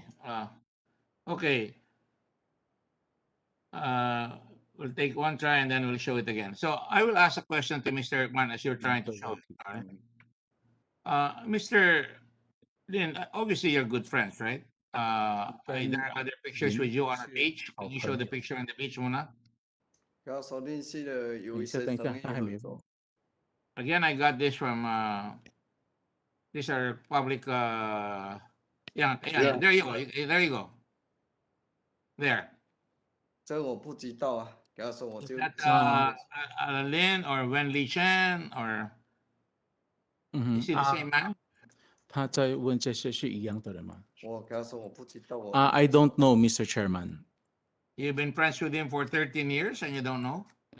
你是跟他们是已经13年的朋友，你不知道吗？我说我认识林伟雄啊。Mr. Chairman, Mr. Yang said he only knows a person by the name of Lin Wei Xiong, but not the one. I'm showing you the picture. Di ba? Magkamukha ba? As a senator, so take a look at it.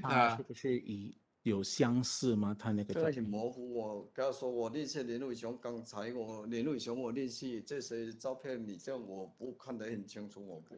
Mr. Chairman, he's saying that the picture is very blurred. He couldn't confirm. Well, I don't think it's blurred, but anyway, I'm sorry I have to ask you these questions. I don't want to put you in discomfort. But I have to ask you this just to be sure. Ayaw mo ni Chase. Ayan nakalagay yung pangalan ni Lin Wei Xiong. Okay. Oh, ito yung kilala niya. The Senate President said the name of Wen Lin Shen is there. All right? I'm sorry, we have to ask you this. He can't understand the English, Mr. Chairman, so he couldn't read it. You can, right? Yes. Translate, please. Okay. 我认识林伟雄了。他叫我解释嘛，因为他这边有说 with possible true Chinese 有可能性，他实际的中文名字是林伟雄。这个跟他说你们政府要去查我，跟他说我只有认识林伟雄。Mr. Chairman, he said that because what was written. Okay. Okay. Mr. Chairman, he's saying that he only knows Mr. Lin Wei-xiong and that if you have You're saying that's to not the ask same government person? agency to do the proper investigation. You're saying that's not the same person? 你说就是跟这个人不是一 Categorically. 样的。我不是说我听不太清楚，你不能 He couldn't confirm. 这你们要去查 He couldn't confirm, like he 你们说 said. 你们要去查吗？ You have, I mean, The- Mr. Yang saying you have to do the investigation. He couldn't confirm. All right, but again, I show you some pictures again that we got from the public sources. These are your pictures together. Are you? You're supposed to be a good judge of character. You're perched in high places, and there you go. You're with the president, with him again. And then again, another picture, I think, on the beach, if I'm not mistaken. Can you show that?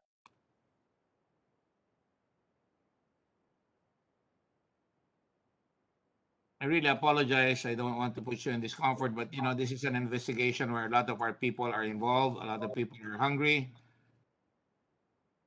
A lot of people have been deprived of their ayuda or help. Here it is. Like, Can you make it a little bigger, please? 他说这个照片他们会播放大一点。 There you go. That is Mr. Alan Lin, or 他说那个是 your Alan friend Lin again, and Michael Yang are the two men at the extreme left. 和你在左边。你不要说我认识是林伟雄，我不认识的是阿兰念是谁？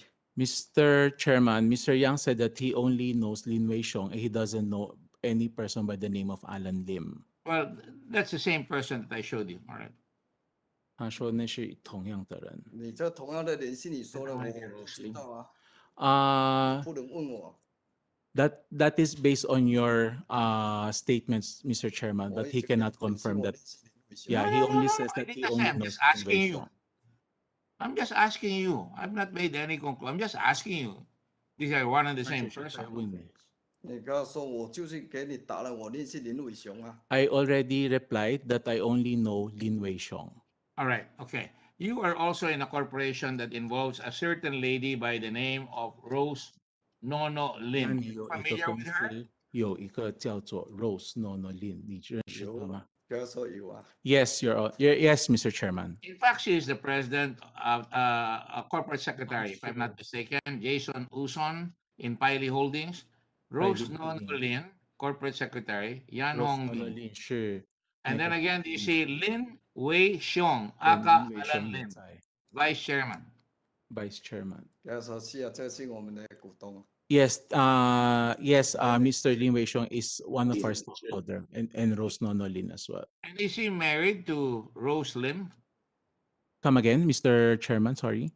Is he the Iko Tai Tai of, is Rose Lin Iko Tai Tai of Lin Wei-xiong, your good friend? 他在问 Rose Nono Lin Asawa. Alam mo naman siguro kung ano ibig sabihin ng asawa. 是不是林伟 Or 雄的 girlfriend. 我知道是我说我看到林伟雄是他罗斯林是他夫人对。 Yes, Lin Wei-xiong is the husband of Rose Nono Lin. Thank you. And then Piley Estate Group. 然后百丽地 You're there 产 again. Yang Hong 他 Jan. 们也在里头。 I'm sorry, that's your brother, right? Hong Jan. 洪阳江是你的 Your brother? 哥哥吗？不要说是我的哥哥啊。 Yes, it's his brother, Mr. All Chairman. right. So again, by affinity, Alan Lim's in this corporation, the wife of Alan Lim, Rose Nono Lin, is also in this corporation, Piley Estate Group. And then the name of Power Megamix, shown here, Rose Nono Lim, again, president. She is, as you say, the wife. And also in Pharmally Biological, Wang Tzuyan appears again. Our president who is here, Rose Nono Lin, treasurer. And there you go. Again, Rose Nono Lin, the wife of Mr. Lin Wei-xiong, right?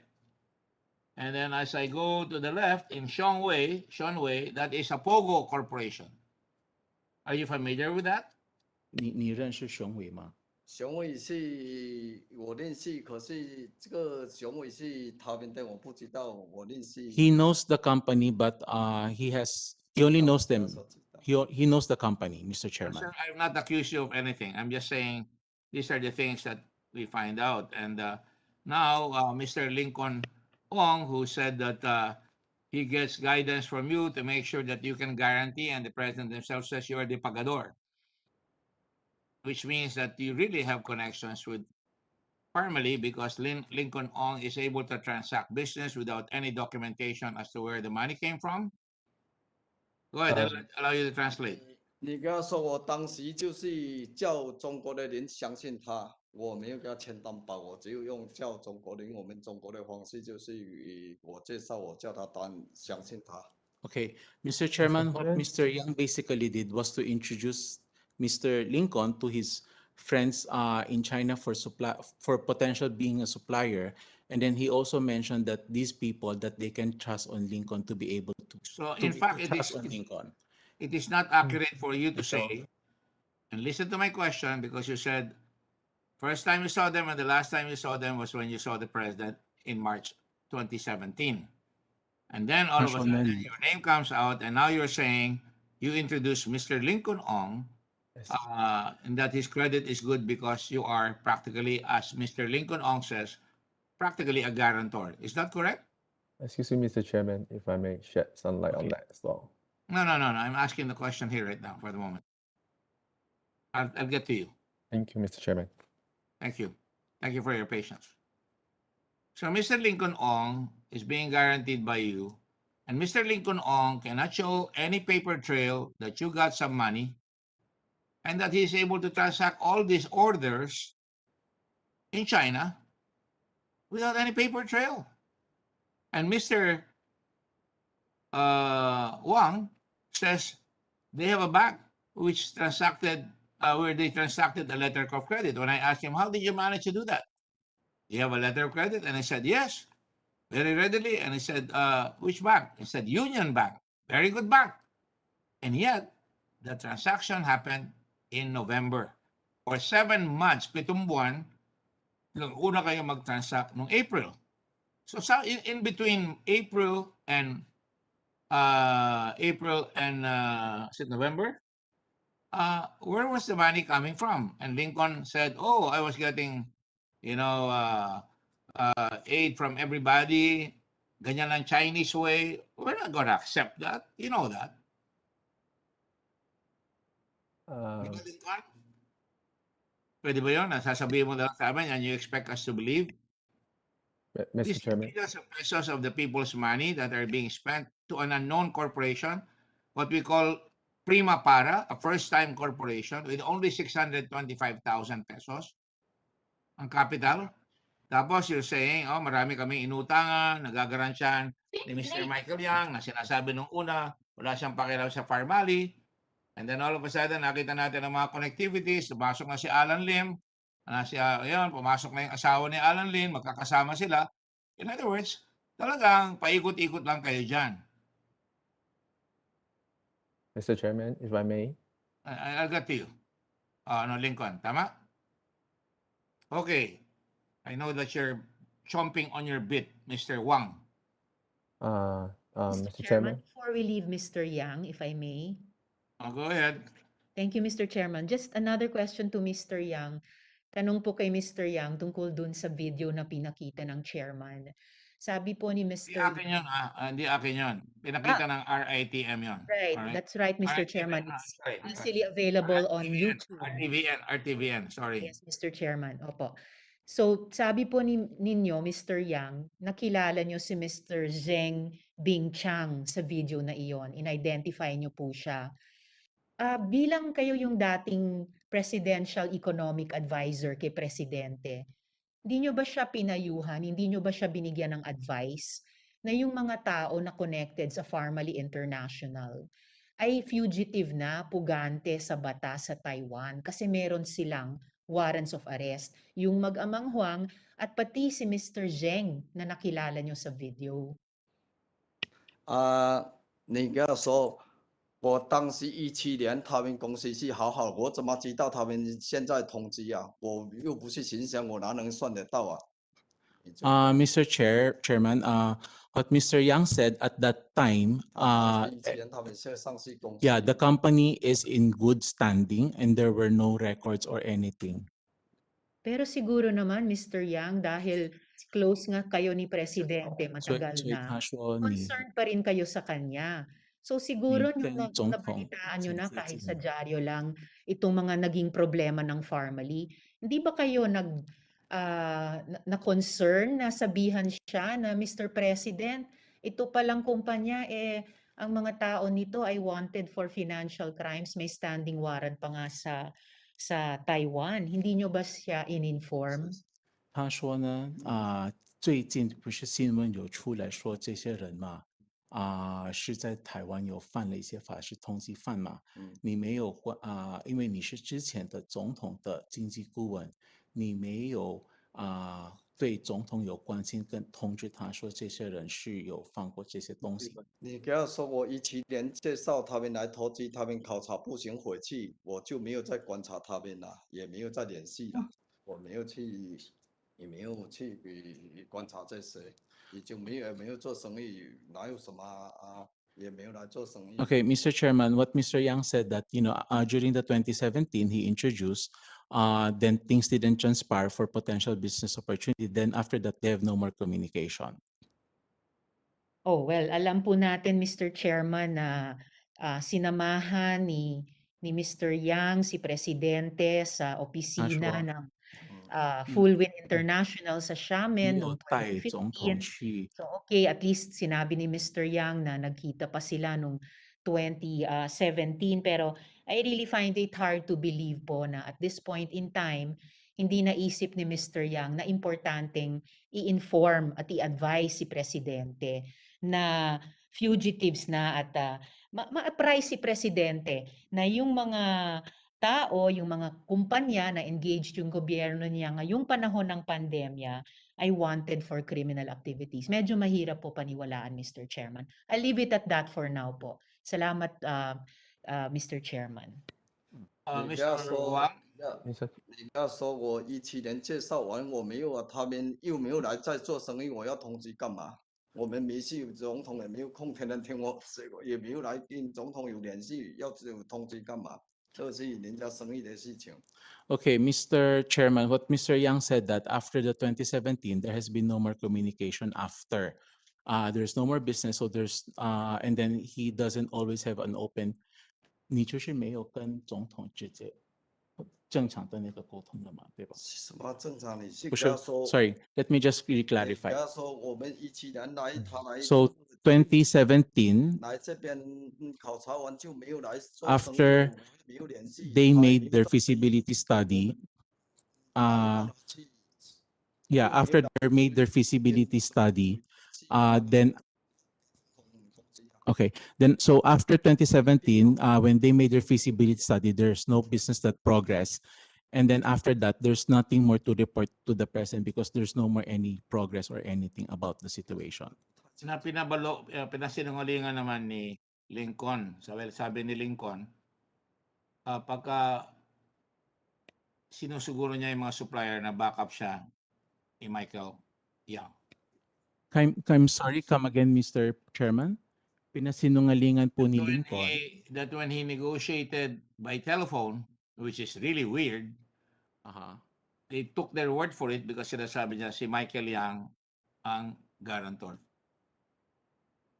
他说呢，你说嘛，你有帮他介绍嘛，他们只是在电话上面沟通嘛，然后呢，就说呢，你就是跟他们讲说，他们可以信这个林肯。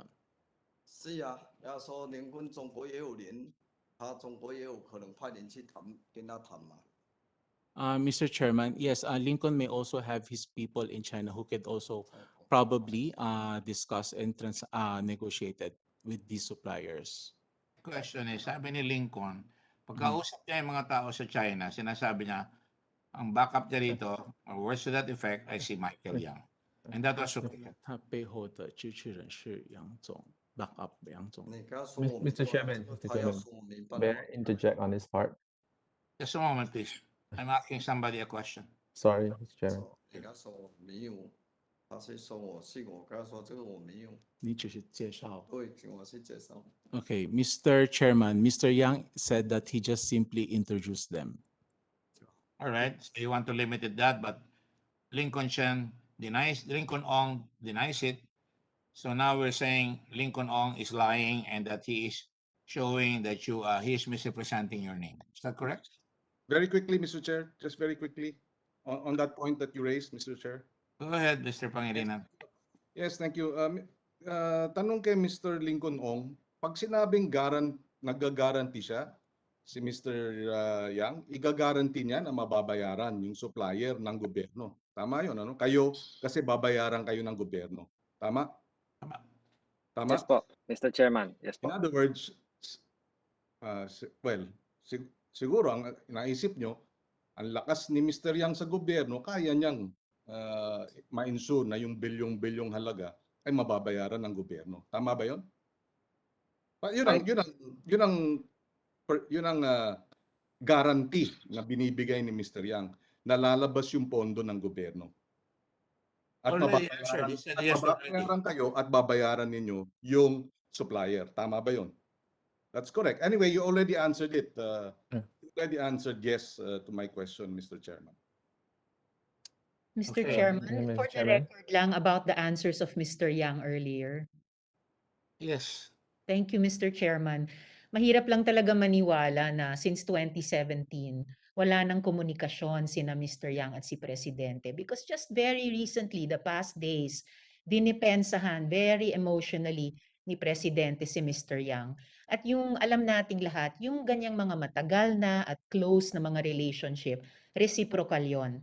So kung may care at concern si Presidente kay Mr. Yang, naniniwala ako na ganun din ang pakiramdam ni Mr. Yang kay Presidente. So mahirap talagang paniwalaan na wala ng communication. Just for the record, Mr. Chairman. Salamat po. Yes, your statements are noted. I just want to say that he was referring to the fact that he never saw Pharmally after that meeting, which is belied by Lincoln Ong. He didn't talk about the president. He was, because in fact he was, as you say, defended by the president all the time. Mr. Chairman. I was actually asking about the president. Right. If I can say some words on this. Yes, Mr. Wang. Thank you, Mr. Chairman. So to put light to the whole history of what happened, it's after the meeting with the president in March 2017, the Taiwan family instructed me to pursue the expansion into the Philippine market. But as we reached the end of 2018, they started to show no interest to further development of this in the Philippine market. Who did you show no interest? My previous company, the Taiwan family, showed no more interest in continuing. No interest in what? The plan was to build a manufacturing plant in the Philippines. So you're saying you have no more interest in putting up a plant? The Taiwan family. Well, how can you have a Taiwan family investor when you have already destroyed your name in Taiwan? I'm talking in 2018, at the end of 2018, Mr. You had no more interest in investing in the Philippines. Why Not did me. you ever have that? Not Is that me. what you told the president? You were going to invest in the Philippines? Yes, we told the president. The meeting in 2017 March was Yes. that the Taiwan family, the listed company, was to build a manufacturing plant in the Philippines. Where in the Philippines, if I may ask? They didn't decide on it because they didn't So it push was through. all in Kuwait, in expectancy. You don't know where you're going to invest. You just say, I want to meet the president because I might invest. Is that correct? There was intent to invest. That's how I take it. We did look at a few locations, but none was concluded. But I just want to share. What was concluded? You cannot conclude on the basis of a desire to invest in something that you have not said so, and you don't even know where to invest it. Mr. Chairman, I cannot represent the entire board of that Taiwan Yes, family. you can. Yes, you can.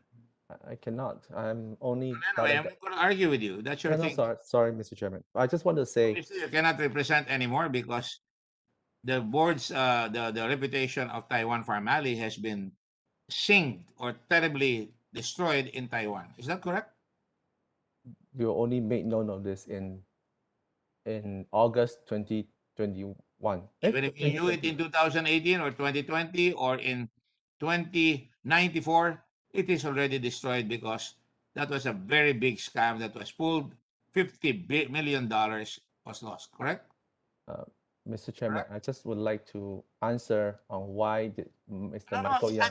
You're saying that you no longer, as if the Philippines is going to jump at your investment. I got a lot of investments for Taiwan in the Philippines. And they put in their money. They borrowed money. It was all on the up and up, in the open. Yes. And And when they that's why said they I were going to left. come over, Lee That's why I Teng-hui said left. they were going to go south. You're not even Taiwanese, you're Singaporean. That's precisely why I left the company in 2019, because I felt embarrassed that a company will make its commitment to a country to do something and not pull through. We're poor. We're a poor country. And I when you felt very say embarrassed make a commitment and now you're going not to invest, is that what you're trying to say? I felt embarrassed by my Take your previous investment elsewhere. We I don't felt want to do business with people who trick the stock market, where public people or people buy their stocks out of trust for the company. Is that what you're trying to say? We'll answer you right now. I certainly wouldn't want to do business with you. Okay, you don't even know where your father is, right? I don't Where know do you where think your he father is right now? I don't know, probably. And I sympathize with you. Because I lost my father many years ago, and I still pine for him. Okay? Yes. Thank you. Mr. Chairman, I just would I like just. I mean, I'm not trying to argue. I just want to tell Who's you. arguing? I'm not arguing with you. I may have been portrayed as I'm arguing with you. I You said apologize that. for I that. didn't say that. I'm sorry. I just want to say why Mr. Michael Young said he didn't know about Pharmally Pharmaceutical Corporation, because after in 2019, when I quit the previous Taiwan company, I was very embarrassed. I was embarrassed to everyone. I don't know sure what you to were. say. Yes. I was. And so I did not inform Mr. Michael Young when I set up my own company. Well, nobody said that, all right? And I intentionally asked. Nobody said that, but it cannot be denied that Mr. Pharmally came in with Mr. Young directing traffic when you went to see the president. I didn't see you engaging in a very lively talk with the president, and you can speak English. I didn't see your father in a lively conversation with the president, and I'm sure he speaks English very well because he's from Singapore. But Mr. Michael Young was very, very ebullient. He was the master of ceremonies. I'm not here to defend Mr. Michael Young. I'm here to defend. That's what I thought you were doing. No, definitely not. I'm here to defend. I take your word for it then. Yeah. I just want to say on record that even though he didn't know about this Pharmally Pharmaceutical Corporation, when we received the bid for the PPEs and the BGIs, the quantum was so large, we seek all the resources we could find. And I asked Lincoln to approach Michael Young to help with the supplies. And so you ask him to get help in the supply. And the funding. And the funding. Yes. Why, is he a man of great means? He owns a building, I think, in Davao. He started selling telephones. Because cell phones. Because I think he is a successful businessman, a Chinese businessman with a lot of connections in China with all these supplies. And so he's very well connected. Okay, we're willing to accept that because I can see that he was even invited to go to China, and he gets a lot of strength from his friendship with our president. So I will leave it at that. But I even suggesting anything. But you're the one suggesting that he's very.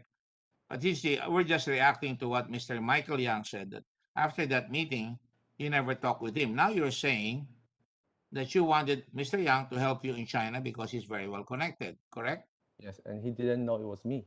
Answer the question, yes or no? I asked Lincoln if he could talk to Mr. Michael Young to help PPC Pharmally Pharmaceutical Corporation, which he did not know it was owned by me. Well, I have a share in that company. Yeah, but you were with him, and later on, earlier on, you said you asked yourself so that because he was such a big man in China, and therefore you needed his help. Am I wrong? I do not. Did I hear you wrong? I said what, Mr. Chairman. What I said is I asked Lincoln to approach Mr. Michael Yang. Don't mumble. Just say it. Mr. Chairman, what I said was I asked Mr. Lincoln On to approach Mr. Michael Yang, and omitting the details that I was actually a shareholder of Pharmally Pharmaceutical Corporation. There you go. So you asked Mr. Lincoln Ong because you needed Michael Yang support to get clout in China. Yes, Did I that's understand you correct. correctly? That's correct. Okay, thank you. Now I will ask you another question, if I may. Yes, Mr. Chairman. How old are you? I'm 31 years old, Mr. Chairman. Very young. Very young. And, you know, when you first met the president, that was about what? 5 years ago, 4 years ago? In 2017, yes. About 27, 26, would you say? Yes, that's correct. And you're a very strong entrepreneur because you're bidding for billions of pesos worth of medical products such as, masks and PPEs, right? And you got them, right? Yes, we were awarded the Somebody bids. got them, right? Yes, the company was awarded. Who was it who told you, who encouraged you to go to PSDBM? Because you're new here. I think based on my recollection, there was already procurement by PSDBN from the Chinese circle. I think it was maybe referring to that military plane and military vessel where they went to deliver the goods.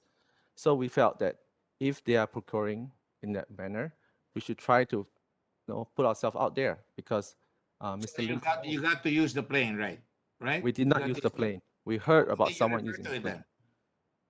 What has that got to do with my question? My question is, how did you get to know that there were big deals to be made in PSDBM? Who told you that? There was talk in the Chinese communities that there is perhaps a procurement by the Of course, you're PSDBN. so lucky. Like Mr. Lau is so lucky. You got 8.7, 8.9 billion, right? 8.8 billion, right? Miss, Yes. more, Yes. I don't understand the question, Mr. Chairman. It's very clear. You're so lucky you got 8.8 billion contracts, not including 2021. I would say, Mr. Chairman, that we were lucky to be awarded, but we worked hard to get it delivered. Oh, yes, of course you work hard. You got it with the 650,000 capital, 625,000 peso capital. I don't think you can get to first base in China with that kind of capital. Or in America or in Taiwan with 625,000, you can get 58 million pesos. Let's start with that. $1 million contract. And then later on, it went up to as high as 3.8 billion. All right?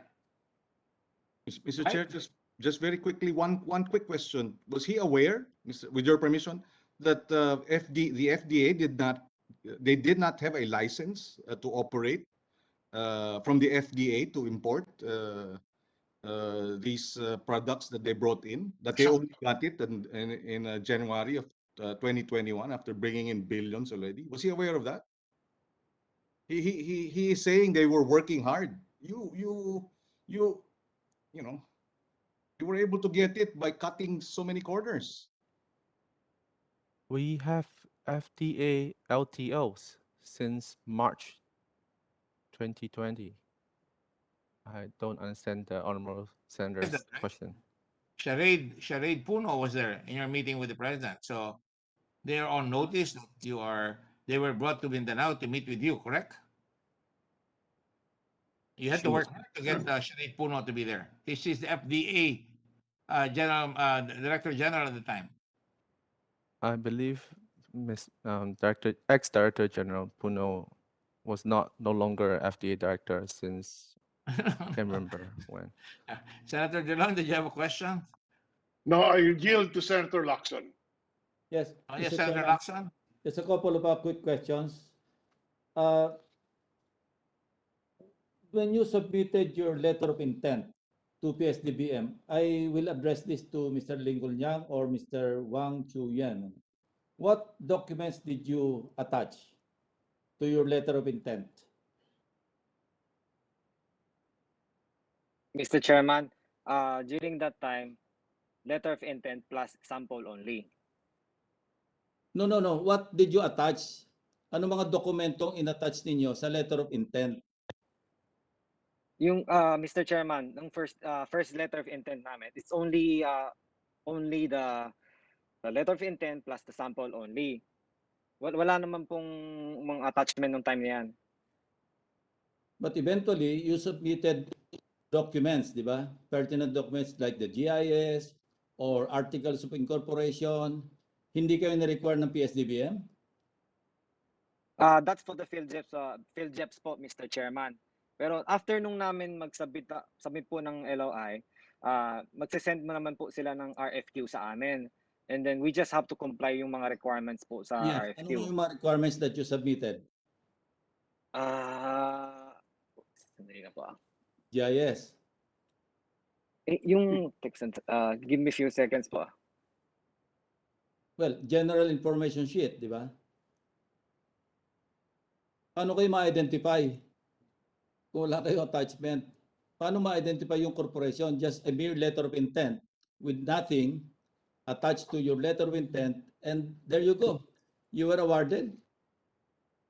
Sandali lang po, Mr. Chairman. Sige. Medyo natataranta po, pero allow me Yeah, relax lang. to pull out the Mr. Chairman, dito ang requirement po nung sa RFQ is mayor's permit for year 2020, income tax return, net financial contracting capacity, and field jobs registration number upon receipt of notice of award. Yun po yung para sa MAS po. Okay. So, doon sa GIS, di ba naka-indicate siyempre yung pangalan ng mga incorporators? Lahat. Personal circumstances. No?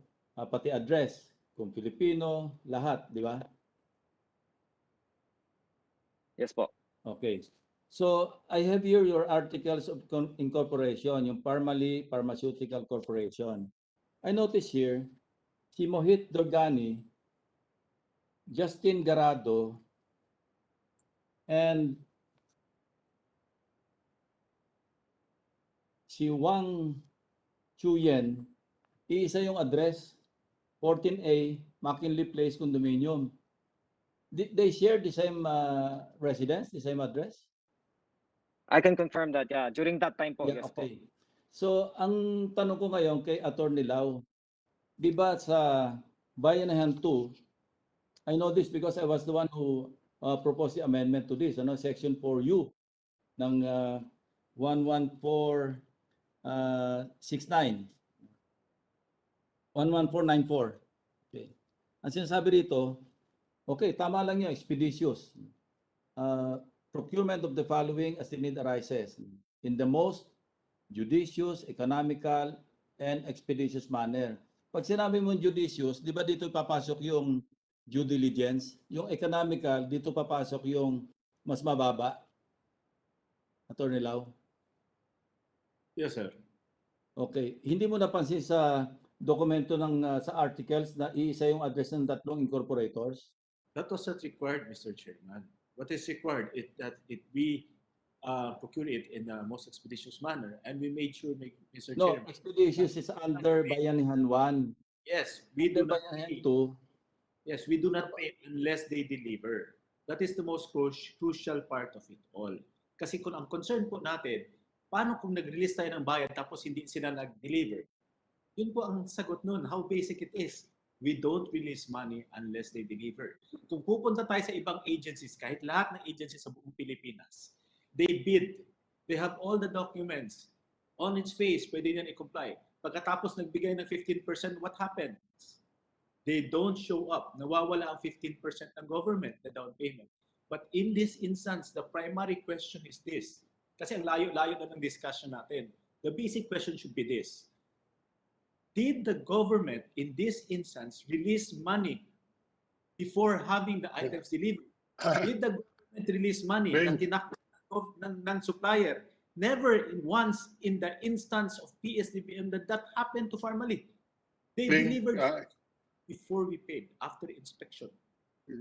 Yes, we are being lectured by this Attorney Lau. Can you yield the floor to me for 1 second? Yes, Mr. Lau. Yes, sir.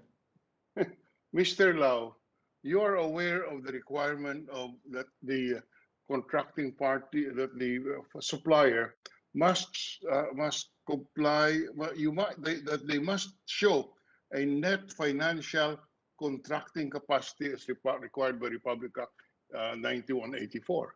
You're aware of that? Yes, that is for infrastructure contracts, Mr. Chairman. Yes, that's the answer. Now, is there anything? Yeah, wasn't it mentioned earlier by one of you that they look for net financial capacity? Okay, so how do you determine the financial contracting capacity of a supplier? That is not one of the requirements in a common supply. Mr. Lau, you're saying it is not part of the requirement. It is part of the requirement in a infrastructure contract. In a supply agreement, you're saying it is not required. Yes, during Bayanihan 1, Mr. Chairman. It is not required. Doesn't ordinary common sense and prudence dictate that you should not award 54 million pesos worth of a contract for a company with 625,000 capitalization? You keep on being technical and say that is not required. But wouldn't prudence, I'm still asking you the question, wouldn't prudence require you to at least raise a red flag when you award 54 million pesos worth of supply to a company with 625,000? Two things to answer that. First point, the 54 million was not awarded one time. Second, 3 points. Okay. Second point, the award was established time and again, point by point, transaction per transaction. If you fulfill one transaction, okay, it says your credentials, but the next transactions it build up your second credential. Third point, Mr. Chairman, common sense dictates that we preserve the money of the government. And how did we preserve the money of the government? We did not pay a single centavo to the supplier until they delivered. That is the highest safeguard that we can do for the country. They Jesus delivered. Christ. Will you please stop lecturing, Mr. Lau? Stop lecturing okay, we have heard you, okay? We have heard you. The point remains, okay, how much was the first contract given to Pharmally? I think the best person to answer that is the PSDBM staff. I don't have records with me, Mr. Chairman. No, because you said there were three. This is 54 million. It's not just one transaction, but several. Question, what was the first contract? Surgical mask, Mr. Chairman.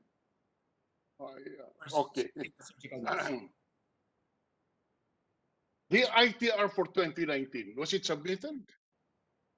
Yes, for I think Pharmally? requirements, Mr. Chairman. Oh, anyway.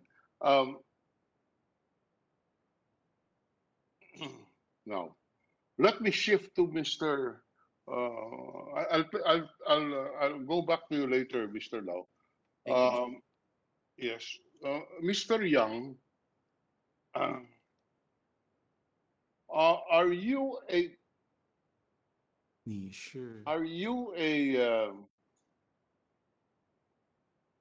licensee of any POGO license personally?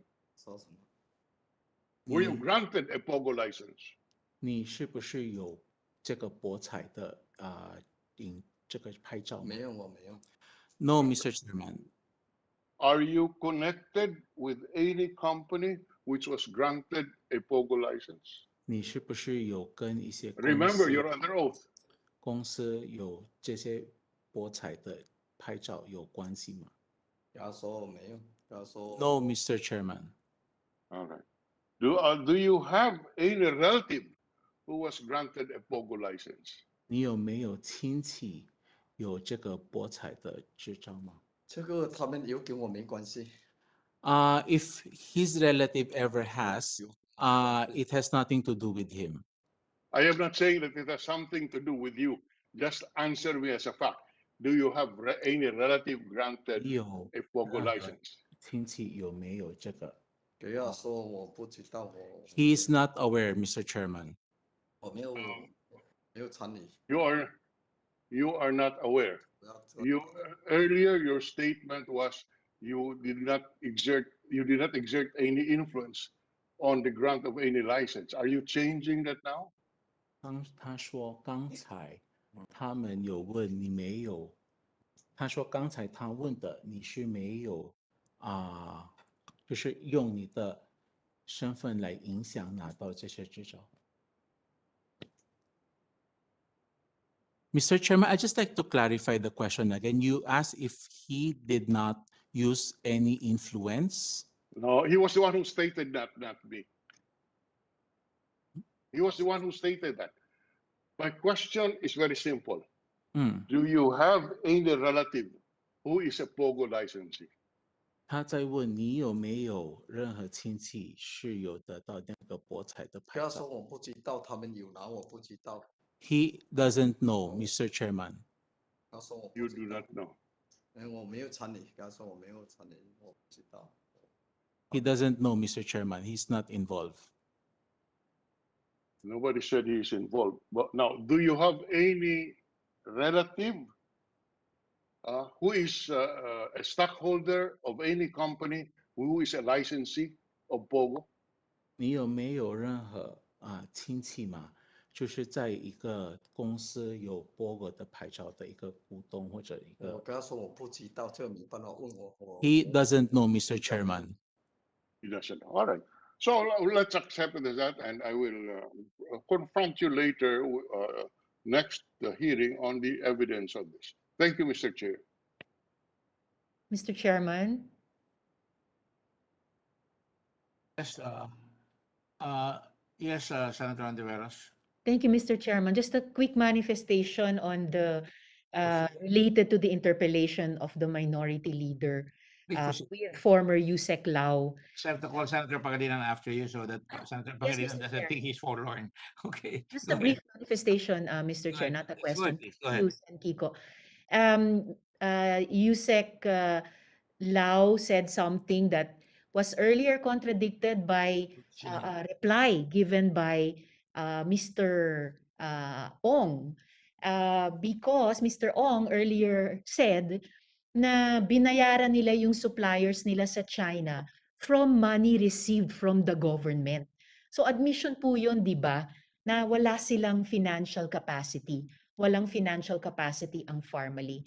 So nakakapagtaka, inamin yon in effect ng Pharmally kanina, tapos maramdamin yung statement ni former USEC Lau to the contrary. Kung alam yun ng Pharmally, bakit hindi man lang alam yun ng PSDBM? Another sign, Mr. Chairman, of the absence of due diligence. Salamat po, Mr. Chairman. Salamat, Sen. Kiko. Thank you, Senator. Thank you, Senator Antiveros. Senator Pangilinan is recognized. Please proceed.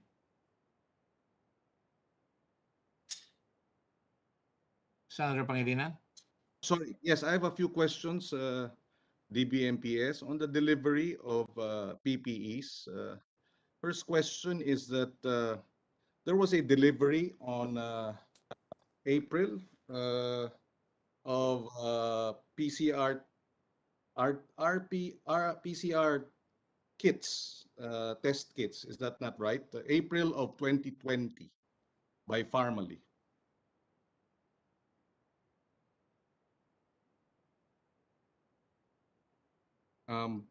Mr. Lau?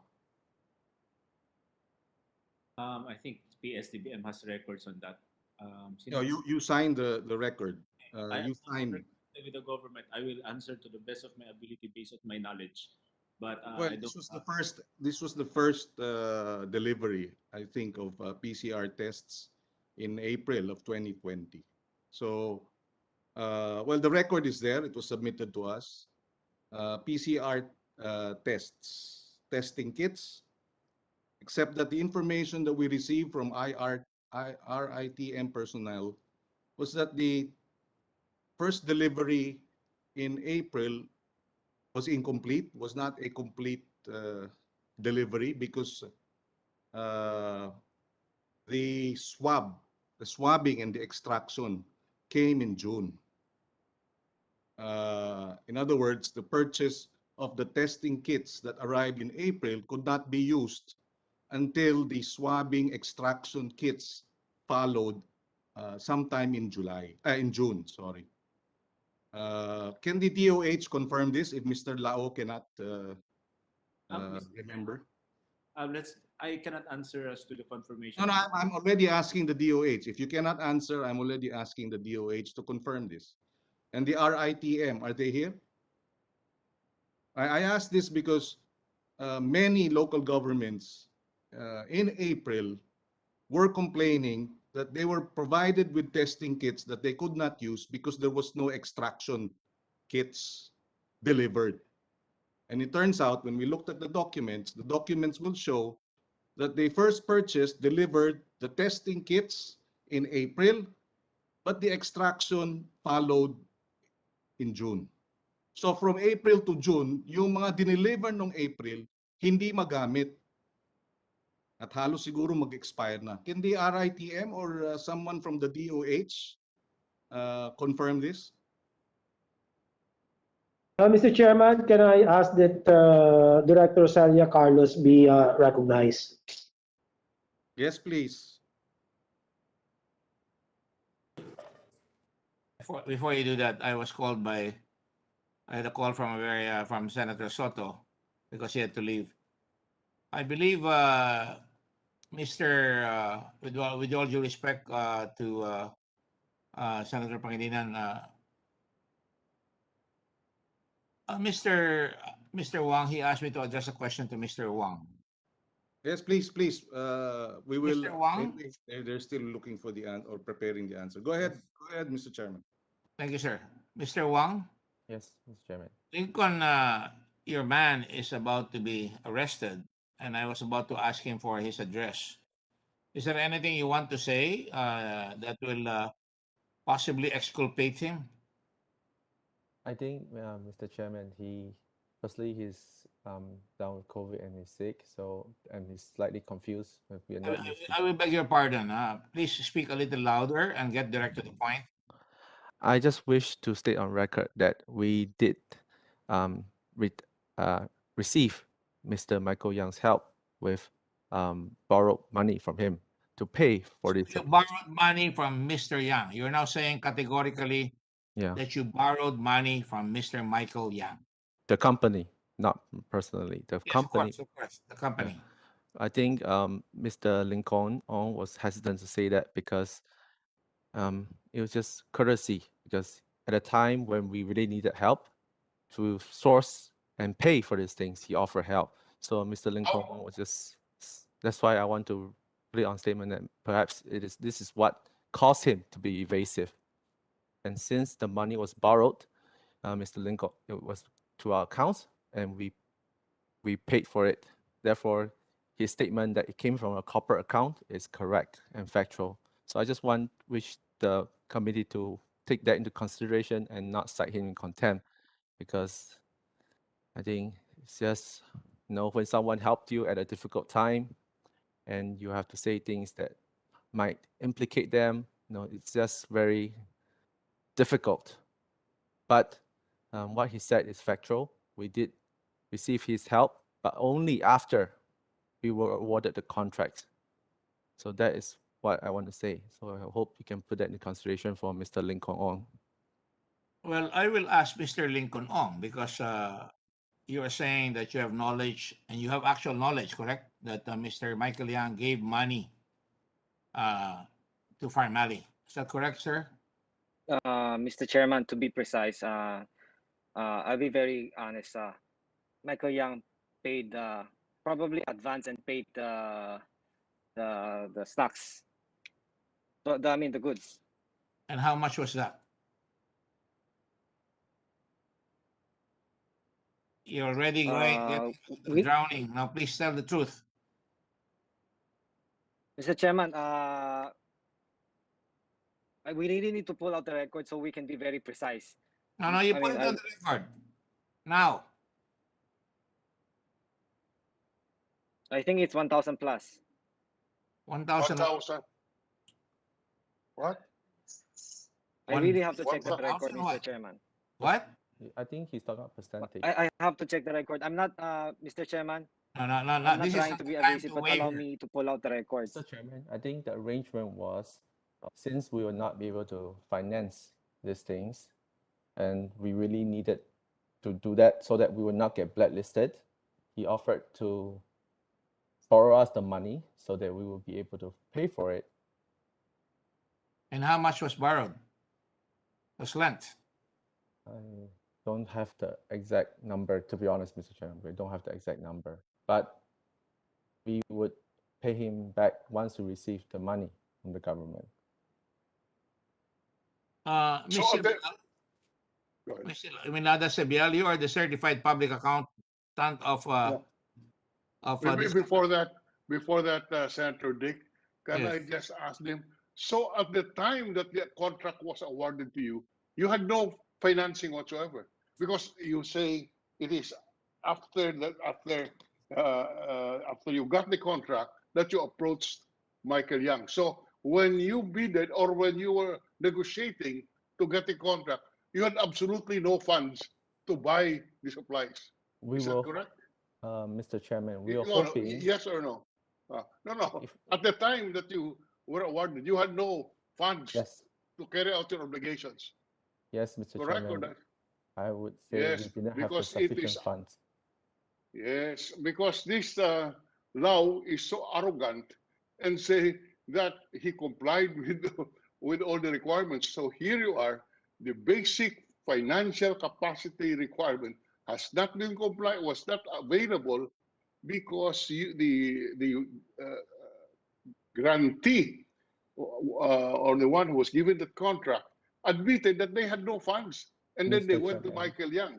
Mr. Chairman, there was no requirements submitted to us on the financial requirements.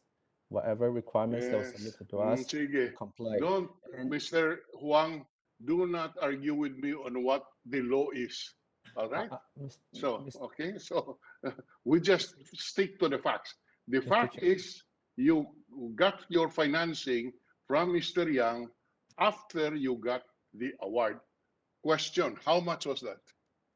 For the first contract, so 54 million was the first award. How much did you borrow from Mr. Young? Mr. Chairman, the only contracts that we really seeked help on the first the PPE contract, as well as the BGI contract, the first BGI contract. So how much? How much? I don't have that record with me, Mr. Chairman. But out the surgical mask, we did not seek help from, if my collections are right, I think I'm correct, that we did not seek help from Mr. Michael Young for the surgical mask. And as well as for the A-Star, it was funded by the company also. And for our contracts this year, we did not seek any more help from him. If we could not seek help from anyone, we would not.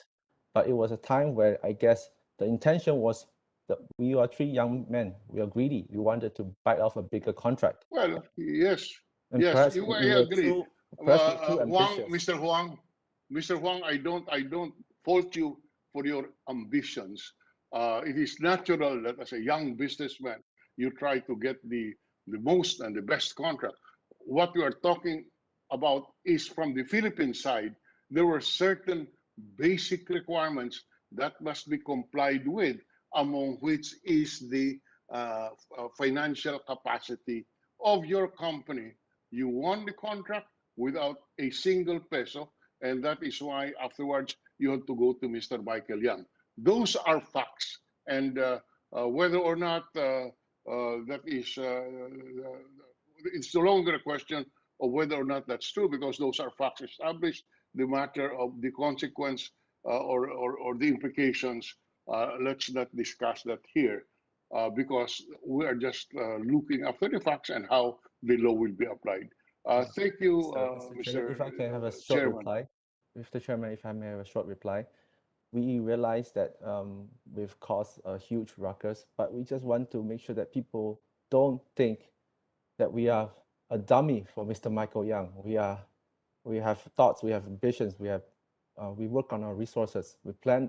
No. So it's just I never really said that we never said that you're a dummy, Mr. Huang. What I'm saying is that you did not have the capacity to be awarded millions and millions of pesos worth of contract. And that is where we find fault. Not that you're a dummy, I'm not saying that.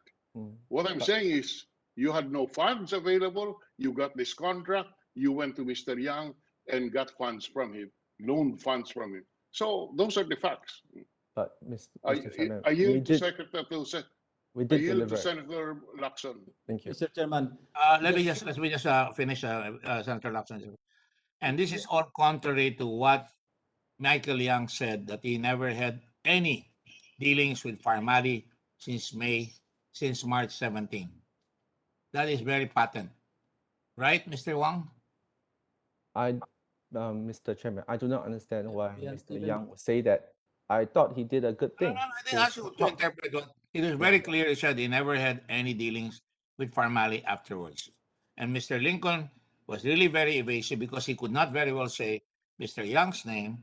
And now, cat is out of the bag. And up to now, I am sorry, you're still being evasive. We want to know how much was given.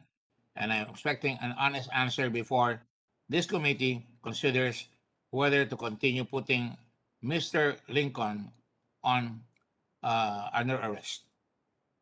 Mr. Chairman. Mr. Chairman, if I may, the two families are not the same family. So I just need to clarify. The Pharmally Phamaceuticals, its shareholders are accurate and honest. Mr. Chairman. Yes, Senator Lacson. Yeah, going further, earlier in his testimony under oath, Mr. Young averred that he had nothing to do with the transactions made by Pharmally except to introduce Mr. Lincoln Ong to the Chinese supplier. So I'd like to just put that on record again, just to emphasize that Mr. Young himself has been very evasive and he lied under oath before this committee, Mr. Chairman. That's all. That's what I... Mr. Chairman, can we be heard? Mr. Chairman. Can we be heard, Mr. Chairman? Let the chairman... excuse me, Mr. Young. You'll get your chance. Senator Lacson and Senator Dilon are correct. And I thank, so far, Mr. Wang for coming straight. And now what you have is a situation where it shows that there was no capability to begin with, at least in the beginning, that the financial conditions of a contract with PSDBM was not met. I don't know about the technicals. That's just another requirement, and the legal requirements. And now you're saying that, in effect, that Mr. Young actually lied to the committee. And that is not only by me, not only by Mr. Lacson, not only by Mr. Dilon, not only by Senator Hontiveros, but by the whole world who listened to you. We all heard the same thing. All right? Go ahead. Now you may answer.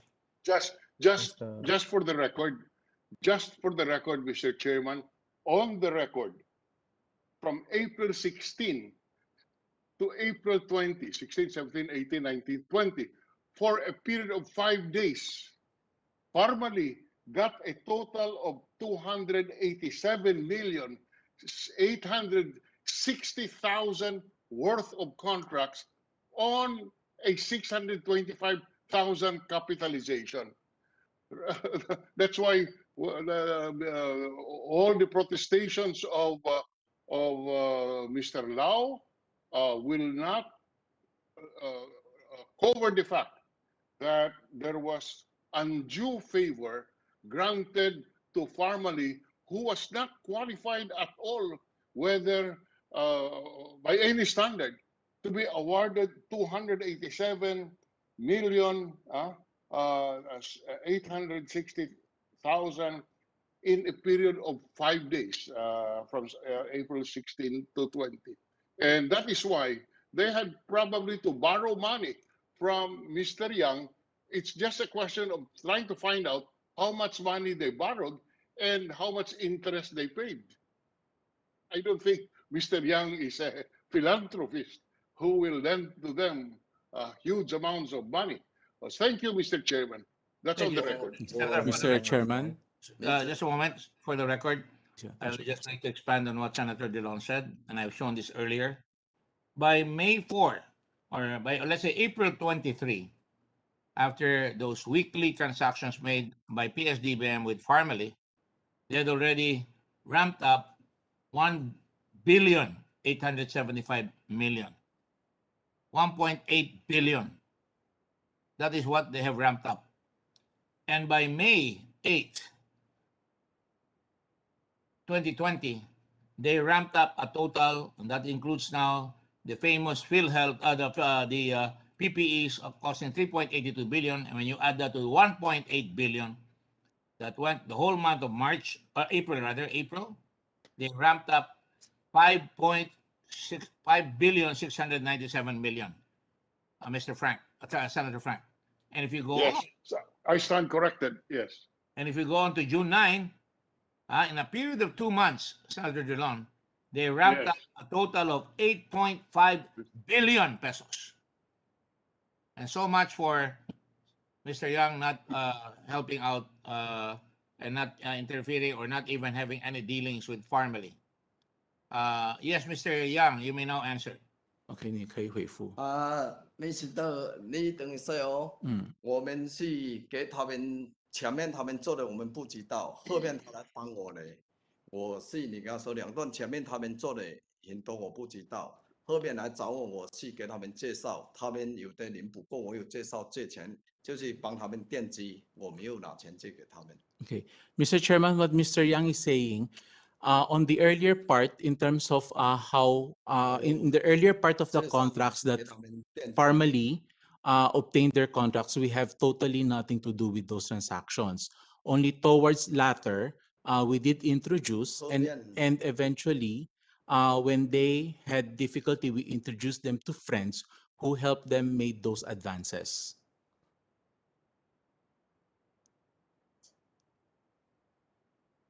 Sorry, Mr. Chairman. Okay. Oh, sorry. Yeah, go ahead. So it's not true that since March 17, you have not had any dealings with Pharmally. I'm sorry again, Mr. Chairman. So since March 17, when you met in Davao with the president, what you said is we never had any dealings with Pharmally, and now you're saying that in the whole proceedings afterwards, they needed money, and you provided them with the money. Mr. Chairman, it's Quite clear. Yeah, Mr. Chairman. Do you understand English? You're already raising your hand. It has Chairman. not been translated yet. No, we have been translating. You understand English, Mr. Yang, right? No, we've been translating, Mr. Chairman. No, you were not. You're listening to me. On mute, Mr. Chairman, we were translating. Oh, no, come on. Thank you. Go ahead, Mr. Yang. Now you're on mute. 我听不懂，你要叫我说，就跟他开玩笑嘛。要怎么说？ We're not happy about what's going on here. 两个花米粒是不一样的。菲律宾他们以前17年他们来有做个花米粒，后面他们再做个花米粒，我们是不知道的。 Okay, Mr. Chairman, what Mr. Yang would like to express is that there are two different Pharmally that's been registered. One was 2017, which is totally different from the one that is in question right now, which is Pharmally Pharmaceutical. The one in 2017 was Pharmally Biological. And the These board two of are directors different companies, Mr. Chairman. And if I may, I mean, the argument doesn't hold, Mr. Chairman. Sorry. Go ahead, you answer it. I don't want to answer it. Go ahead. It doesn't hold, as earlier manifested by Senator Lacson, that he said he only introduced the suppliers and had nothing else to do with that after the introduction of the suppliers and Mr. Lincoln Ong. And now we find out, belatedly, that he was also one of the funders and the creditors, as admitted. So the argument that the Pharmally of 2017 and the Pharmally of 2021 are different does not hold water in view of the earlier testimony that he did not. He only said he introduced them, and that's it, which is obviously false. Mr. Chairman, Before I answer that, manifestation. the chair sternly warns the interpreter of Mr. Young. You do not put it on mute. Sorry. You do not put it on mute when Sorry, you're Mr. Chairman. translating. Okay, sorry, Mr. Because Chairman. we have a backup interpreter here. Precisely Okay. why the chairman got another interpreter. You Sorry, do, apologize for that, Mr. Chairman. just telling you, in no uncertain terms, I hold you in contempt. I apologize, Mr. Chairman. You do not mute. Okay. All right? Yes, Senator Contiveros. Thank you, Mr. Chairman. Just a quick manifestation that although totoo na magkahiwalay na kumpanya ang Pharmally Phamaceuticals at saka Pharmally Biologicals, hindi pa rin off the hook sa inquiry na ito, Mr. Chairman, kahit ang Pharmally Biologicals because of the role of Ms. Rose Nonolin in that company. So, mas itatanong ko pa yon when my turn comes, Mr. Chairman. Salamat, Mr. Chairman. Mr. Chair, just very quickly, I'm still Let us waiting finish. for the. Yes. Senator Pangilinan, please continue. Yes, thank you. I asked earlier about the extraction kits that came 4 months, April, May, 3 months after the RT PCR kits. You cannot use the PCR kits without the extraction, but the delivery was 3 months apart. This is precisely why we're concerned about the capacity of Pharmally, whether it's financial or in its expertise in delivering the needed equipment, the needed supplies that would help us address the spread of the virus. The information, I will repeat, that was relayed to us was the delivery of the PCR test kits in April could not be used because the extraction equipment was not present. If Pharmally was a reputable company, I would like to think they would have delivered both the extraction kit and the RT-PCR kit so that they could be used immediately. That's why we're clarifying this, and a USEC from DOH should be able to clarify this, and also the RITM. Is it true that the RITM had no use for those testing kits that were delivered in April, or pretty much were useless because the extraction equipment was not delivered at the same time? Mr. Chairman, I believe that Director Celia Carlos is already on board. Kindly acknowledge her. Director Celia Carlos, please. RITM Celia Carlos. And is she there now? And before she answers, just for the record, earlier Mr. Hang said that they had the LTO, which is a license to operate. Yes, they did, but their license to operate at that time was for drugs, importation of drugs, not of medical devices. The importation of the license to import medical devices came in January of 2021. FDA gave them that license to import medical devices in January of 2021. They didn't have that license when they brought in these PPEs. They had a license for drugs, importation of drugs, not medical devices. So again, maybe Mr. Wang is being misled or being given information that is incomplete. Now we go to DOH. Can you answer, please, DOH? Thank you.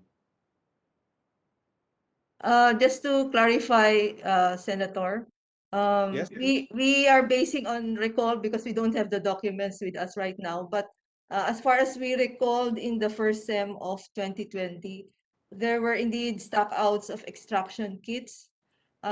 We had difficulty having this available, and however, our operations in RITM at least did not stop. We had enough PCR kits since there were donations coming in, but there were times that we really had very limited stocks of the extraction kits. That's all. Yes. In other words, you had the testing kits, but your extraction kits were limited from March, April, May. And then by June, maybe end of June, the extraction kits finally arrived.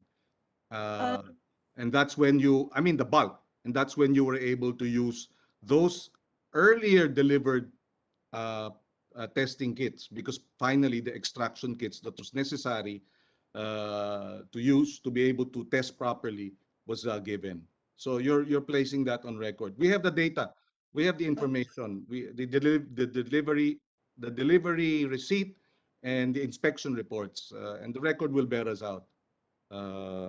If I may just put it on record, in April of 2020, dated April 21, the RT-PCR test kits, 2,000 of them, amounting to 688 million, arrived. No? And there was an inspection report. The documents are with us. And then in June 10 of 2020, so April to May, May to June, 2 months later, no, the extraction kits arrived at 245 million. So those, kung mahusay yung Pharmally at alam nila yung ginagawa nila, hindi dapat dinelay, dapat sinabay yung dalawa para magamit. Yun ang ating punto rito.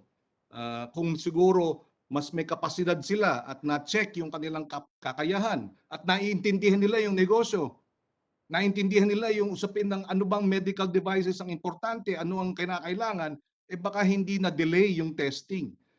At dahil na-delay yung testing, nagre-reklamo sa akin, 3 LGU, wala daw silang magamit na RT-PCR testing kits kasi wala nga yung extraction. And this was in March and April. Anyway, that's we thank the DOH for clarifying that. And this also goes to the question of the capacity of the DBMPS. And I apologize, but even this should have been raised immediately, that bakit wala yung extraction kit nung dineliver yung 688 million pesos worth of test kits, hindi ba? And yung DBMPS, si Mr. Owayan was the one who was OIC inspection. Were you familiar with this, that you were actually purchasing testing kits that had little or no use without the extraction kit? Mr. Chairman, if I may, the records will show that the test kits were indeed awarded on April. However, the records will also show that the extraction kits were indeed awarded on June. Now, we only procure based on the APR as submitted by the DOH. So if the... Yes, but you were the one who inspected. You were chief of inspection. Yes, Mr. Chairman. Did you not, or you're a lawyer, you're not a medical technologist, or you don't have any background in medical devices. So I would think you probably didn't know that you needed the extraction kit. I wouldn't know. I'm a lawyer, di ba? But that's the whole point. If DBMPS had no expertise, relied perhaps on the DOH, baka pa yung kung DOH ang nagbid nito, maintindihan nila yung usapin ng ano yung devices na kailangang isabay na bilhin. At siguro kung Pharmally, uulitin ko, kung expert talaga, dapat alam nila. Dapat sinabi nila, hindi nyo pa pwedeng gamitin yung testing kit kung wala yung extraction. Diba? And time was of the essence. We needed to test and we needed to trace. And we got 688 million pesos worth, at least based on the explanation and the data and the documents. We got 688 million pesos worth of testing kits that were useless for 2 months. Now, the other question is, Were they expired by then? I don't know. Was there an expiry date on the testing kits? Was this checked? That I'm told may mga expiry ang mga kits na yan. So baka mag-expire na nung binili. Dapat mas mura. But of course, I'm just placing that on record for the guidance of the chair. I'd like to go back to Mr. Lincoln just for a few questions. Mr. Lincoln Ong. So lumalabas yung agreement na sinasabi ninyo na pinirmahan ninyo, Mr. Ong, may money yan, may money consideration kasi nga utang, pinondohan, etc. Tama po ba 'yon? Tama po, Mr. Chair. Okay. So ngayon Pero naalala. Mr. Chairman, pwede ko po ba ma-clarify na maayos? Mamaya na, sige. Meron pa ako ibang mga ano eh. Sino ang nag-suggest? With the permission of Senator Pangilinan, Yes. I think there is I will let you continue, but we would like to have a recess for 1 hour for dinner, because this is going to be a long hearing and you will continue after the recess. I Yes. think it is important that some of the senators also would like to talk to each other, so that the next hour will be very important, if that is okay with you. Otherwise, I will let you finish. No, it's okay. I will yield to the chair's motion that we suspend. I cannot move. You have to move. Sorry, suggestion. And we will move that we suspend upon the advice of the chairman. Thank you, sir. I see Risa Taveras. Are you seconding the motion? Yes, Mr. Chair, I second the motion. There's no objection, so we will. It's now 7 minutes after 7. We will come back at 7 minutes after 8. So all you kind hearts and gentle people who have the highest interest of the country at hand, if you want to listen, we will be back 7 minutes after 8 o'clock. So all of you can have a very, very, collected dinner, if you will. Thank you very much. And we will now recess. Session is suspended until 7 after 8.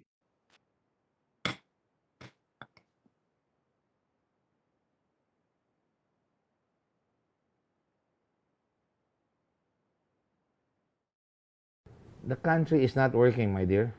And I don't want to be one of those like Gone with the Wind. Frankly, Scarlett, I don't give a damn. I do give a damn.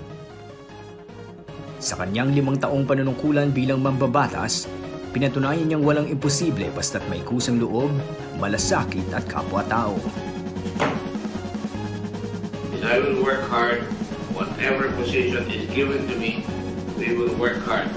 This is the People's Senate. Ipinagkatiwala sa kanyang pamumuno ng 3 malalaki at mahalagang komite sa Senado na nagdidinig ng mga panukalang batas na siyang mag-aangat sa buhay ng ating mga kababayan. Sa ilalim ng pamumuno ni Senator Dick Gordon sa Committee on Accountability of Public Officers and Investigations o mas kilala bilang Blue Ribbon Committee, walang takot niyang inimbestigahan ang malalaking anomalya tulad ng mga sumusunod. Nawawalang 15 bilyong piso sa PhilHealth sa kasagsagan ng pandemya. Dahil sa sinimulang investigasyon ni Senator Gordon, 8 matataas sa pwesto ng ahensya ang sinuspinde ng Ombudsman. Ninja Cops. Naging kontrobersyal naman ang investigasyon ng Blue Ribbon Committee sa tinaguriang Ninja Cops, kung saan 13 opisyal ng PNP ang pinangalan ng sangkot sa drug recycling scheme. Nagresulta ito sa pagbibitiw sa pwesto ni dating PNP Chief Oscar Albayalde. GCTA. Nabuking naman ang umano'y pinagkakakitaang Good Conduct Time Allowance o GCTA sa mga high-profile inmates o big-time na preso kung saan sangkot si dating Bureau of Corrections Director General Nicanor Faeldon. Sa naturang investigasyon, lumitaw ang iba pang irregularidad sa Bucor tulad ng pagtatayo ng kubol para sa high-profile inmates, hospital passes for sale, malayang paggamit ng preso ng cellphones para maisagawa ang drug trade at iba pa. Talamak ba talaga yung lagayan dyan? Kung gusto mo magkaroon ng telepono, maglalagay ka? Opo, sir. Magkano lagay? Depende, sir, sa klase ng telepono. Tara System. Bago pa man madawit ang pangalan ni Faeldon sa GCTA scandal, nauna na siyang nasangkot sa pagkakapasok ng smuggled shabu mula sa China na nagkakahalagang 6.4 billion pesos noong siya ay commissioner ng Bureau of Customs. Ang broker na si Mark Ruben Taguba ang nagsiwalat sa pagkakaugnay ni Faeldon at ng iba pang customs officials sa smuggling. August 2017, nagbitiw si Faeldon sa pwesto. Immigration bribery scandal. Makalipas ang mahigit 3 taon mula nung pangunahan ni Senator Gordon ang investigasyon sa bribery scandal sa Bureau of Immigration, sinintensyahan ng Sandigan Bayan noong June 25 ng reklusyon perpetua o panghabang buhay na pagkakakulong sina dating Immigration Associate Commissioners Al Argusino at Michael Robles, maging si retired Police Colonel Wenceslao Sumbero sa kasong plunder at graft dahil sa pangingikil ng 50 milyong piso mula sa Chinese gaming tycoon na si Jack Lam. 5 taon na ang nakalilipas. Kami po dito nag-iimbestiga. Binibigay ang mga records available sa Ombudsman, sa DOJ at lahat para mag-file sila ng kaso at di po kami nagpa-file ng kaso. May nangyayari po sa investigasyon dito. Ilan na huya. Mahirap mag-imbestiga pero hinaharap natin ang kahirapan para mapuksa itong salot ng bayan na ito. Nang magsimula ang pandemya, dugo, pawis at buhay ang inalay ng ating mga frontliners, mailigtas lamang ang ating mga kababayan. Upang masiguro ang kanilang kaligtasan at masukulian ang kanilang kabayanihan, isinulong ni Senator Gordon sa Bayanihan 1 at Bayanihan 2 ang libreng COVID testing sa mga medical professionals.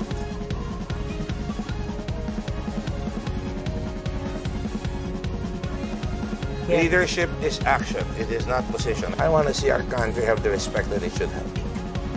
Para naman sa ating mga overseas Filipino workers, isinulong ni Senator Gordon na maisabatas ang Social Security Act of 2018. Dahil dito, kabilang na sa SSS ang mga land-based at sea-based OFWs upang masiguro ang komportable nilang retirement. Sa agrikultura naman, mahigit 2.2 milyong magsasaka ang makikinabang sa Agricultural Free Patent Reform Act. Sa pamamagitan ng batas na ito, mas malayang makakagalaw ang credit ng magsasaka at agrikultural na mga ngalakal dahil luluwagan na ang restriksyon sa mga patent. Lalong lalago ang mga micro, small, and medium enterprises sa bansa. Isinulong din ni Senator Gordon na maisabatas ang free irrigation service to small farmers kung saan hindi na kinakailangang magbayad ng service fee sa National Irrigation Administration ang mga maliliit na magsasaka. Dahil nakita ni Senator Gordon na mabagal ang usad ng mga kaso sa bansa, itinulak niyang maisabatas ang Judges at Large Act of 2019. Sa batas na ito, magkakaroon ng 100 bakanteng posisyon para sa Regional Trial Judges at Large at 50 posisyon naman sa Municipal Trial Judges at Large sa buong bansa. Mababawasan ang mga pending cases sa mga hukuman dahil mas marami na ang magdidinig sa mga ito. Restorative justice, jail decongestion, at opportunity for healing and reintegration naman ang nais makamit ni Senator Gordon nang ipinasa niya ang Community Service Act na siyang nilagdaan ni Pangulong Duterte noong 2019. Sa batas na ito, imbis na ikulong ang minor offenders, magseserbisyo na lamang sila sa kanilang komunidad. Nakatulong na sila, nabigyan pa sila ng pag-asa. Ang mga ito'y ilan lamang sa mahalagang batas na buong sigasig na isinulong ni Senator Gordon para sa kapakanan ng ating bansa. Patunay na kahit anong posisyon ang ibigay sa kanya, kayang-kaya niyang tindigan. What do Filipinos want? Do they want order or do they want chaos that we have today? Do they want change? Do you really want change? You have to stand your ground in this country. You need a president with a clear vision who knows where he's going to take the country and he's going to say, this is the standard that every Filipino should be. Because our country can be a great country. Countries are great not because of leaders alone, but because of the cooperation of leaders and people together. Of having a common good, but looking not at the need of the moment, but are coming out with an entire program where you can sustain it until you lick the problem. Of a country that doesn't fix the blame, but fixes the problems. Senator Dick Gordon. Tumitindig, humaharap sa hamon, nagseserbisyo. Dahil para sa kanya, babangon ang bayan at magbabago ang bayan.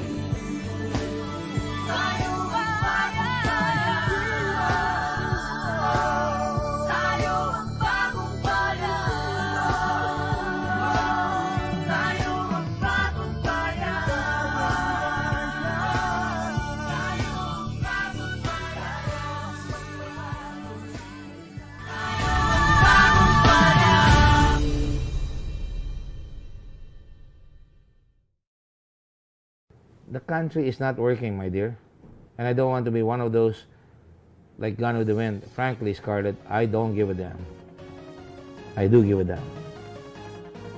Sa kanyang 5 taong panunungkulan bilang mambabatas, pinatunayan niyang walang imposible basta't may kusang loob, malasakit at kapwa-tao. I will work hard.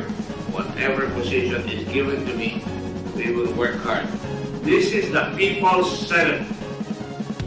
Ipinagkatiwala sa kanyang pamumuno ng 3 malalaki at mahalagang komite sa Senado na nagdidinig ng mga panukalang batas na siyang mag-aangat sa buhay ng ating mga kababayan. Sa ilalim ng pamumuno ni Senator Dick Gordon sa Committee on Accountability of Public Officers and Investigations o mas kilala bilang Blue Ribbon Committee, walang takot niyang inimbestigahan ang malalaking anomalya tulad ng mga sumusunod. Nawawalang 15 bilyong piso sa PhilHealth sa kasagsagan ng pandemya. Dahil sa sinimulang investigasyon ni Senator Gordon, 8 matataas sa pwesto ng ahensya ang sinuspinde ng Ombudsman.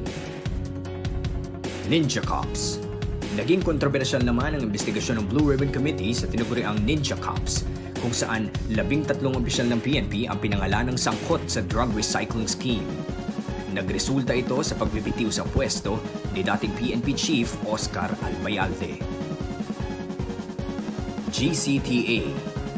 Nabuking naman ang umano'y pinagkakakitaang Good Conduct Time Allowance o GCTA sa mga high-profile inmates o big-time na preso kung saan sangkot si dating Bureau of Corrections Director General Nicanor Faeldon. Sa naturang investigasyon, lumitaw ang iba pang irregularidad sa Bucor tulad ng pagtatayo ng kubol para sa high-profile inmates, hospital passes for sale, malayang paggamit ng preso ng cellphones para maisagawa ang drug trade at iba pa. Talamak ba talaga yung lagayan dyan? Kung gusto mo magkaroon ng telepono, maglalagay ka? Opo, sir. Magkano lagay? Depende, sir, sa klase ng telepono. Tara System. Bago pa man madawit ang pangalan ni Faeldon sa GCTA scandal, nauna na siyang nasangkot sa pagkakapasok ng smuggled shabu mula sa China na nagkakahalagang 6.4 billion pesos noong siya ay commissioner ng Bureau of Customs. Ang broker na si Mark Ruben Taguba ang nagsiwalat sa pagkakaugnay ni Faeldon at ng iba pang customs officials sa smuggling. August 2017, nagbitiw si Faeldon sa pwesto. Immigration Bribery Scandal.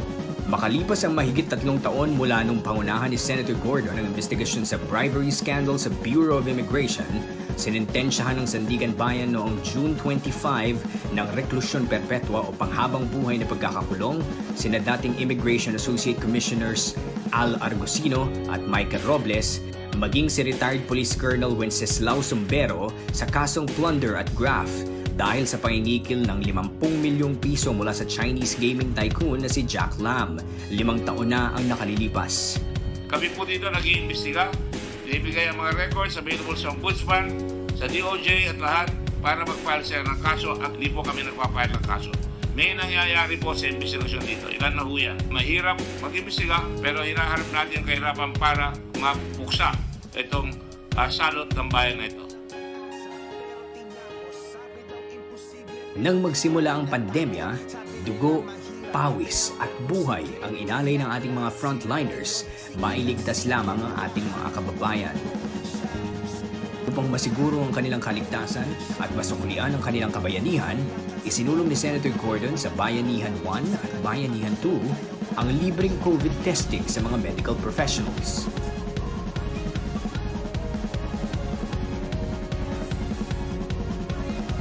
Leadership is action. It is not position. I want to see our country have the respect that it should have. Para naman sa ating mga overseas Filipino workers, isinulong ni Senator Gordon na maisabatas ang Social Security Act of 2018. Dahil dito, kabilang na sa SSS ang mga land-based at sea-based OFWs upang masiguro ang komportable nilang retirement. Sa agrikultura naman, mahigit 2.2 milyong magsasaka ang makikinabang sa Agricultural Free Patent Reform Act. Sa pamamagitan ng batas na ito, mas malayang makakagalaw ang credit ng magsasaka at agrikultural na mga ngalakal dahil luluwagan na ang restriksyon sa mga patent. Lalong lalago ang mga micro, small, and medium enterprises sa bansa. Isinulong din ni Senator Gordon na maisabatas ang free irrigation service to small farmers kung saan hindi na kinakailangang magbayad ng service fee sa National Irrigation Administration ang mga maliliit na magsasaka. Dahil nakita ni Senator Gordon na mabagal ang usad ng mga kaso sa bansa, itinulak niyang maisabatas ang Judges at Large Act of 2019. Sa batas na ito, magkakaroon ng 100 bakanteng posisyon para sa Regional Trial Judges at Large at 50 posisyon naman sa Municipal Trial Judges at Large sa buong bansa. Mababawasan ang mga pending cases sa mga hukuman dahil mas marami na ang magdidinig sa mga ito. Restorative justice, jail decongestion, at opportunity for healing and reintegration naman ang nais makamit ni Senator Gordon nang ipinasa niya ang Community Service Act na siyang nilagdaan ni Pangulong Duterte noong 2019. Sa batas na ito, imbis na ikulong ang minor offenders, magseserbisyo na lamang sila sa kanilang komunidad. Nakatulong na sila, nabigyan pa sila ng pag-asa. Ang mga ito'y ilan lamang sa mahalagang batas na buong sigasig na isinulong ni Senator Gordon para sa kapangalan ng ating bansa. Patunay na kahit anong posisyon ang ibigay sa kanya, kayang-kaya niyang tindigan. What do Filipinos want? Do they want order or do they want chaos that we have today? Do they want change? Do you really want change? You have to stand your ground in this country. You need a president with a clear vision who knows where he's going to take the country and he's going to say, this is the standard that every Filipino should be. Because our country can be a great country. Countries are great not because of leaders alone, but because of the cooperation of leaders and people together. Of having a common good, but looking not at the need of the moment, but are coming out with an entire program where you can sustain it until you lick the problem. Of a country that doesn't fix the blame, but fixes the problems.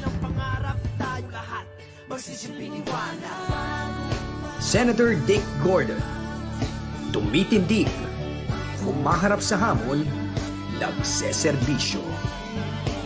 Dahil para sa kanya, babangon ang bayan at magbabago ang bayan.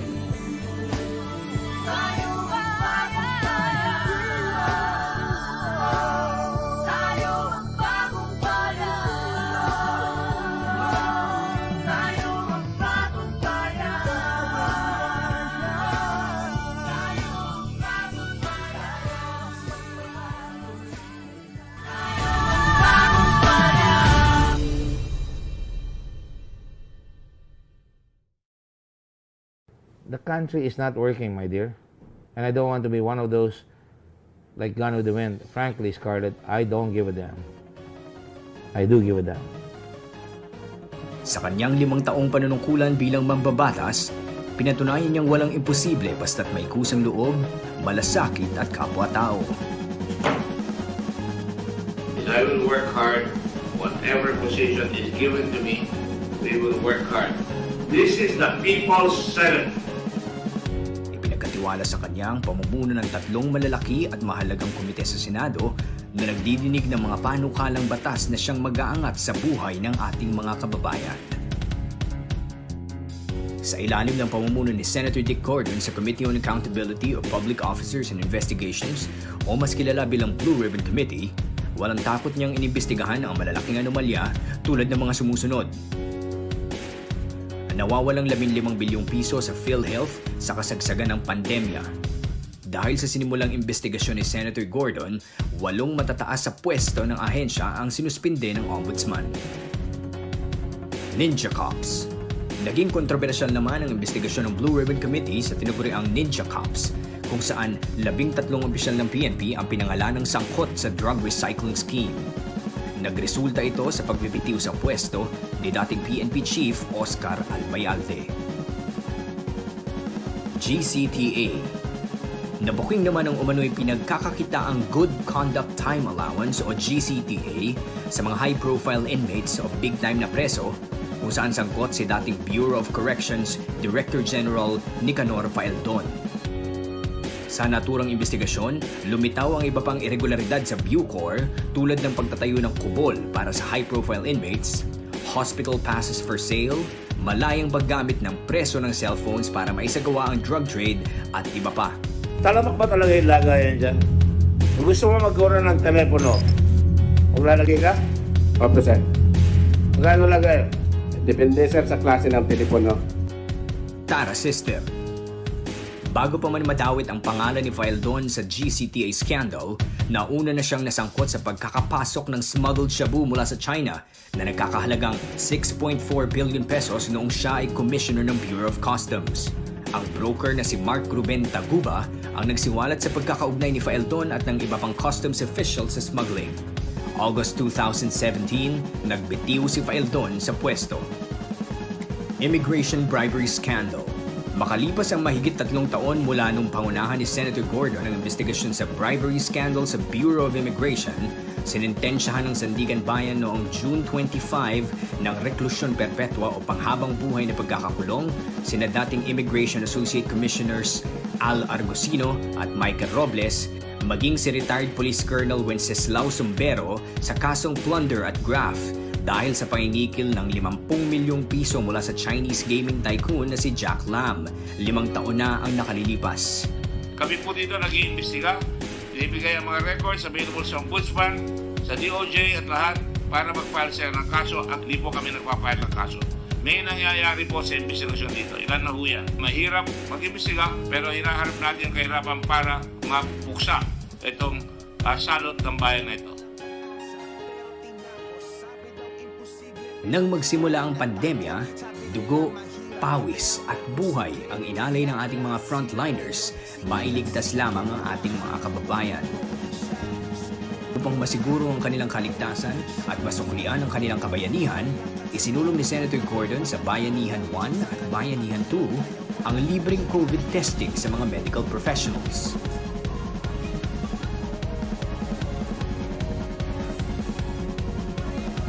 Leadership is action. It is not position. I want to see our country have the respect that it should have. Para naman sa ating mga overseas Filipino workers, isinulong ni Senator Gordon na maisabatas ang Social Security Act of 2018. Dahil dito, kabilang na sa SSS ang mga land-based at sea-based OFWs upang masiguro ang komportable nilang retirement. Sa agrikultura naman, mahigit 2.2 milyong magsasaka ang makikinabang sa Agricultural Free Patent Reform Act. Sa pamamagitan ng batas na ito, mas malayang makakagalaw ang credit ng magsasaka at agrikultural na mga ngalakal dahil luluwagan na ang restriksyon sa mga patent.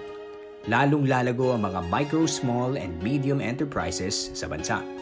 Isinulong din ni Senator Gordon na maisabatas ang free irrigation service to small farmers kung saan hindi na kinakailangang magbayad ng service fee sa National Irrigation Administration ang mga maliliit na magsasaka. Dahil nakita ni Senator Gordon na mabagal ang usad ng mga kaso sa bansa, itinulak niyang maisabatas ang Judges at Large Act of 2019. Sa batas na ito, magkakaroon ng 100 bakanteng posisyon para sa Regional Trial Judges at Large at 50 posisyon naman sa Municipal Trial Judges at Large sa buong bansa. Mababawasan ang mga pending cases sa mga hukuman dahil mas marami na ang magdidinig sa mga ito. Restorative justice, jail decongestion, at opportunity for healing and reintegration naman ang nais makamit ni Senator Gordon nang ipinasa niya ang Community Service Act na siyang nilagdaan ni Pangulong Duterte noong 2019. Sa batas na ito, imbis na ikulong ang minor offenders, magseserbisyo na lamang sila sa kanilang komunidad. Nakatulong na sila, nabigyan pa sila ng pag-asa. Ang mga ito'y ilan lamang sa mahalagang batas na buong sigasig na isinulong ni Senator Gordon para sa kapakanan ng ating bansa. Patunay na kahit anong posisyon ang ibigay sa kanya, kayang-kaya niyang tindigan. What do Filipinos want? Do they want order or do they want chaos that we have today? Do they want change? Do you really want change? You have to stand your ground in this country. You need a president with a clear vision who knows where he's going to take the country and he's going to say, this is the standard that every Filipino should be. Because our country can be a great country. Countries are great not because of leaders alone, but because of the cooperation of leaders and people together. Of having a common good, but looking not at the need of the moment, but are coming out with an entire program where you can sustain it until you lick the problem. Of a country that doesn't fix the blame, but fixes the problems. Senator Dick Gordon, tumitindig, humaharap sa hamon, nagseserbisyo. Dahil para sa kanya, babangon ang bayan at magbabago ang bayan.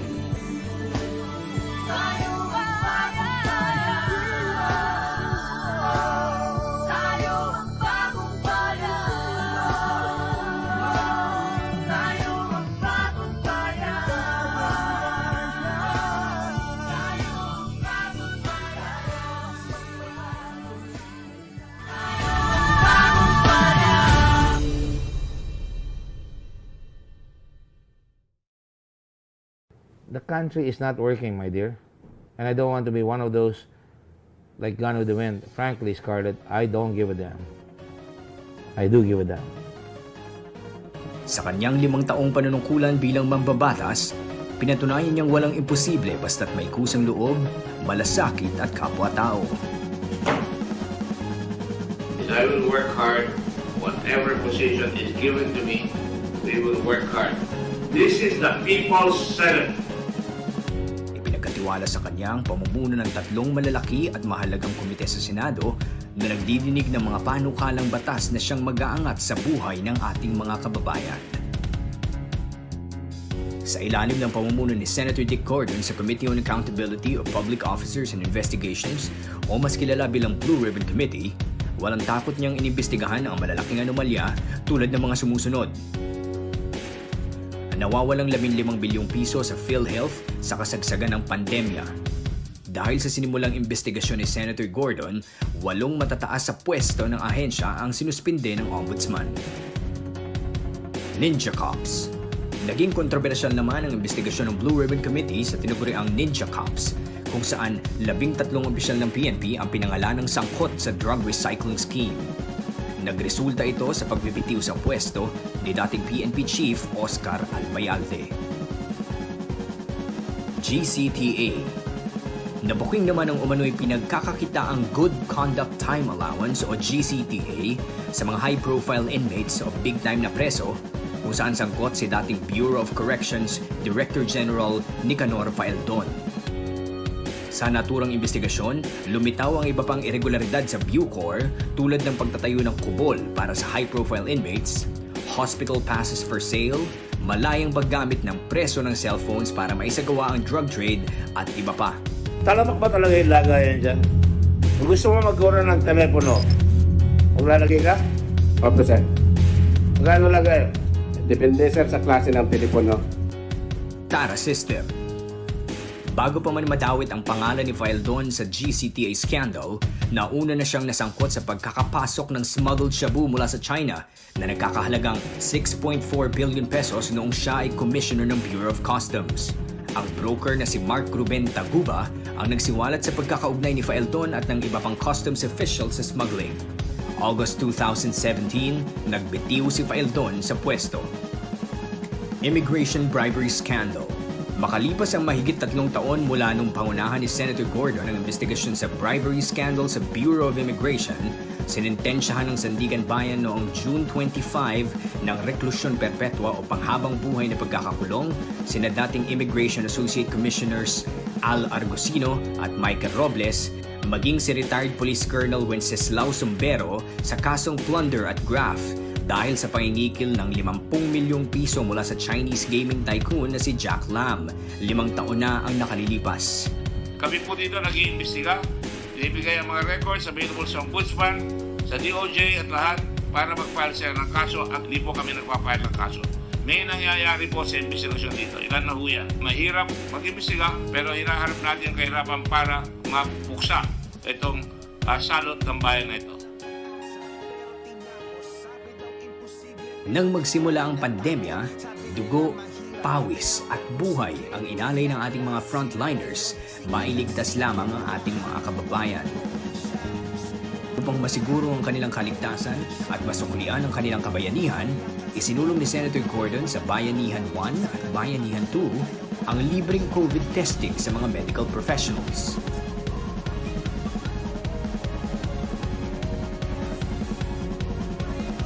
Leadership is action. It is not position. I want to see our country have the respect that it should have.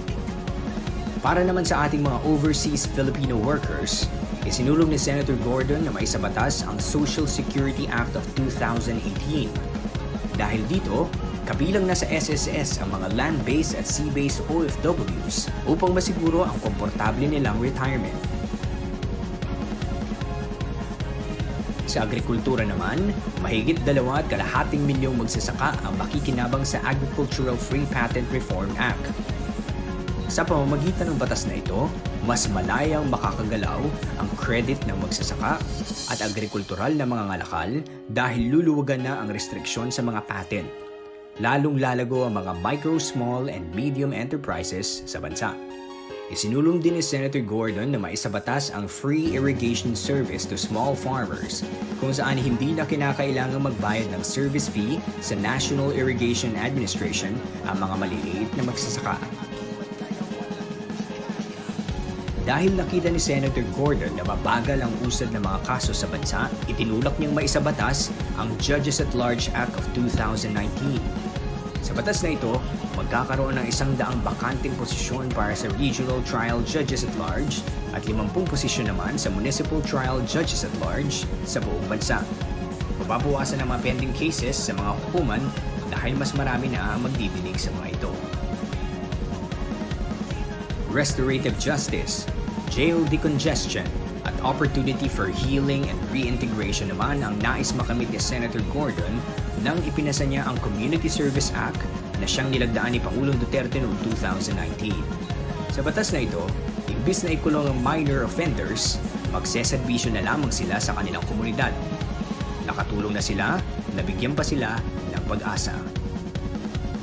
Ang mga ito'y ilan lamang sa mahalagang batas na buong sigasig na isinulong ni Senator Gordon para sa kapakanan ng ating bansa. Patunay na kahit anong posisyon ang ibigay sa kanya, kayang-kaya niyang tindigan. What do Filipinos want? Do they want order or do they want chaos that we have today? Do they want change? Do you really want change? You have to stand your ground in this country. You need a president with a clear vision who knows where he's going to take the country and he's going to say, this is the standard that every Filipino should be. Because our country can be a great country. Countries are great not because of leaders alone, but because of the cooperation of leaders and people together. Of having a common good, but looking not at the need of the moment, but are coming out with an entire program where you can sustain it until you lick the problem. Of a country that doesn't fix the blame, but fixes the problems. Senator Dick Gordon, tumitindig, humaharap sa hamon, nagseserbisyo. Dahil para sa kanya, babangon ang bayan at magbabago ang bayan.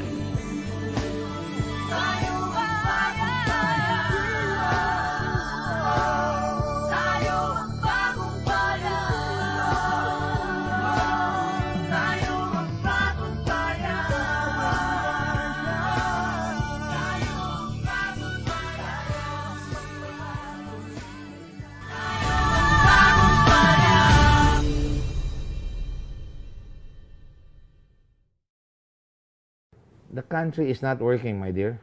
And I don't want to be one of those like Gone with the Wind. Frankly, Scarlett, I don't give a damn.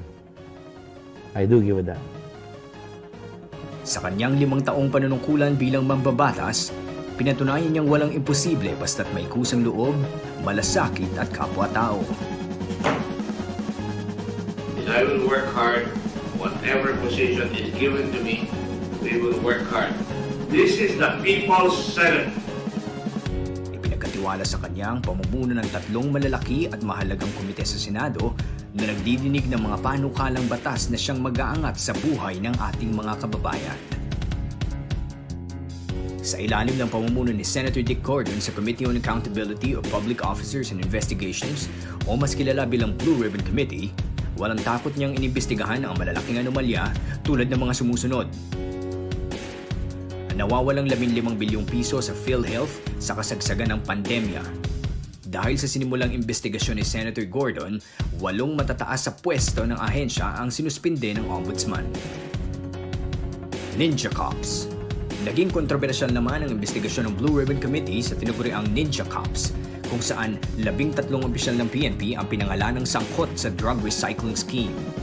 Nagresulta ito sa pagbibitiw sa pwesto ni dating PNP Chief Oscar Albayalde.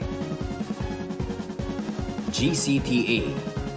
Nabuking naman ang umano'y pinagkakakitaang Good Conduct Time Allowance o GCTA sa mga high-profile inmates o big-time na preso kung saan sangkot si dating Bureau of Corrections Director General Nicanor Faeldon.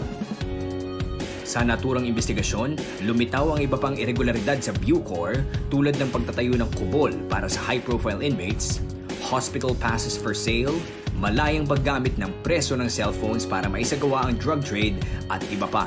Talamak ba talaga yung lagayan dyan? Kung gusto mo magkaroon ng telepono, kung lalagay ka, 5%. Magkano lagay? Depende sir sa klase ng telepono. Tara System. Bago pa man madawit ang pangalan ni Faeldon sa GCTA scandal, nauna na siyang nasangkot sa pagkakapasok ng smuggled shabu mula sa China na nagkakahalagang 6.4 billion pesos noong siya ay commissioner ng Bureau of Customs. Ang broker na si Mark Ruben Taguba ang nagsiwalat sa pagkakaugnay ni Faeldon at ng iba pang customs officials sa smuggling. August 2017, nagbitiw si Faeldon sa pwesto. Immigration Bribery Scandal.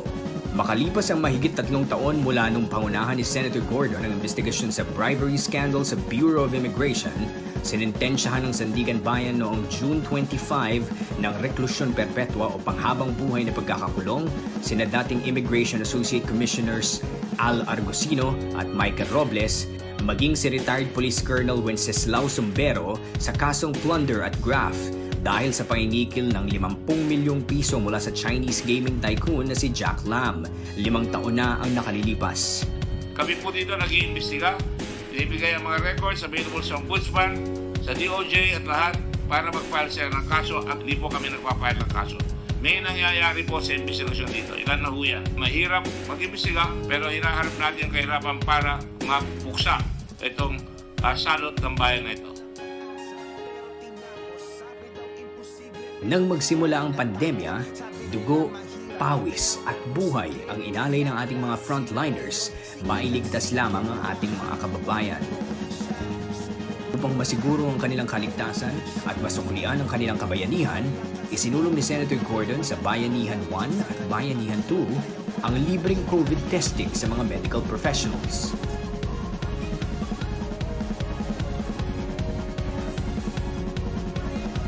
Leadership is action. It is not position. I want to see our country have the respect that it should have. Para naman sa ating mga overseas Filipino workers, isinulong ni Senator Gordon na maisabatas ang Social Security Act of 2018. Dahil dito, kabilang na sa SSS ang mga land-based at sea-based OFWs upang masiguro ang komportable nilang retirement. Sa agrikultura naman, mahigit 2.2 milyong magsasaka ang makikinabang sa Agricultural Free Patent Reform Act. Sa pamamagitan ng batas na ito, mas malayang makakagalaw ang credit ng magsasaka at agrikultural na mga ngalakal dahil luluwagan na ang restriksyon sa mga patent. Lalong lalago ang mga micro, small, and medium enterprises sa bansa. Isinulong din ni Senator Gordon na maisabatas ang free irrigation service to small farmers kung saan hindi na kinakailangang magbayad ng service fee sa National Irrigation Administration ang mga maliliit na magsasaka. Dahil nakita ni Senator Gordon na mabagal ang usad ng mga kaso sa bansa, itinulak niyang maisabatas ang Judges at Large Act of 2019.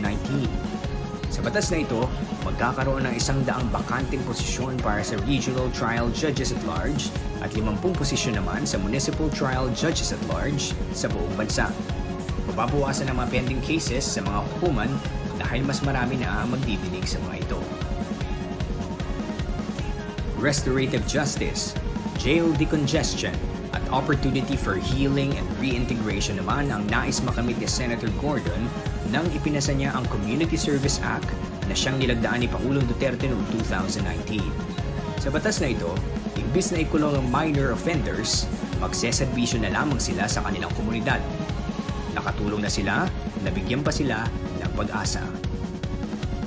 Ang mga ito'y ilan lamang sa mahalagang batas na buong sigasig na isinulong ni Senator Gordon para sa kapakanan ng ating bansa. Patunay na kahit anong posisyon ang ibigay sa kanya, kayang-kaya niyang tindigan. What do Filipinos want? Do they want order or do they want chaos that we have today?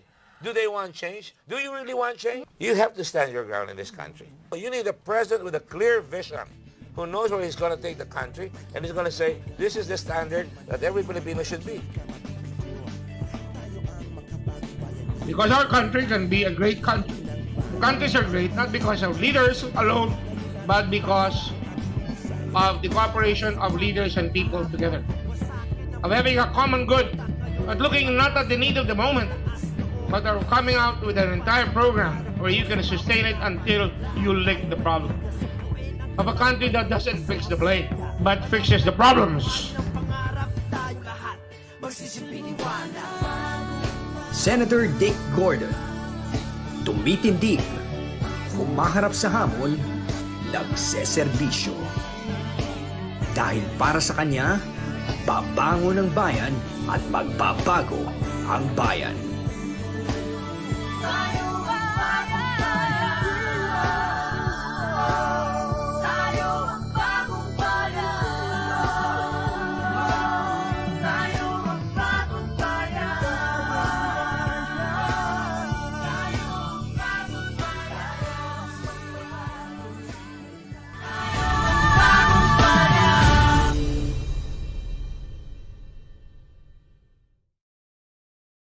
The country is not working, my dear. And I don't want to be one of those like Gone with the Wind. Frankly, Scarlett, I don't give a damn. I do give a damn. Sa kanyang 5 taong panunungkulan bilang mambabatas, pinatunayan niyang walang imposible basta't may kusang loob, malasakit at kapwa-tao. I will work hard. Whatever position is given to me, we will work hard. This is the People's Senate. Ipinagkatiwala sa kanya ang pamumuno ng 3 malalaki at mahalagang komite sa Senado na nagdidinig ng mga panukalang batas na siyang mag-aangat sa buhay ng ating mga kababayan.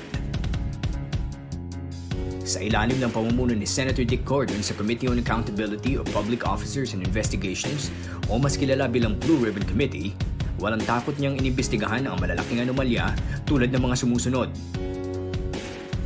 Nawawalang 15 bilyong piso sa PhilHealth sa kasagsagan ng pandemya. Dahil sa sinimulang investigasyon ni Senator Gordon, 8 matataas sa pwesto ng ahensya ang sinuspinde ng Ombudsman. Ninja Cops. Naging kontrobersyal naman ang investigasyon ng Blue Ribbon Committee sa tinaguriang Ninja Cops, kung saan 13 opisyal ng PNP ang pinangalan ng sangkot sa drug recycling scheme. Nagresulta ito sa pagbibitiw sa pwesto ni dating PNP Chief Oscar Albayalde. GCTA. Nabuking naman ang umano'y pinagkakakitaang Good Conduct Time Allowance o GCTA sa mga high-profile inmates o big-time na preso kung saan sangkot si dating Bureau of Corrections Director General Nicanor Faeldon. Sa naturang investigasyon, lumitaw ang iba pang irregularidad sa Bucor tulad ng pagtatayo ng kubol para sa high-profile inmates, hospital passes for sale, malayang paggamit ng preso ng cellphones para maisagawa ang drug trade at iba pa. Talamak ba talaga yung lagayan dyan? Kung gusto mo magkaroon ng telepono, maglalagay ka? Opo, sir. Magkano lagay? Depende, sir, sa klase ng telepono. Tara System. Bago pa man madawit ang pangalan ni Faeldon sa GCTA scandal, nauna na siyang nasangkot sa pagkakapasok ng smuggled shabu mula sa China na nagkakahalagang 6.4 billion pesos noong siya ay commissioner ng Bureau of Customs. Ang broker na si Mark Ruben Taguba ang nagsiwalat sa pagkakaugnay ni Faeldon at ng iba pang customs officials sa smuggling. August 2017, nagbitiw si Faeldon sa pwesto. Immigration Bribery Scandal. Makalipas ang mahigit 3 taon mula nung pangunahan ni Senator Gordon ang investigasyon sa bribery scandal sa Bureau of Immigration, sinintensyahan ng Sandigan Bayan noong June 25 ng reklusyon perpetua o panghabang buhay na pagkakakulong sina dating Immigration Associate Commissioners Al Argosino at Michael Robles, maging si retired Police Colonel Wenceslao Sumbero sa kasong plunder at graft dahil sa pangingikil ng 50 milyong piso mula sa Chinese gaming tycoon na si Jack Lam. 5 taon na ang nakalilipas. Kami po dito nag-iimbestiga, binibigay ang mga records available sa Ombudsman, sa DOJ at lahat para mag-file sila ng kaso at hindi po kami nagpa-file ng kaso. May nangyayari po sa investigasyon dito. Ilan na huya. Mahirap mag-imbestiga pero hinaharap natin ang kahirapan para mapuksa itong salot ng bayan na ito. Nang magsimula ang pandemya, dugo, pawis at buhay ang inalay ng ating mga frontliners, mailigtas lamang ang ating mga kababayan. Upang masiguro ang kanilang kaligtasan at masuklian ang kanilang kabayanihan, isinulong ni Senator Gordon sa Bayanihan 1 at Bayanihan 2 ang libreng COVID testing sa mga medical professionals.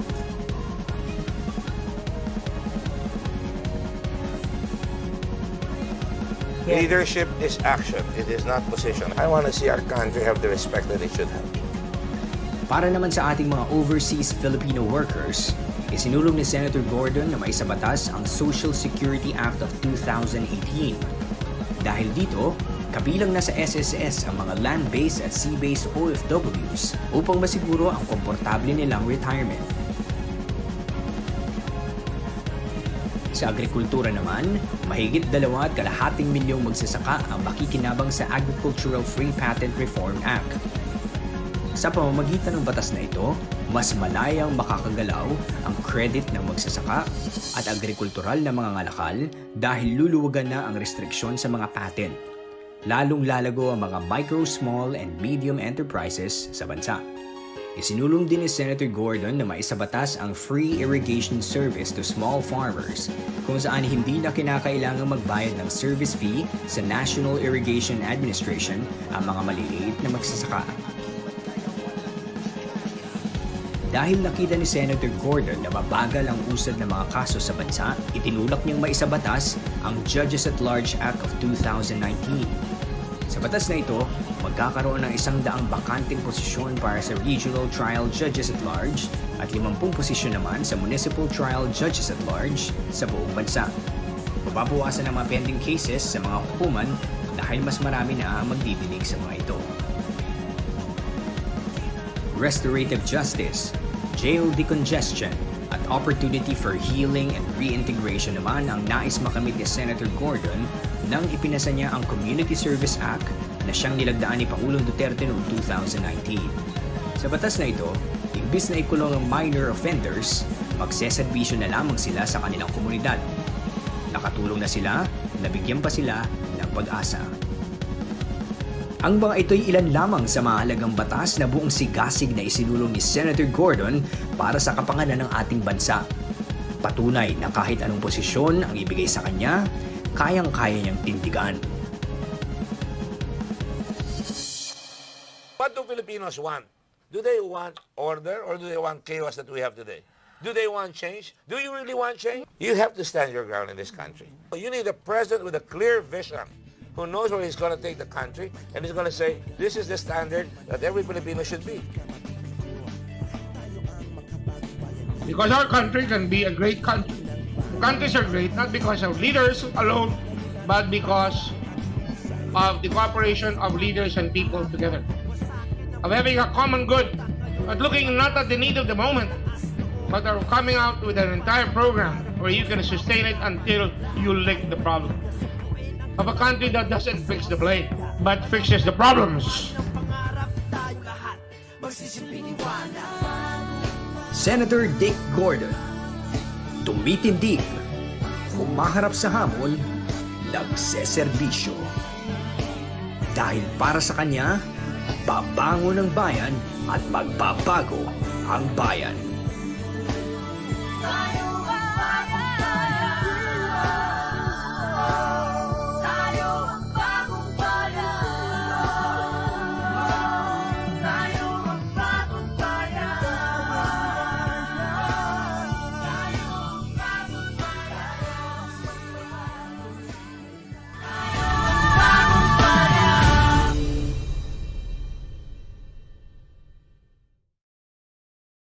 The country is not working, my dear. And I don't want to be one of those like Gone with the Wind. Frankly, Scarlett, I don't give a damn. I do give a damn. Sa kanyang 5 taong panunungkulan bilang mambabatas, pinatunayan niyang walang imposible basta't may kusang loob, malasakit at kapwa-tao. I will work hard. Whatever position is given to me, we will work hard. This is the People's Senate. Ipinagkatiwala sa kanya ang pamumuno ng 3 malalaki at mahalagang komite sa Senado na nagdidinig ng mga panukalang batas na siyang mag-aangat sa buhay ng ating mga kababayan. Sa ilalim ng pamumuno ni Senator Dick Gordon sa Committee on Accountability of Public Officers and Investigations o mas kilala bilang Blue Ribbon Committee, walang takot niyang inimbestigahan ang malalaking anomalya tulad ng mga sumusunod. Nawawalang 15 bilyong piso sa PhilHealth sa kasagsagan ng pandemya. Dahil sa sinimulang investigasyon ni Senator Gordon, 8 matataas sa pwesto ng ahensya ang sinuspinde ng Ombudsman. Ninja Cops. Naging kontrobersyal naman ang investigasyon ng Blue Ribbon Committee sa tinaguriang Ninja Cops, kung saan 13 opisyal ng PNP ang pinangalan ng sangkot sa drug recycling scheme. Nagresulta ito sa pagbibitiw sa pwesto ni dating PNP Chief Oscar Almayalde. GCTA.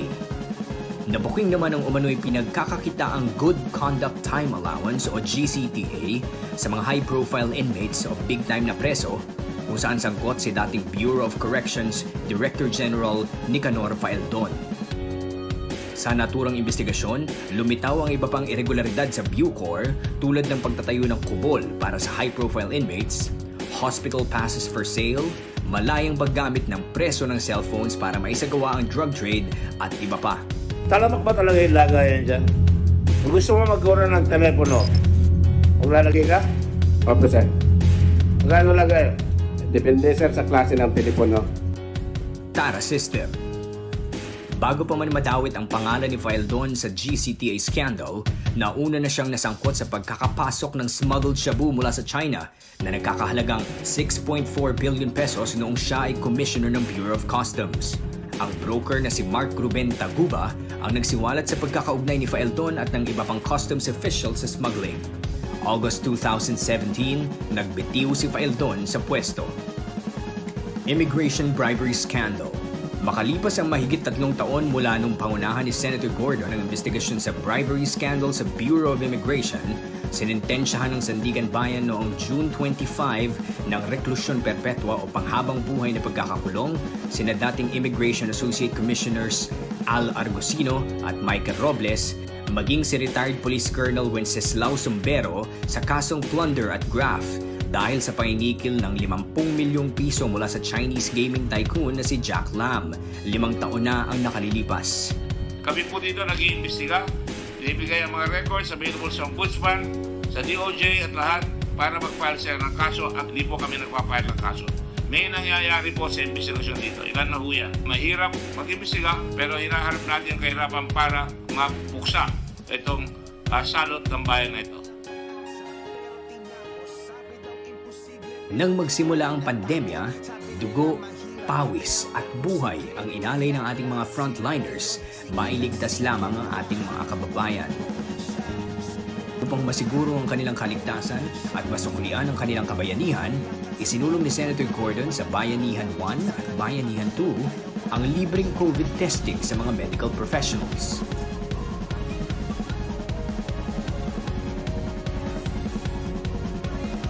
Leadership is action. It is not position. I want to see our country have the respect that it should have. Para naman sa ating mga overseas Filipino workers, isinulong ni Senator Gordon na maisabatas ang Social Security Act of 2018. Dahil dito, kabilang na sa SSS ang mga land-based at sea-based OFWs upang masiguro ang komportable nilang retirement. Sa agrikultura naman, mahigit 2.2 milyong magsasaka ang makikinabang sa Agricultural Free Patent Reform Act. Sa pamamagitan ng batas na ito, mas malayang makakagalaw ang credit ng magsasaka at agrikultural na mga ngalakal dahil luluwagan na ang restriksyon sa mga patent. Lalong lalago ang mga micro, small, and medium enterprises sa bansa. Isinulong din ni Senator Gordon na maisabatas ang free irrigation service to small farmers kung saan hindi na kinakailangang magbayad ng service fee sa National Irrigation Administration ang mga maliliit na magsasaka. Dahil nakita ni Senator Gordon na mabagal ang usad ng mga kaso sa bansa, itinulak niyang maisabatas ang Judges at Large Act of 2019. Sa batas na ito, magkakaroon ng 100 bakanteng posisyon para sa Regional Trial Judges at Large at 50 posisyon naman sa Municipal Trial Judges at Large sa buong bansa. Mababawasan ang mga pending cases sa mga hukuman dahil mas marami na ang magdidinig sa mga ito. Restorative justice, jail decongestion, at opportunity for healing and reintegration naman ang nais makamit ni Senator Gordon nang ipinasa niya ang Community Service Act na siyang nilagdaan ni Pangulong Duterte noong 2019. Sa batas na ito, imbis na ikulong ang minor offenders, magseserbisyo na lamang sila sa kanilang komunidad. Nakatulong na sila, nabigyan pa sila ng pag-asa. Ang mga ito'y ilan lamang sa mahalagang batas na buong sigasig na isinulong ni Senator Gordon para sa kapakanan ng ating bansa. Patunay na kahit anong posisyon ang ibigay sa kanya, kayang-kaya niyang tindigan. What do Filipinos want? Do they want order or do they want chaos that we have today? Do they want change? Do you really want change? You have to stand your ground in this country. You need a president with a clear vision who knows where he's going to take the country and he's going to say, this is the standard that every Filipino should be. Because our country can be a great country. Countries are great not because of leaders alone, but because of the cooperation of leaders and people together. Of having a common good, but looking not at the need of the moment, but are coming out with an entire program where you can sustain it until you lick the problem. Of a country that doesn't fix the blame, but fixes the problems. Senator Dick Gordon, tumitindig, humaharap sa hamon, nagseserbisyo. Dahil para sa kanya, babangon ang bayan at magbabago ang bayan.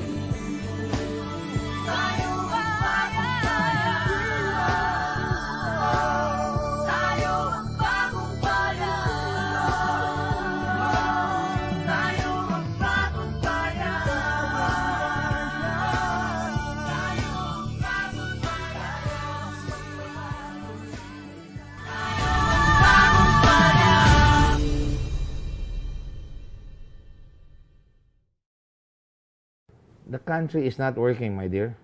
And I don't want to be one of those like Gone with the Wind. Frankly, Scarlett, I don't give a damn. I do give a damn. Sa kanyang 5 taong panunungkulan bilang mambabatas, pinatunayan niyang walang imposible basta't may kusang loob, malasakit at kapwa-tao. I will work hard. Whatever position is given to me, we will work hard. This is the People's Senate.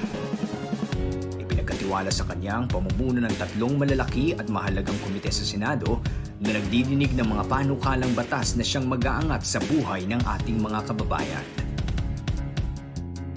Sa ilalim ng pamumuno ni Senator Dick Gordon sa Committee on Accountability of Public Officers and Investigations o mas kilala bilang Blue Ribbon Committee, walang takot niyang inimbestigahan ang malalaking anomalya tulad ng mga sumusunod. Nawawalang 15 bilyong piso sa PhilHealth sa kasagsagan ng pandemya. Dahil sa sinimulang investigasyon ni Senator Gordon, 8 matataas sa pwesto ng ahensya ang sinuspinde ng Ombudsman. Ninja Cops. Naging kontrobersyal naman ang investigasyon ng Blue Ribbon Committee sa tinaguriang Ninja Cops, kung saan 13 opisyal ng PNP ang pinangalanang sangkot sa drug recycling scheme. Nagresulta ito sa pagbibitiw sa pwesto ni dating PNP Chief Oscar Albayalde. GCTA. Nabuking naman ang umano'y pinagkakakitaang Good Conduct Time Allowance o GCTA sa mga high-profile inmates o big-time na preso kung saan sangkot si dating Bureau of Corrections Director General Nicanor Faeldon.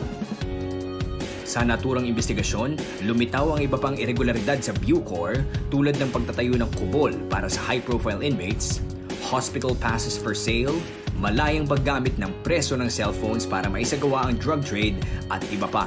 Talamak ba talaga yung lagayan dyan? Kung gusto mo magkaroon ng telepono, maglalagay ka? Opo, sir. Magkano lagay? Depende, sir, sa klase ng telepono. Tara System. Bago pa man madawit ang pangalan ni Faeldon sa GCTA scandal, nauna na siyang nasangkot sa pagkakapasok ng smuggled shabu mula sa China na nagkakahalagang 6.4 billion pesos noong siya ay commissioner ng Bureau of Customs. Ang broker na si Mark Ruben Taguba ang nagsiwalat sa pagkakaugnay ni Faeldon at ng iba pang customs officials sa smuggling. August 2017, nagbitiw si Faeldon sa pwesto. Immigration Bribery Scandal.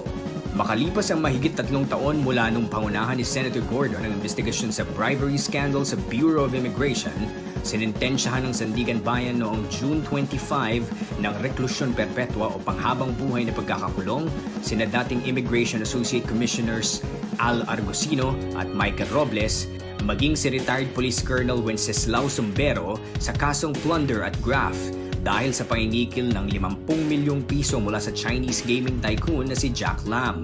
5 taon na ang nakalilipas.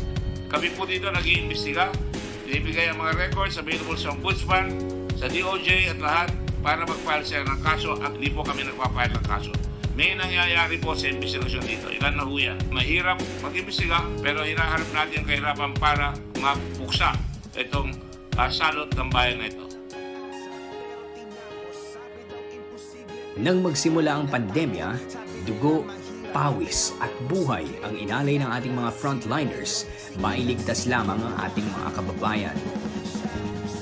Upang masiguro ang kanilang kaligtasan at masuklian ang kanilang kabayanihan, isinulong ni Senator Gordon sa Bayanihan 1 at Bayanihan 2 ang libreng COVID testing sa mga medical professionals.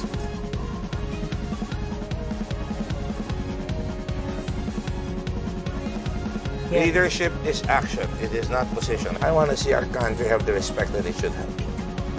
Para naman sa ating mga overseas Filipino workers, isinulong ni Senator Gordon na maisabatas ang Social Security Act of 2018. Dahil dito, kabilang na sa SSS ang mga land-based at sea-based OFWs upang masiguro ang komportable nilang retirement. Sa agrikultura naman, mahigit 2.2 milyong magsasaka ang makikinabang sa Agricultural Free Patent Reform Act. Sa pamamagitan ng batas na ito, mas malayang makakagalaw ang credit ng magsasaka at agrikultural na mga ngalakal dahil luluwagan na ang restriksyon sa mga patent. Lalong lalago ang mga micro, small, and medium enterprises sa bansa. Isinulong din ni Senator Gordon na maisabatas ang free irrigation service to small farmers kung saan hindi na kinakailangang magbayad ng service fee sa National Irrigation Administration ang mga maliliit na magsasaka. Dahil nakita ni Senator Gordon na mabagal ang usad ng mga kaso sa bansa, itinulak niyang maisabatas ang Judges at Large Act of 2019. Sa batas na ito, magkakaroon ng 100 bakanting posisyon para sa Regional Trial Judges at Large at 50 posisyon naman sa Municipal Trial Judges at Large sa buong bansa. Mababawasan ang mga pending cases sa mga hukuman dahil mas marami na ang magdidinig sa mga ito. restorative justice, jail decongestion, at opportunity for healing and reintegration naman ang nais makamit ni Senator Gordon nang ipinasa niya ang Community Service Act na siyang nilagdaan ni Pangulong Duterte noong 2019. Sa batas na ito, imbis na ikulong ang minor offenders, magseserbisyo na lamang sila sa kanilang komunidad. Nakatulong na sila, nabigyan pa sila ng pag-asa. Ang mga ito'y ilan lamang sa mahalagang batas na buong sigasig na isinulong ni Senator Gordon para sa kapakanan ng ating bansa. Patunay na kahit anong posisyon ang ibigay sa kanya, kayang-kaya niyang tindigan. What do Filipinos want? Do they want order or do they want chaos that we have today? Do they want change? Do you really want change? You have to stand your ground in this country. You need a president with a clear vision who knows where he's going to take the country and he's going to say, this is the standard that every Filipino should be. Because our country can be a great country. Countries are great not because of leaders alone, but because of the cooperation of leaders and people together. Of having a common good, but looking not at the need of the moment, but are coming out with an entire program where you can sustain it until you lick the problem. Of a country that doesn't fix the blame, but fixes the problems. Senator Dick Gordon, tumitindig, humaharap sa hamon, nagseserbisyo. Dahil para sa kanya, babangon ang bayan at magbabago ang bayan.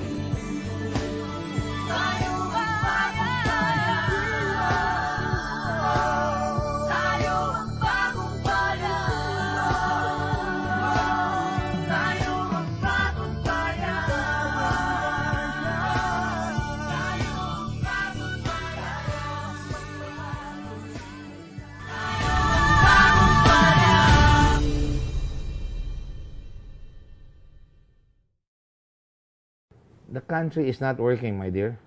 And I don't want to be one of those like Gone with the Wind. Frankly, Scarlett, I don't give a damn. I do give a damn. Sa kanyang 5 taong panunungkulan bilang mambabatas, pinatunayan niyang walang imposible basta't may kusang loob, malasakit at kapwa-tao. I will work hard. Whatever position is given to me, we will work hard. This is the People's Senate. Ipinagkatiwala sa kanya ang pamumuno ng 3 malalaki at mahalagang komite sa Senado na nagdidinig ng mga panukalang batas na siyang mag-aangat sa buhay ng ating mga kababayan. Sa ilalim ng pamumuno ni Senator Dick Gordon sa Committee on Accountability of Public Officers and Investigations o mas kilala bilang Blue Ribbon Committee, walang takot niyang inimbestigahan ang malalaking anomalya tulad ng mga sumusunod. Nawawalang 15 bilyong piso sa PhilHealth sa kasagsagan ng pandemya. Dahil sa sinimulang investigasyon ni Senator Gordon, 8 matataas sa pwesto ng ahensya ang sinuspinde ng Ombudsman. Ninja Cops. Naging kontrobersyal naman ang investigasyon ng Blue Ribbon Committee sa tinuguriang Ninja Cops, kung saan 13 opisyal ng PNP ang pinangalanang sangkot sa drug recycling scheme. Nagresulta ito sa pagbibitiw sa pwesto ni dating PNP Chief Oscar Albayalde. GCTA. Nabuking naman ang umano'y pinagkakakitaang Good Conduct Time Allowance o GCTA sa mga high-profile inmates o big-time na preso kung saan sangkot si dating Bureau of Corrections Director General Nicanor Faeldon. Sa naturang investigasyon, lumitaw ang iba pang irregularidad sa Bucor tulad ng pagtatayo ng kubol para sa high-profile inmates, hospital passes for sale, malayang paggamit ng preso ng cellphones para maisagawa ang drug trade at iba pa. Talamak ba talaga yung lagayan dyan? Kung gusto mo magkaroon ng telepono, maglalagay ka? 4%. Magkano lagay? Depende sir sa klase ng telepono. Tara System. Bago pa man madawit ang pangalan ni Faeldon sa GCTA scandal, nauna na siyang nasangkot sa pagkakapasok ng smuggled shabu mula sa China na nagkakahalagang 6.4 billion pesos noong siya ay commissioner ng Bureau of Customs. Ang broker na si Mark Ruben Taguba ang nagsiwalat sa pagkakaugnay ni Faeldon at ng iba pang customs officials sa smuggling. August 2017, nagbitiw si Faeldon sa pwesto. Immigration bribery scandal. Makalipas ang mahigit 3 taon mula nung pangunahan ni Senator Gordon ang investigasyon sa bribery scandal sa Bureau of Immigration, sinintensyahan ng Sandigan Bayan noong June 25 ng reklusyon perpetua o panghabang buhay na pagkakakulong sina dating Immigration Associate Commissioners Al Argusino at Michael Robles, maging si retired Police Colonel Wenceslao Sumbero sa kasong plunder at graft dahil sa panginigil ng 50 milyong piso mula sa Chinese gaming tycoon na si Jack Lam. 5 taon na ang nakalilipas. Kami po dito nag-iimbestiga, ibigay ang mga records available sa Ombudsman, sa DOJ at lahat para mag-file sila ng kaso at hindi po kami nagpa-file ng kaso. May nangyayari po sa investigasyon dito. Ilan na ho yan. Mahirap mag-imbestiga pero hinaharap natin ang kahirapan para mapuksa itong salot ng bayan na ito. Nang magsimula ang pandemya, dugo, pawis at buhay ang inalay ng ating mga frontliners, mailigtas lamang ang ating mga kababayan. Upang masiguro ang kanilang kaligtasan at masuklian ang kanilang kabayanihan, isinulong ni Senator Gordon sa Bayanihan 1 at Bayanihan 2 ang libreng COVID testing sa mga medical professionals.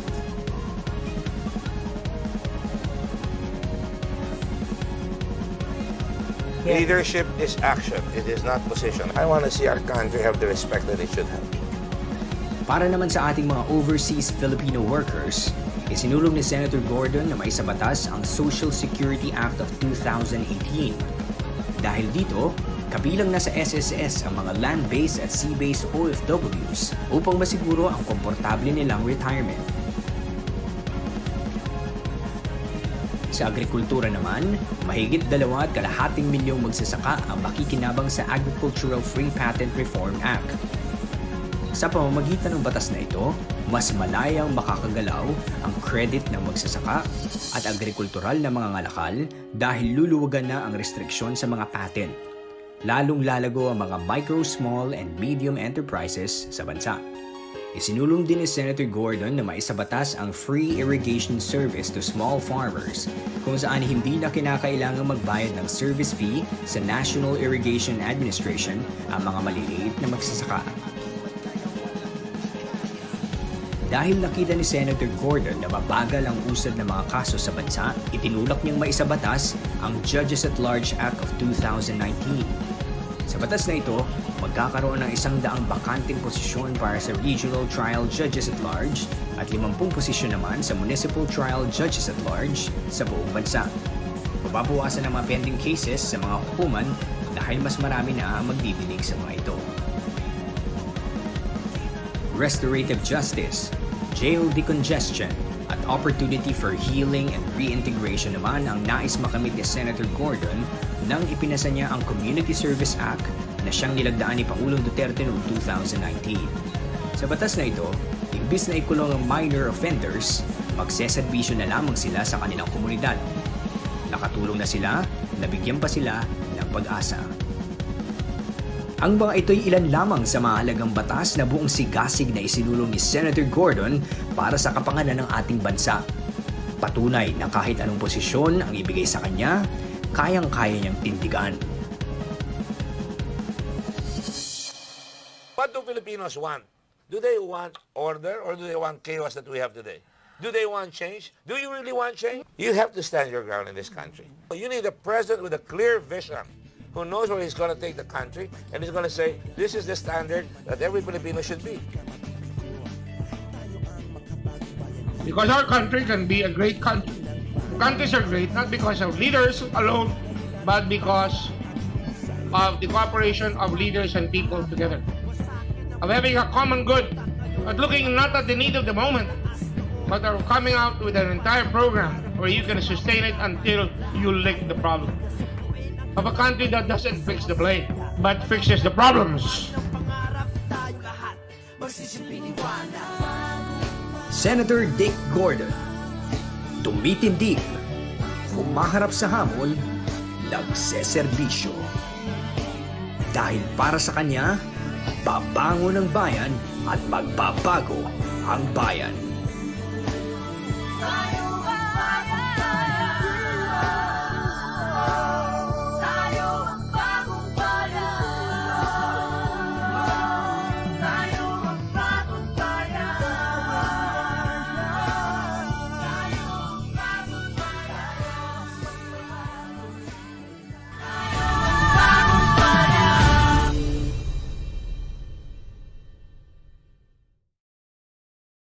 the country is not working, my dear.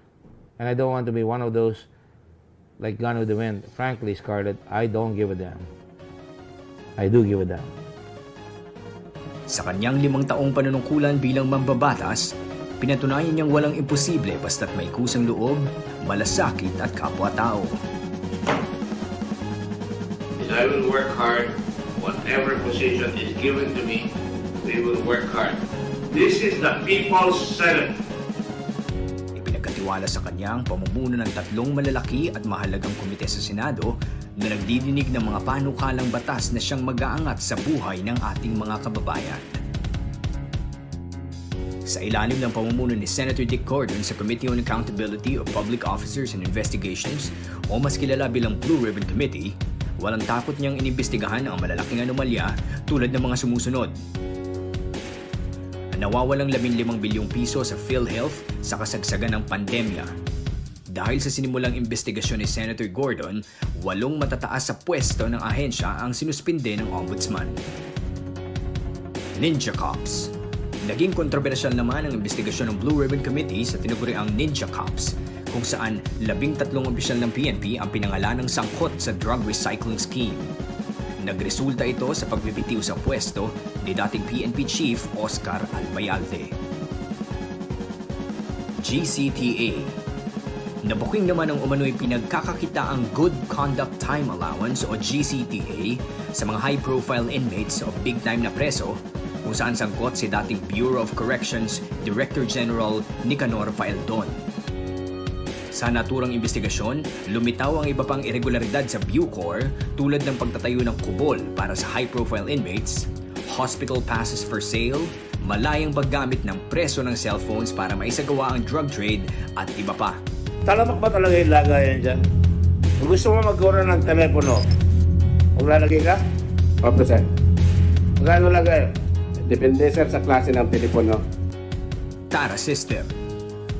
Bago pa man madawit ang pangalan ni Faeldon sa GCTA scandal, nauna na siyang nasangkot sa pagkakapasok ng smuggled shabu mula sa China na nagkakahalagang 6.4 billion pesos noong siya ay commissioner ng Bureau of Customs. Ang broker na si Mark Ruben Taguba ang nagsiwalat sa pagkakaugnay ni Faeldon at ng iba pang customs officials sa smuggling. August 2017, nagbitiw si Faeldon sa pwesto. Immigration Bribery Scandal. Makalipas ang mahigit 3 taon mula nung pangunahan ni Senator Gordon ang investigasyon sa bribery scandal sa Bureau of Immigration, sinintensyahan ng Sandigan Bayan noong June 25 ng reklusyon perpetua o panghabang buhay na pagkakakulong sina dating Immigration Associate Commissioners Al Argusino at Michael Robles, maging si retired Police Colonel Wenceslao Sumbero sa kasong plunder at graft dahil sa pangingikil ng 50 milyong piso mula sa Chinese gaming tycoon na si Jack Lam. 5 taon na ang nakalilipas. Kami po dito nag-iimbestiga. Ibigay ang mga records available sa Ombudsman, sa DOJ at lahat para mag-file sila ng kaso at di po kami nagpa-file ng kaso. May nangyayari po sa investigasyon dito. Ilan na ho yan. Mahirap mag-imbestiga pero hinaharap natin ang kahirapan para mapuksa itong salot ng bayan na ito. Nang magsimula ang pandemya, dugo, pawis at buhay ang inalay ng ating mga frontliners, mailigtas lamang ang ating mga kababayan. Upang masiguro ang kanilang kaligtasan at masuklian ang kanilang kabayanihan, isinulong ni Senator Gordon sa Bayanihan 1 at Bayanihan 2 ang libreng COVID testing sa mga medical professionals.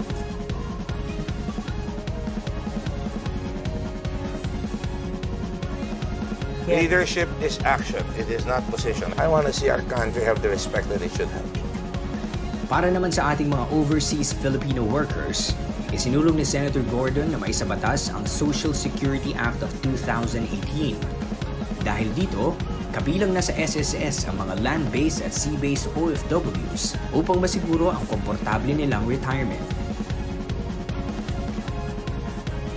Sa agrikultura naman, mahigit 2.2 milyong magsasaka ang makikinabang sa Agricultural Free Patent Reform Act. Sa pamamagitan ng batas na ito, mas malayang makakagalaw ang credit ng magsasaka at agrikultural na mga ngalakal dahil luluwagan na ang restriksyon sa mga patent. Lalong lalago ang mga micro, small, and medium enterprises sa bansa. Isinulong din ni Senator Gordon na maisabatas ang free irrigation service to small farmers, kung saan hindi na kinakailangang magbayad ng service fee sa National Irrigation Administration ang mga maliliit na magsasaka.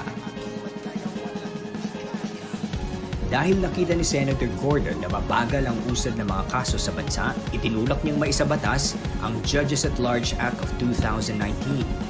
Sa batas na ito, magkakaroon ng 100 bakanteng posisyon para sa Regional Trial Judges at Large at 50 posisyon naman sa Municipal Trial Judges at Large sa buong bansa. Mababawasan ang mga pending cases sa mga hukuman dahil mas marami na ang magdidinig sa mga ito. Restorative justice, jail decongestion, at opportunity for healing and reintegration naman ang nais makamit ni Senator Gordon nang ipinasa niya ang Community Service Act na siyang nilagdaan ni Pangulong Duterte noong 2019. Sa batas na ito, imbis na ikulong ang minor offenders, magseserbisyo na lamang sila sa kanilang komunidad. Nakatulong na sila, nabigyan pa sila ng pag-asa. Ang mga ito'y ilan lamang sa mahalagang batas na buong sigasig na isinulong ni Senator Gordon para sa kapakanan ng ating bansa.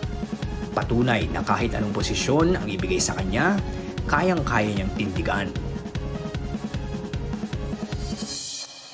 What do Filipinos want? Do they want order or do they want chaos that we have today?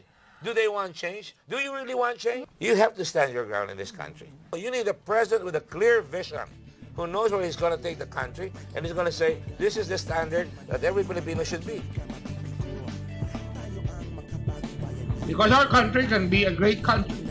Countries are great not because of leaders alone, but because of the cooperation of leaders and people together.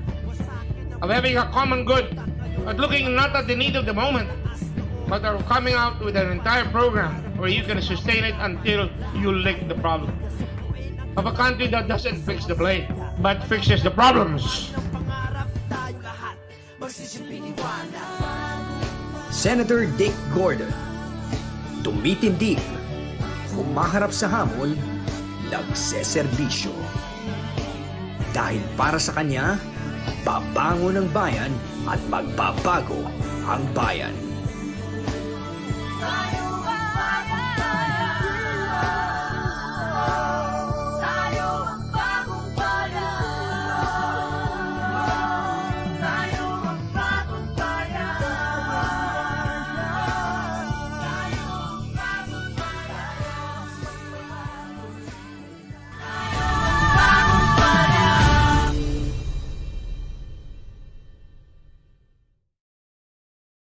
The country is not working, my dear. And I don't want to be one of those like Gone with the Wind. Frankly, Scarlett, I don't give a damn. I do give a damn. Sa kanyang 5 taong panunungkulan bilang mambabatas, pinatunayan niya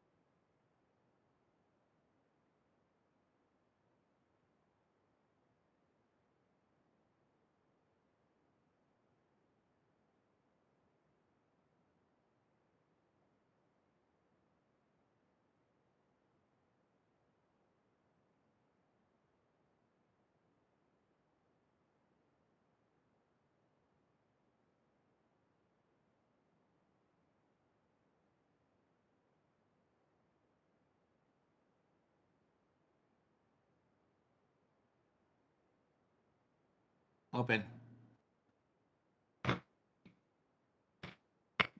Good evening once again. The session is hereby recalled to order after that recess. And I think we can go on. Go ahead, Senator Pangilinan. Did you raise your hand? You're on deck right now. Yes, go ahead. Yes, Mr. Chairman. Mr. Chairman, earlier there was a manifestation and it was placed on record that one of our resource persons has COVID, no? And he seems to be front and center in all this. It's been 7 hours since we started the hearing, and we don't want to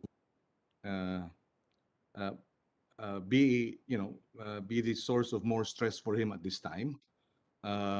Maybe we can suspend or suspend the hearing and then resume on Monday. I have a number of questions that might be precisely would focus on Mr. Lincoln as well as the inspection reports of the quality, and it might take a longer time, Mr. Chairman. So we don't want our resource person to not be able to well, he has COVID, he has to rest. Don't want to further strain him, but we hope we if we can resume next week, Mr. Chairman, then proceed with the questions and give the Mr. Lincoln on the chance to rest over the weekend.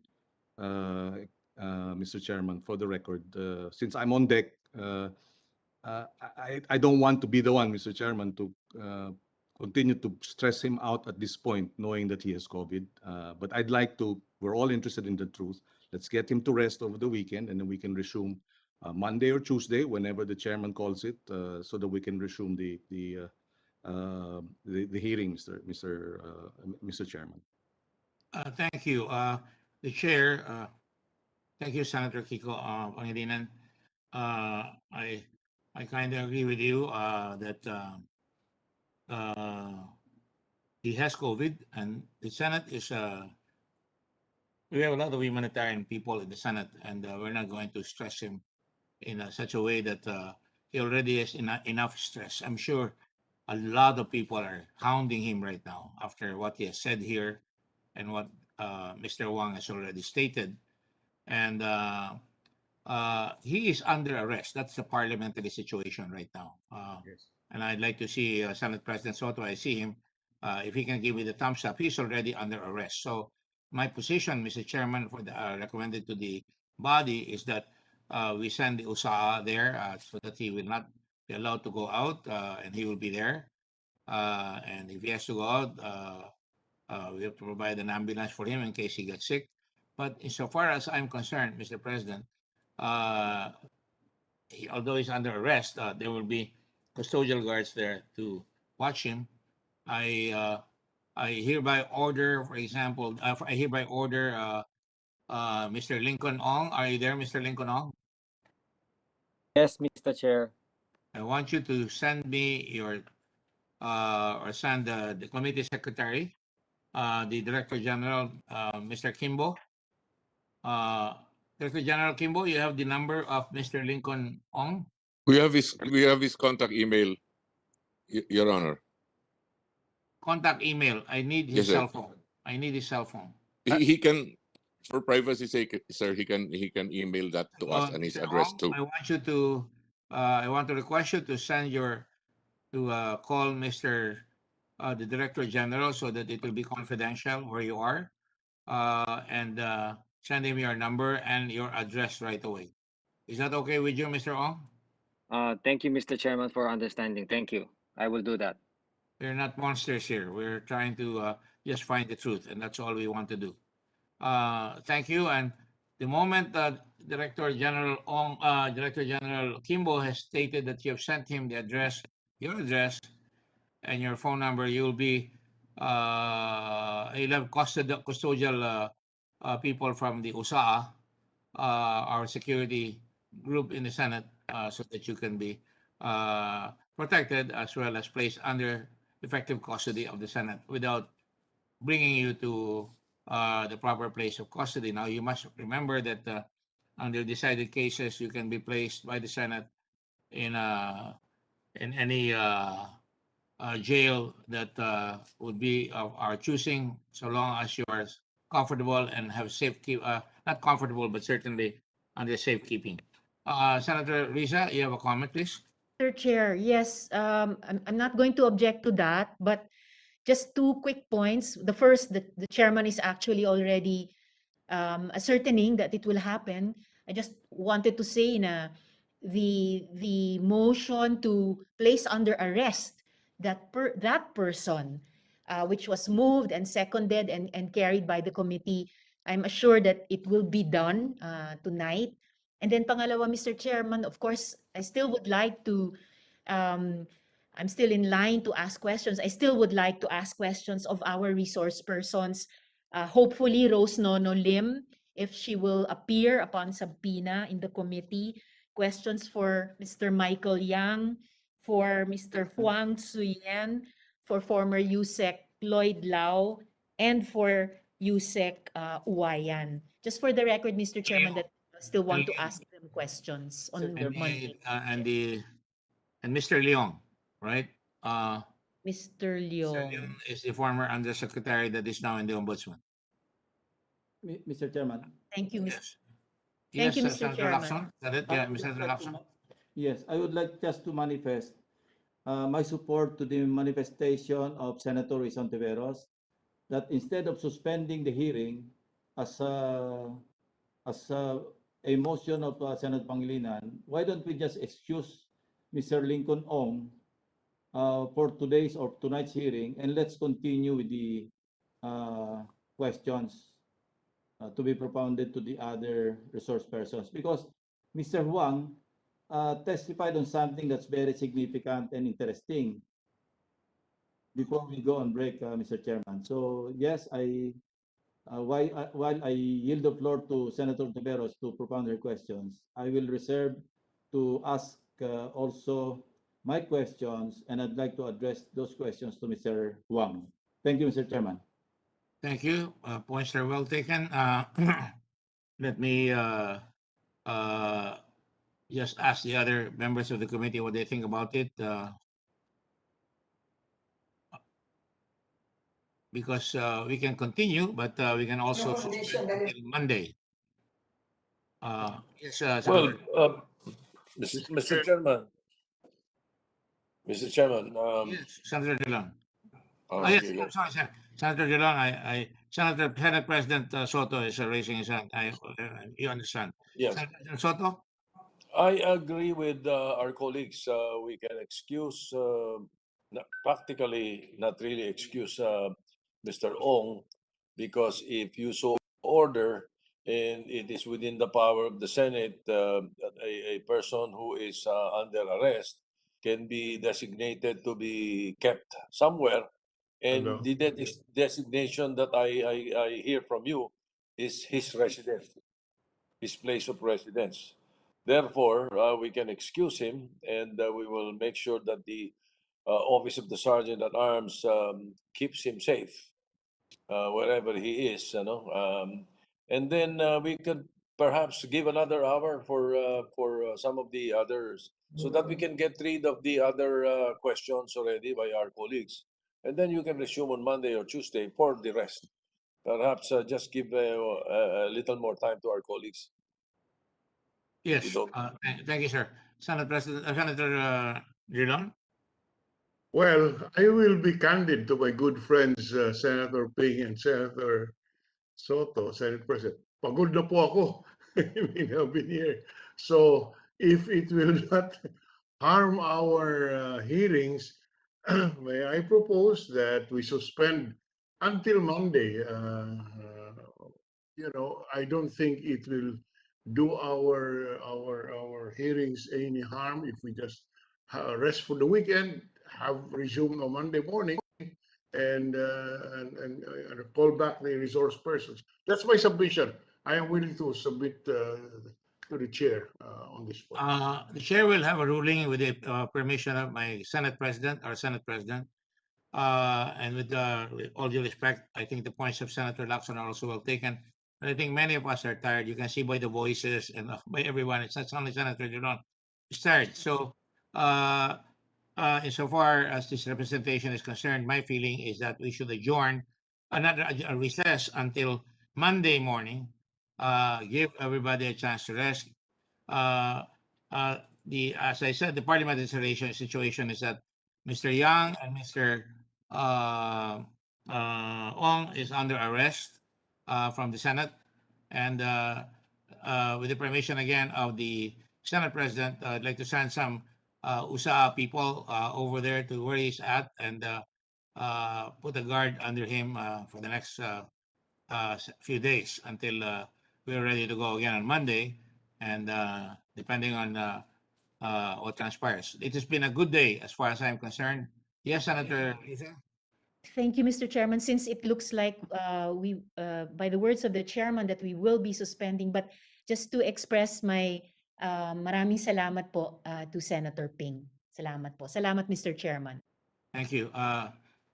Senator Drilon, did you raise your hand? Oh, yes, I did not. I thought you did. Yeah.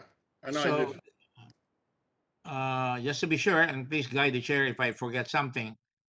Like I said, these people are under Senate contempt.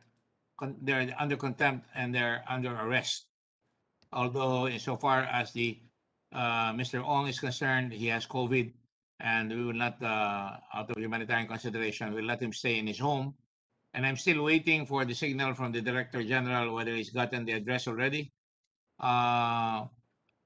Ong, have you sent your address and your cell phone to the Director General? Sir, it has not reached me yet. Ay, Mr. Ong? Mr. Chair, nakikinig pa ako sa Senate hearing. Sige po, I reach out to Director Kimbo now na. Please do it right now because I might change my mind. Okay. Sorry about that. Okay. I'm doing this to protect you because of what transpired this afternoon and for others. No? So send it, and as soon as we're informed by the Director General that he has gotten it, we will proceed with what has been suggested here today. Suffice it to say that it has been a good day. All the senators have been given a chance. All the witnesses have been given a chance to expand on what they want to say. And I think we thank Mr. Wang for coming out and making a statement that really comes out as we reach closer to the truth. And as they say, the truth will all set us free. And Mr. Wang is a young man. He's got a great future ahead, and he should start clean, along with Mr. Lincoln Ong as well. So the chair would like to announce to everybody that all of you will have to come back on Monday on Zoom, on WebEx, and we will all call on you to continue this hearing. It's a very difficult hearing, as you can see.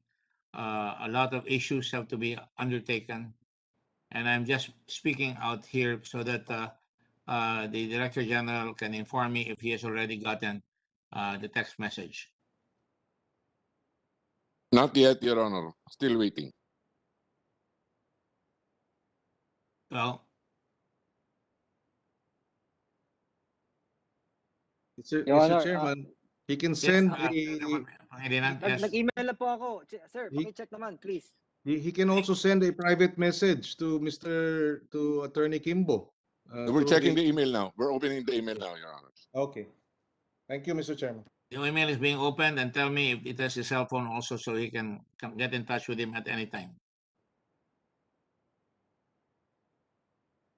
And make sure it's a working number. He has, Mr. Chair, he has given his cell phone number. I will ask the staff to call him right now to get the address. Please do so. As I was saying, this is not an easy. Well, we've had similar hearings in the past, but at this time, it is really very, very difficult for all of us. We're exhausted. Our emotions are frazzled, and so as soon as you get in touch with the gentleman concerned, Director General, please tell us so I can order a recess and suspension recess for Monday at 10 o'clock. So all of you folks out there are listening, and also our resource persons and all the senators are on notice that we will continue with the hearing at 10 o'clock on Monday. And before I conduct the research, I will just wait for confirmation from the Director General. Your Honor, I'm trying that. No, I'm sorry, Your Honor. I'm trying the number, but the number cannot reach. I'm trying again. Does he have Viber? Do you have Viber, Lincoln? Opo. Sir, medyo mahina ang signal. Sindali lang po. Director Kimbo, baka pwede nung replyan ako ng email, ng cellphone number nyo. Tawagan ko kaya agad once na okay na yung signal. Medyo pressuring. Kailan tayo gaganda yung signal? Baka abutin ho tayo sa Mr. Chairman. we need you to confirm that you have received the call from SACS Director General Kimball. Mind you that this is done out of your consideration for you.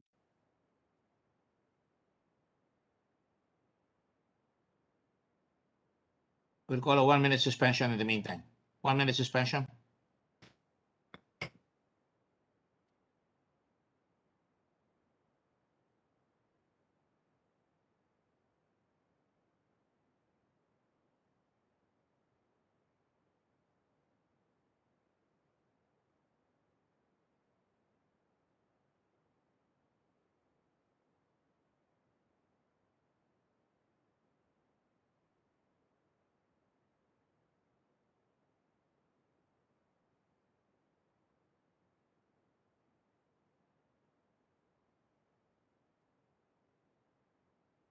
Lincoln, while we're on recess, I'd like to request that you turn on your camera. Your video, please.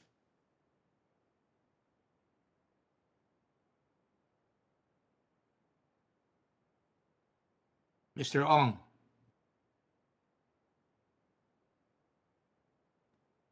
Perhaps he went to look for a better location for his signal, Mr. Chairman.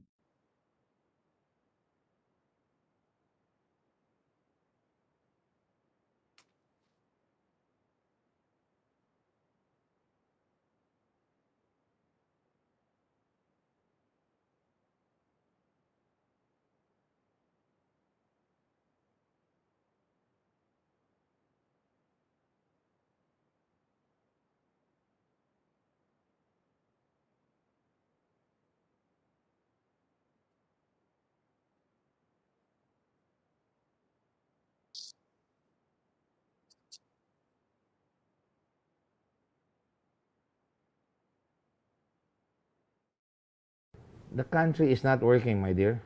And I don't want to be one of those like Gone with the Wind. Frankly, Scarlett, I don't give a damn. I do give a damn. Sa kanyang 5 taong panunungkulan bilang mambabatas, pinatunayan niyang walang imposible basta't may kusang loob, malasakit at kapwa-tao. I will work hard. Whatever position is given to me, we will work hard. This is the People's Senate. Ipinagkatiwala sa kanyang pamumuno ng 3 malalaki at mahalagang komite sa Senado na nagdidinig ng mga panukalang batas na siyang mag-aangat sa buhay ng ating mga kababayan. Sa ilalim ng pamumuno ni Senator Dick Gordon sa Committee on Accountability of Public Officers and Investigations o mas kilala bilang Blue Ribbon Committee, walang takot niyang inimbestigahan ang malalaking anomalya tulad ng mga sumusunod. Nawawalang 15 bilyong piso sa PhilHealth sa kasagsagan ng pandemya. Dahil sa sinimulang investigasyon ni Senator Gordon, 8 matataas sa pwesto ng ahensya ang sinuspinde ng Ombudsman. Ninja Cops. Naging kontrobersyal naman ang investigasyon ng Blue Ribbon Committee sa tinaguriang Ninja Cops, kung saan 13 opisyal ng PNP ang pinangalan ng sangkot sa drug recycling scheme. Nagresulta ito sa pagbibitiw sa pwesto ni dating PNP Chief Oscar Albayalde. GCTA. Nabuking naman ang umano'y pinagkakakitaang Good Conduct Time Allowance o GCTA sa mga high-profile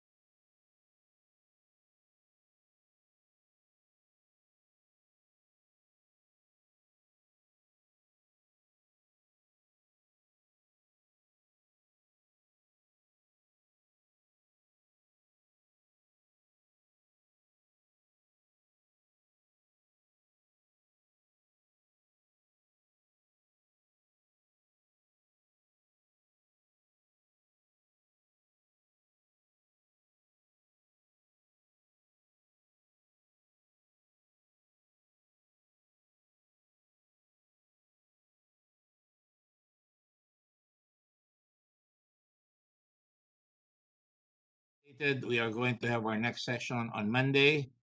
The hearing is suspended until Monday at 10 o'clock, and you're all can proceed here under your oath, and that we can continue this on Monday. Hopefully, if we proceed a little faster, we can finish this, because we have to do a lot of other things in the Senate. So without further ado, unless there are other questions to be raised, there being none, the session is suspended as ordered, with my thanks to all of you for your cooperation. Thank you very much. Session is suspended. Thank you all. Thank you.